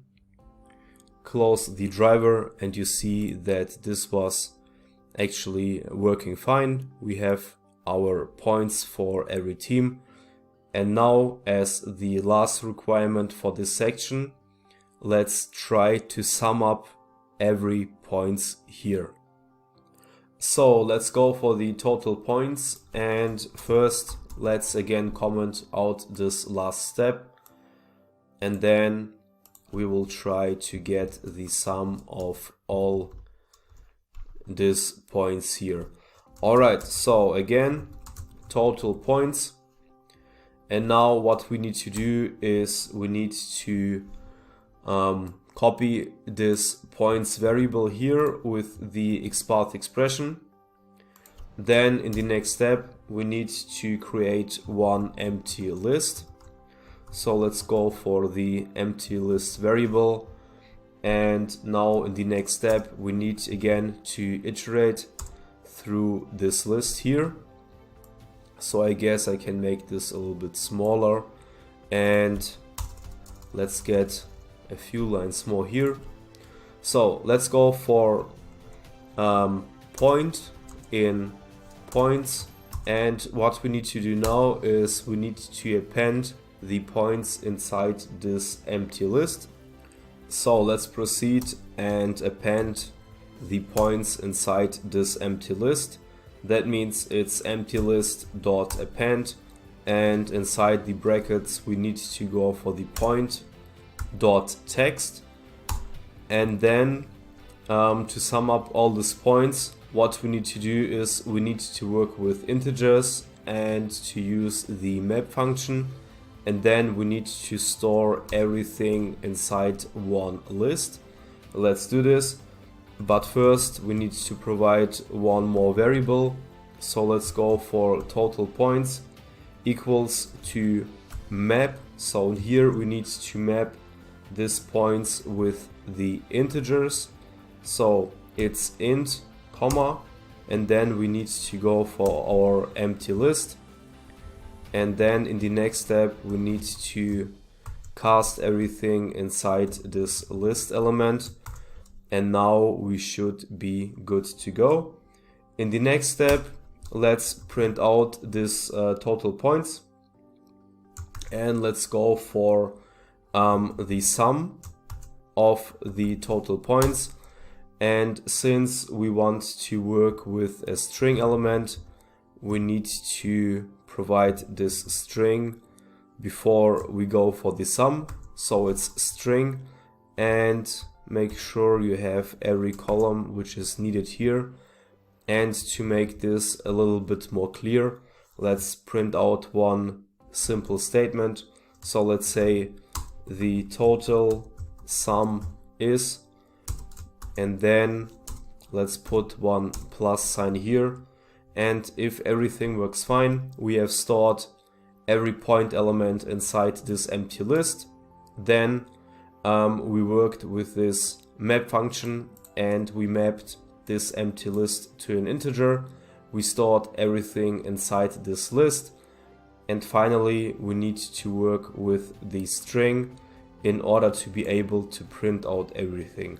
Okay, so let's try and let's see if this works and if we get the total result. Okay, I forgot to close the driver at the end, but for this demonstration I think it's not such a big deal. Let's take a look again on the PyCharm, and you see here that 1069 is actually our total sum, or the total points of these 20 rows. And actually this went fine, this went well, and we have our result.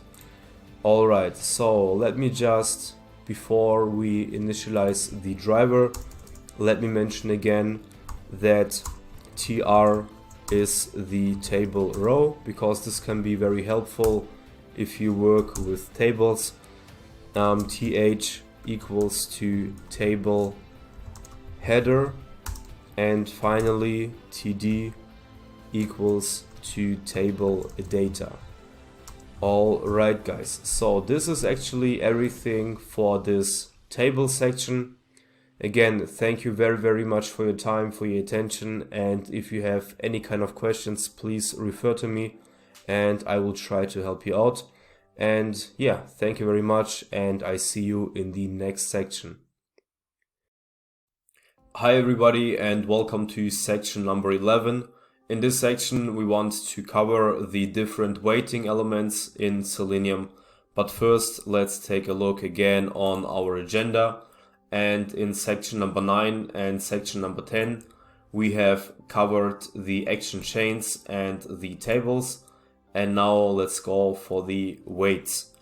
Alright, so first, why is it important to use different weighting concepts in Selenium? Actually, sometimes pages take time to load, and also elements take time to load, and if you don't provide any kind of weighting concepts, Selenium will not wait for you and will execute immediately the next line of code. And if Selenium is not able to interact with a page or an element, you will get an error message, and this is actually the reason why this is very important to use weighting concepts. Alright, so first let me tell you that we will use this website. You are already familiar with it, and let's in the beginning initialize everything and then let's start. Alright, so first let's create one new directory.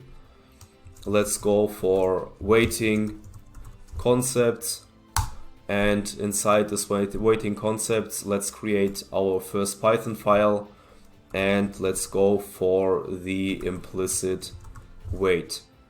Okay, so here we will cover the implicit weight and the explicit weight, but now let's start with this one, and I guess we can again copy a few lines of previous code in order to save some time.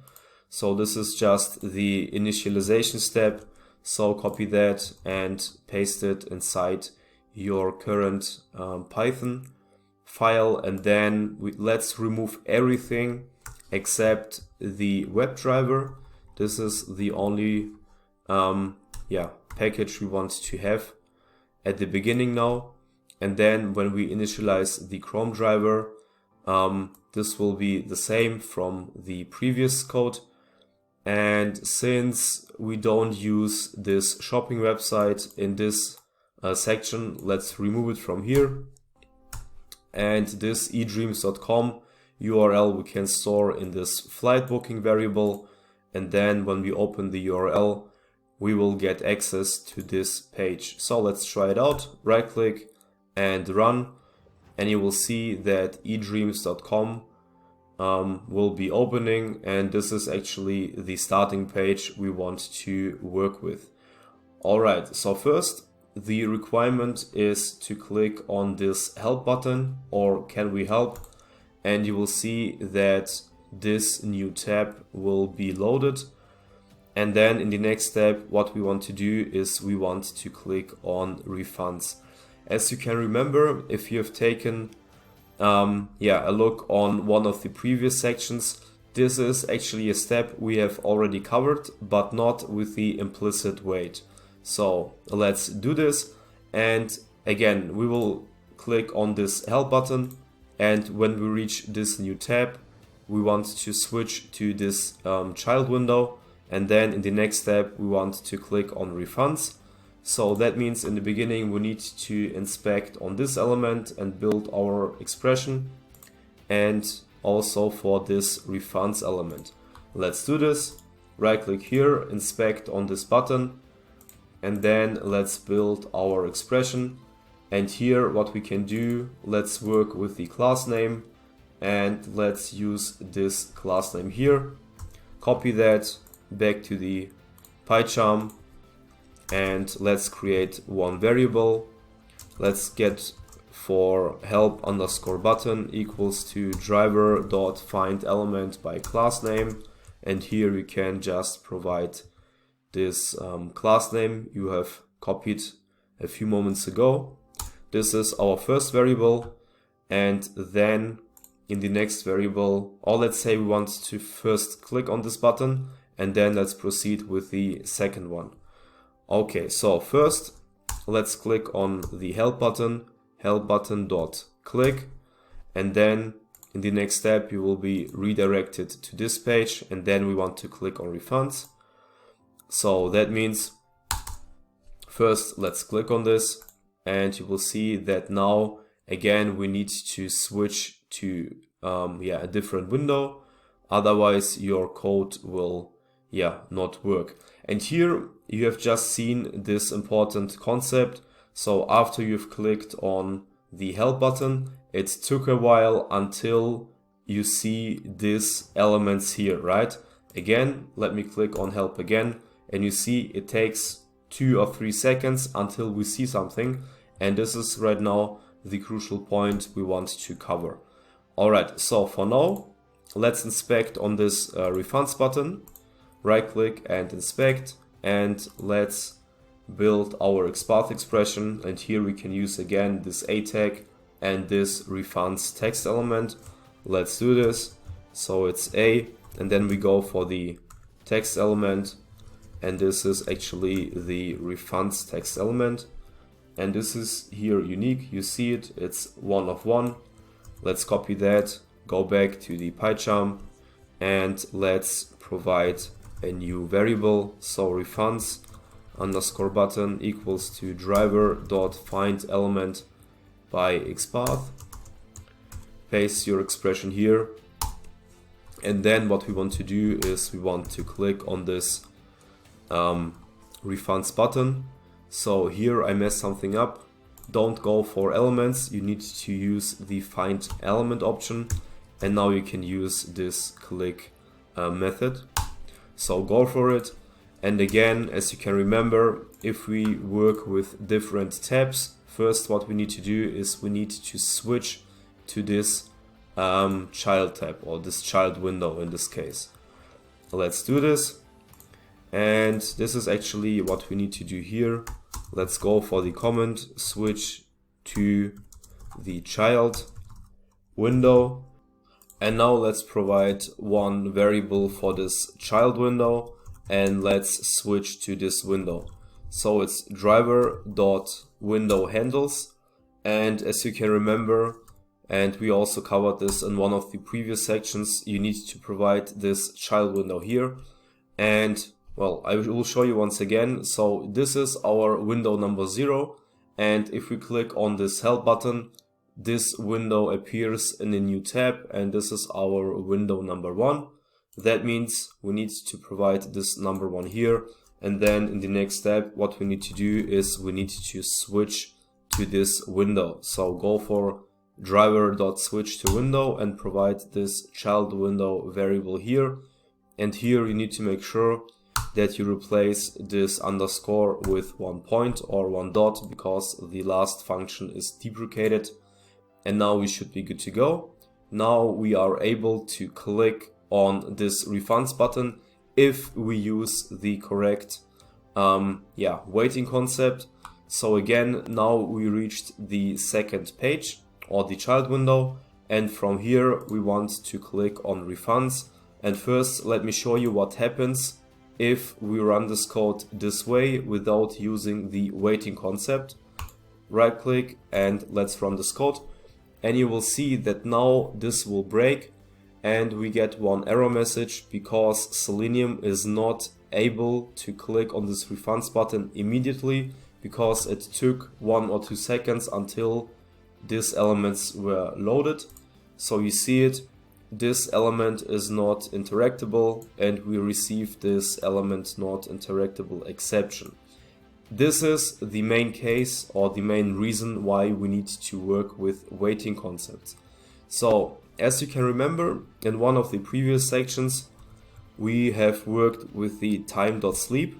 This is actually one static function, and here you need to provide or to import this time package, and now you see we have imported this successfully. For example, if we put down this 2 here, that means this driver should wait for exact 2 seconds until the next line of code will be executed. This is actually one option, but for now we want to work with the implicit wait. So let's go for driver.implicitly-wait and let's provide 10 seconds here. This means that we tell the driver to wait a certain amount of time until we receive one error message, and this timeout value with 10 seconds means that we want to wait maximum for 10 seconds until this code breaks. So we say to Selenium, please wait for maximum 10 seconds and then try to click on this refunds button.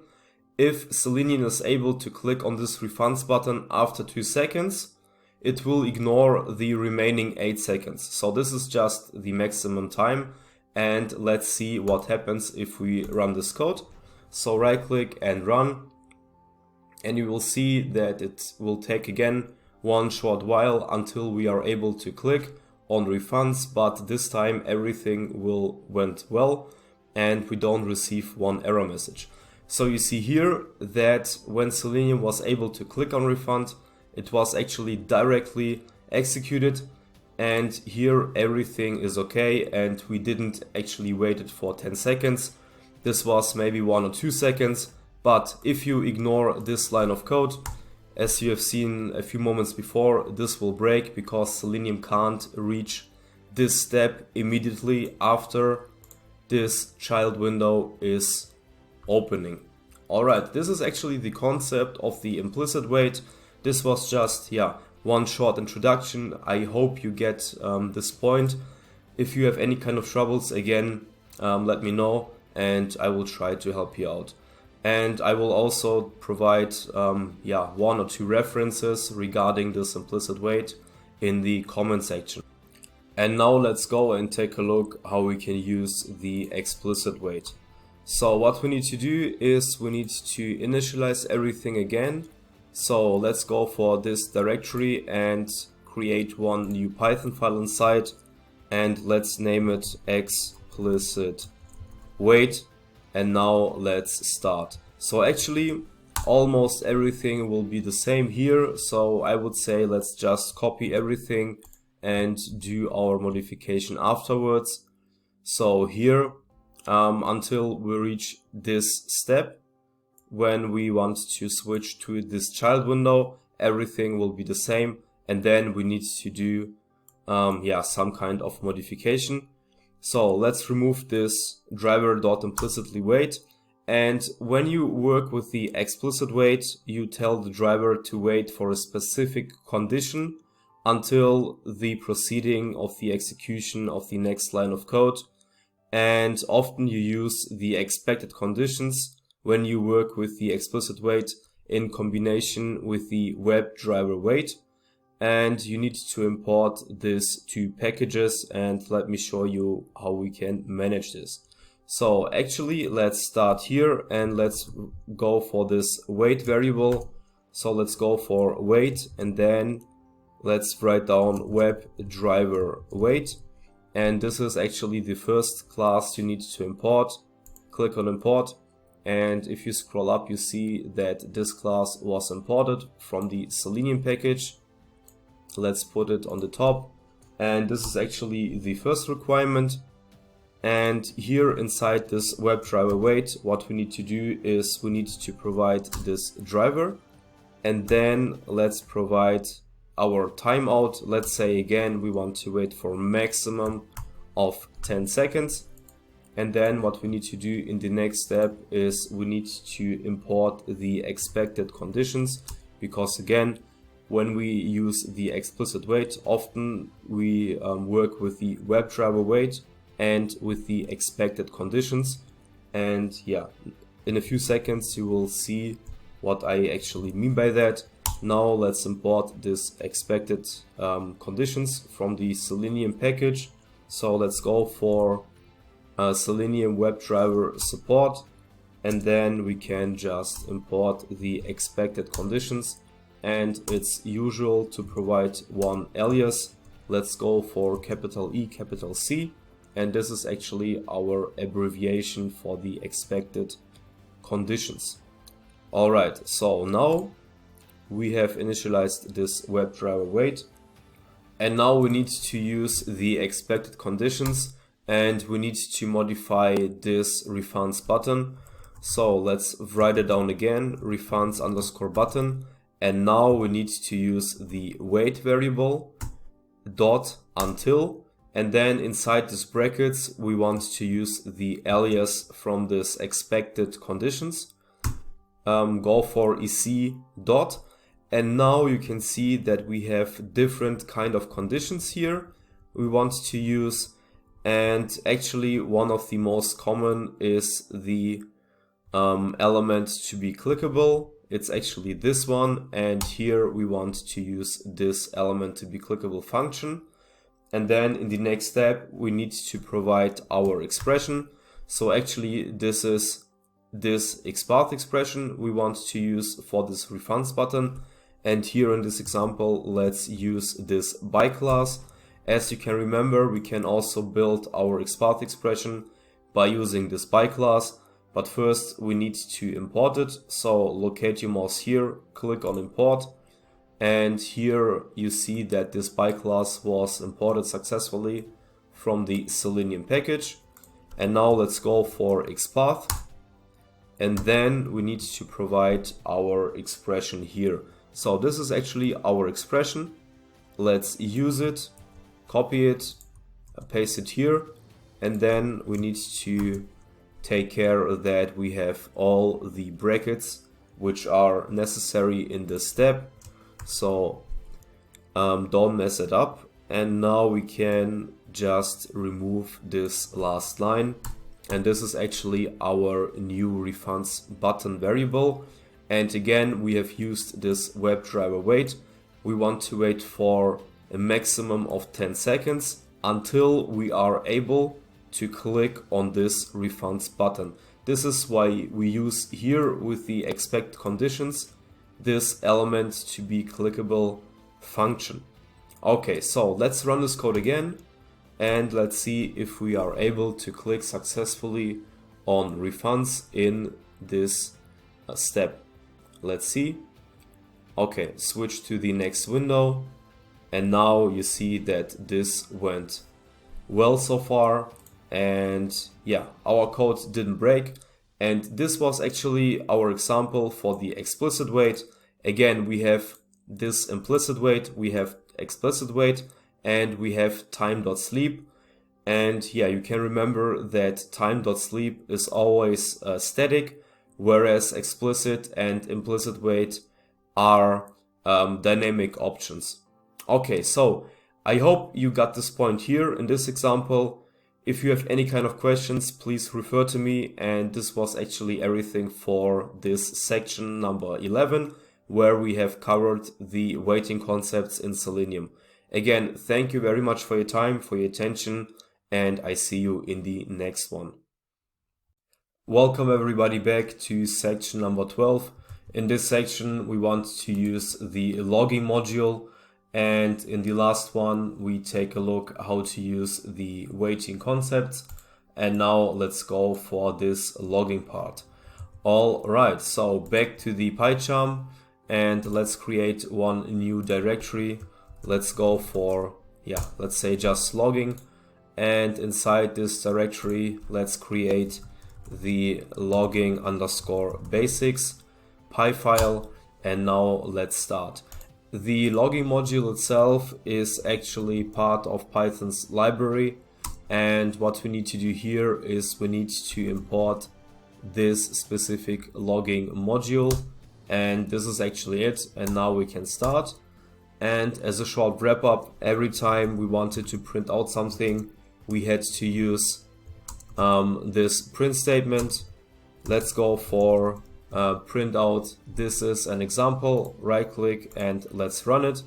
And you can see that we were able to print out this text element from this print statement in our console. But for example, if you want to debug your code, or if you want to capture the exact execution time, it's recommended to work with logs. And now let me show you how we can do this. Actually, when you use this logging module, you will have 5 different logging levels.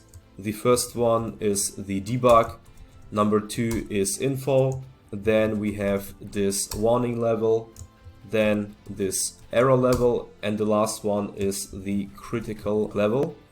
And now let me show you how we can actually use it. But for now, for our project, we will go for the info level. And let's say, for example, you want to print out all these levels. Let me show you how you can do this. Actually, you need to use this logging module, which we have imported here. And every logging level has one separate method inside this logging module. So, for example, let's use the first one. Let's go for logging.debug, and inside this brackets, let's just provide one short statement. For example, this is a short information. And for now, let me just provide one more comment. So this is actually the logging levels. And here, since every time we use one separate method, let me just copy this line 4 more times, and then I can do the proper modification. For example, here in the second level, let's go for logging.info. Then I use the warning method. Sorry, it's warning, logging.warning, right? Click here. In the next one, let's go for logging.error, and this last level is logging.critical. And now let's see what happens if I just run this code here, right click and let's run it. And you see here that just this warning, error and critical level is printed out.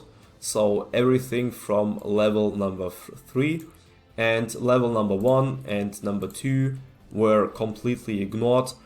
This is the case because just as a default we print out these 3 levels, and let's say you want also to print out level number 1 and number 2. What you need to do is you need to work with the basic config function. This is actually one opportunity to provide the configuration of the logs, and now we can use the level statement. And let's say we want to go and start from logging.debug, but here when you use this level statement you need to write this in capital letters. If I run this code again, you will see that now we have 5 statements and not 3. For example, if I provide not logging.debug but logging.info, that means we start printing everything from this info, that means from level 2, and now we just have 4 logs, and this debug level is ignored again.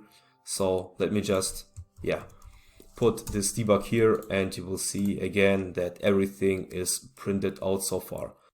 And now let's take a look how to use the logs in one real example. So as you can remember, we have worked with the scrolling in one of the previous sections, and here we have covered 3 different examples: how to scroll up and how to scroll down in one specific website. So I would say let's go and copy this first example and everything what is above here.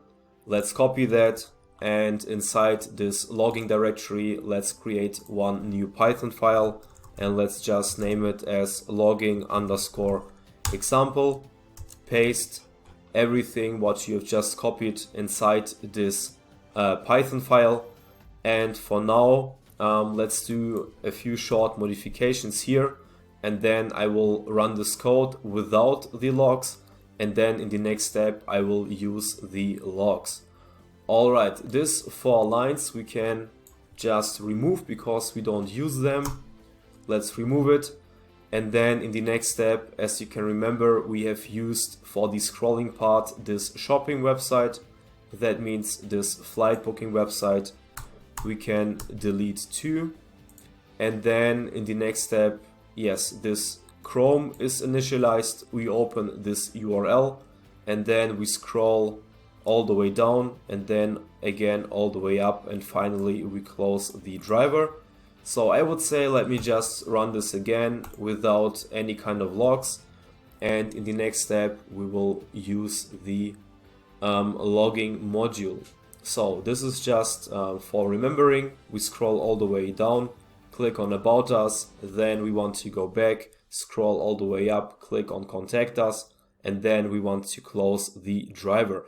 Alright, so this was right now the demonstration of the scrolling from the previous section without the logs, and now let's use the logging module.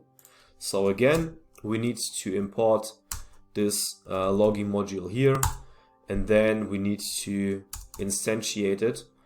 So let's just provide one short comment here.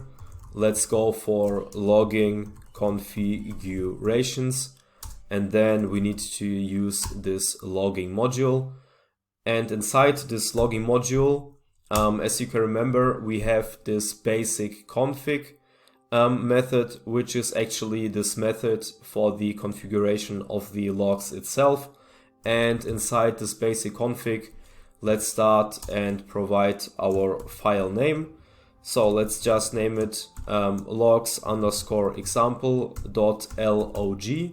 This is our file name. And then let's provide the format. Actually, when you use this basic config function, or at least I'm doing this, I always work with the documentation, and I will also provide the documentation link in the description below. But for now, in this example, let's go for this format, and here we can just decide in what format we want this logs to be printed. And here we want to take a look on the time, on the level name, and on the message itself. And now let me show you how we can provide actually this information. So here we want to use the ascending time. Again, this is just the official convention, and you will find it again in the documentation. And in the next step, let's go for the level name. So it's level name, and here you need to provide one small s. And in the next step, let's use the message. So it's message, again this small s here. And in the next step, we want to use this date format. And now you can just provide in what format you want to see the date. We, in this example, will use the year, month, and then the day. So let's go for year, and then we provide the month, and finally the day. I know this is a little bit confusing maybe, but again, this is the official documentation and you will find it. So year, month, and day. Then we go for hour, minute, and second. So it's H, M, and then we need to use the second. And I hope I didn't mess anything up here. And finally, let's provide the level. And we want to start with the info. Alright, so as you can remember, we have 5 different levels, and the default one is this level number 3. And if we want to print out this info, we need to provide that we start from this point, and this we can do actually in this level step. So let's go for logging.info. And what you can also do is you can provide this file mode, and here we want to use this W. That means we provide this file in the writing mode. Every time we run this code again, the previous logs will be replaced with the new ones. And if we use this A, that means this is the append mode, and the new logs will just append it to the old ones. But now let's go for the writing file mode. And now let's go ahead and writing our logs. Let's start here when we open our URL and when the driver is maximized. So let's provide this in the logs, and let's go for logging.info, and here we need to provide this logging message itself. Let's write down that the website was opened successfully, and the window was maximized. So this is actually our first logging statement. Let's copy that, and then when we click on About Us, let's provide the next one, and here we need to modify this message. Let's just write down About Us button was clicked. This is number 2. Copy that. In the next one, what we can do is let's provide the next statement when we have clicked on Contact Us, and this is actually Contact Us button was clicked successfully. And finally, let's just mention that we have closed the driver. So paste your logging expression here, and here let's go for driver closed successfully. And actually you see here that we provided 4 logging statements, 1, 2, 3 and 4. And let's see what happens when we run this code again with the logs. So let's go for the right click, let's run this code, and now let's see if the logs are captured or if something went wrong. Okay, so I mean, you know already the steps. We scroll down, then we go back, we scroll then up again, and finally we close the driver. And you see here this code ran again successfully. And when you open this logging directory, you see here that we have this logs example logging file, and let's just double click on that. And here you see that these logs were captured successfully. So this is actually today's date. This is the time. And here we have the level. And finally the message itself. So this was actually one short introduction how to use logs in Python or Selenium, or actually when you're coding, it doesn't matter if you use Selenium or not. And so this is actually it. Let's take a look again on the agenda. And I would say this was actually the last point of this tutorial. Again, thanks a lot for your time, for your patience and the attention. And if you have any kind of questions, please refer to me and we will find a solution together. And I would say I see you in one of the upcoming tutorials. Bye bye and take care.